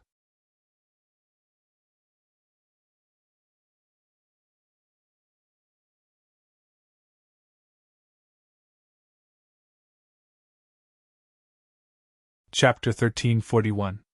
Of course, Tang Jing noticed the changes below, but he couldn't care less about it. He could only try his best to go up. However, with his previous experience, he didn't rush forward blindly. Instead, he moved left and right as if he was teasing the golden crow's soul. When Mo Xie saw his actions, she naturally couldn't allow him to continue showing off like this. After all, there were still a large number of people waiting below, waiting to hack him to death. Mo Xie's mind moved, and the golden crow's soul chased after Tang Jing. With 8 golden crow's souls, Tang Jing couldn't split himself and couldn't dodge them all. Mighty Yang Qi fell from the top of his head. If it weren't for his profound skills and ample preparation, his pure yang energy would have been detonated by this Yang Qi. Tang Jing was already forced into a corner by the 8 Golden Crow's souls. He watched as they closed in, and his pure yang energy seemed like it could explode at any time. Without a doubt, Tang Jing and the Golden Crow's soul attracted the attention of all the Yellow Emperor's former subordinates. These people were complacent, thinking that they were determined to win and that Tang Jing was definitely going to die. Suddenly, Tang Jing glanced at Li Xiaotian and gave her a look. Li Xiaotian had been watching him. When she saw this look, she understood that this was a once-in-a-lifetime opportunity. Thus, she gently loosened her fingers. Whoosh! The green shooting sun arrow turned into a green light and flew towards the Golden Crow's soul. Mo Xia was an expert after all. Although most of his attention was focused on Tang Jing, he still noticed the shooting sun arrow at the critical moment. He knew that something was wrong, and his expression suddenly changed. His reaction was very fast. With a thought, the Golden Crow's soul scattered in all directions, trying to avoid the shooting sun arrow. He succeeded. This green shooting sun arrow missed and didn't hit the Golden Crow's soul at all. Mo Xia sighed in relief and was about to mock him when suddenly, another green light appeared in front of a Golden Crow's soul. What's going on? Mo Xia turned pale with fright, but it was already too late to dodge. However, he finally saw clearly what was going on. It turned out that a golden arrow and a wooden arrow were shot out at the same time. However, under the bright sunlight, the wooden arrow was particularly eye-catching and attracted everyone's attention. On the contrary, the traces of the golden arrow were completely covered. Li Xiaotian had fully demonstrated this point. Just as the golden arrow was about to hit one of the Golden Crow souls, it finally changed color and turned into an even more powerful wooden arrow. Boom! With a deafening explosion, the soul of the Golden Crow was struck by the wooden arrow and exploded. It turned into specks of light that scattered in all directions. No! Mo Xia turned pale with fright as she screamed. Her face was ghastly pale to the extreme, and it was even mixed with indescribable rage. He never thought that a weak person like Li Xiaotian would be able to shoot the Golden Crow's soul right under his nose. This was a great humiliation. Immediately, he also understood that Tang Xing's attack on the Golden Crow's soul was purposely to attract his attention and give Li Xiaotian an opportunity to attack. Damn it, I was actually played by them. Mo Xia gritted her teeth, and her eyes looked as if they were about to spit out fire. Yay! Li Xiaotian waved her fist, unable to hide her excitement. She had finally succeeded in shooting down a Golden Crow's soul. To her, this was a great encouragement. Tang Jing also couldn't hide his joy and gave Li Xiaotian an encouraging look. Their eyes met, and Li Xiaotian's heart warmed as a great sense of accomplishment overwhelmed his heart. There were only 7 Golden Crow's souls left in the sky. You think you can ruin my plan just like this? Wishful thinking. Mo Xia was furious. Just as she finished speaking, the 9th Golden Crow's soul that was originally condensing gathered together and turned into a sun. Another 8 Golden Crow's souls hung in the air. When Tang Jing and the others saw this, their hearts suddenly sank. They had worked hard for half a day, but they didn't think that they would actually succeed. Moreover, at a speed visible to the naked eye, the Golden Crow's souls that had just exploded slowly rose into the air and gathered together again. I definitely can't let you succeed, Tang Jing shouted, and rushed toward the Golden Crow's souls that were slowly condensing. He couldn't deal with a complete Golden Crow's soul, but he should have a way to deal with these stragglers. This thought flashed through his mind like a bolt of lightning, and he seemed to wake up from a dream. Why was he so stupid that he didn't think of this method? He hurriedly used the sky-swallowing technique, and the huge black hole produced a terrifying suction force. The complete Golden Crow's soul resisted this suction force, and the scattered light spots were not that powerful, and were all sucked in. Whoosh whoosh! The air mixed with the light spots were sucked into the black hole. Everyone saw this scene. Silence reigned! He actually sucked the Golden Crow's soul into the black hole. The Yellow Emperor's old subordinates all looked as if they had seen a ghost, and their eyes were wide open in disbelief. Even Emosia was so shocked that he couldn't speak. How is this possible? How can he suck the Golden Crow's soul away? How can I gather the 9th Golden Crow's soul like this? Emosia muttered to himself, as if he had lost his soul. It was no wonder that he had such a big reaction. This scene was just too shocking, and the consequences were too great. Emosia wholeheartedly wanted to gather the 9th Golden Crow's soul and revive the Yellow Emperor, but now that there was one Golden Crow's soul missing, how could he do it? There was nothing he could do. Despair spread from the bottom of his heart, and anger accompanied it. It was not an exaggeration to say that his mood was overflowing with anger. He stared at Tang Jing, who was still absorbing the Golden Crow's soul, and let out a hysterical roar. "Tang Jing, I'm going to kill you!" After saying this, he charged towards Tang Jing with a powerful force. After Tang Jing discovered the huge effect of the sky-swallowing technique, he immediately activated his skill and continuously absorbed the scattered Golden Crow's soul. Not long after, the scattered Golden Crow's soul was completely sucked into the black hole. Immediately, he was overjoyed. As long as there was no 9th Golden Crow's soul, this world would be able to avoid destruction. His heart, which had been hanging in the air, finally settled down. Looking at Emosia, who was crazily charging towards him, Tang Jing could not retreat in time. This was because the other 8 Golden Crow's souls had completely blocked his path of retreat. "Kill!" His eyes became resolute as he charged towards Emosia without a care for his own safety. The Empyrean fairy also caught up. She was very clear about the difference between Tang Jing and Emosia. Tang Jing was definitely not Emosia's opponent. The stately painting shone brightly as it released its strongest attack. The Empyrean fairy also gave it her all. In order to save Tang Jing, she gave it her all. Li Xiaotian did not help Tang Jing because she knew that if she rushed up, she would not be able to help at all. She had more important things to do. Compared to other girls, Li Xiaotian's most obvious trait was her rationality. Although she did not recover her memories, she was gradually regaining her rationality. It was precisely because of her rationality that she understood her responsibilities and advantages. She had to shoot down as many Golden Crow's souls as possible. This was the only thing that could alleviate the current situation. Therefore, she did not hesitate to draw her bow and arrow and aimed at another Golden Crow's soul. Emosia's mind was covered by anger, and had no time to care about the Golden Crow's soul. Therefore, when this sun-shooting arrow, which had concealed its tracks, flew in front of the Golden Crow's soul, the Golden Crow's soul was indifferent. Boom!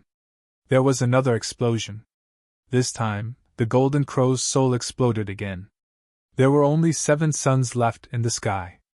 The explosion made the hearts of the Yellow Emperor's former subordinates tremble.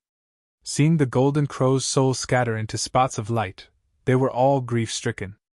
This time, there was no hope of reviving the Yellow Emperor. What should they do? No one knew the answer. Emosia also did not know the answer.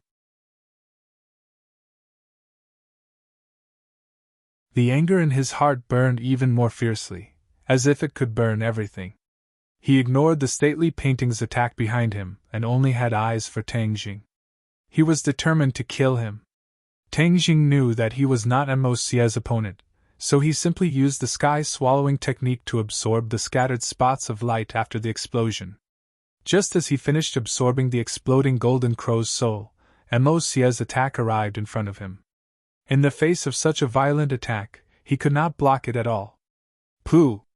His indestructible body only blocked the Ganjiang sword slightly. Then, the Ganjiang sword pierced through his chest like a hot knife through butter. The Ganjiang sword cut through his muscles and pierced through his heart, directly piercing through Qiyu's heart. Tang Jing trembled violently and subconsciously put down his hands that were controlling the black hole. However, the black hole did not disappear. Instead, it floated in midair. He could clearly feel the situation in his body. After Qiyu's heart was pierced, the last remaining bit of Qiyu's blood flowed out and flowed into his 8 extraordinary meridians. However, this did not stop the terrible injuries. He felt his life force slowly leaving his body. A bitter smile appeared on his face. The chaotic Vajra spell had helped him cultivate to the indestructible body, but what was the use? The difference in cultivation between him and Emosia was like heaven and earth, so even the chaotic Vajra spell was unable to make up for the difference. Moreover, Emosia had used all of his killing moves this time and had completely locked onto him. He had no way of dodging at all. Looking at the furious Emosia who was right in front of him, Tang Jing moved his lips and blood flowed out from the corner of his mouth. He said weakly, "Emosia, you have failed. If you are unable to condense 9 golden crow's souls, you will not be able to revive your master. This world will also avoid destruction. Do you know what you are doing?" Emosia asked hysterically. "Of course I know. I am saving the world, saving the people I care about, my friends, my family, my lover." Tang Geng's voice became weaker and weaker.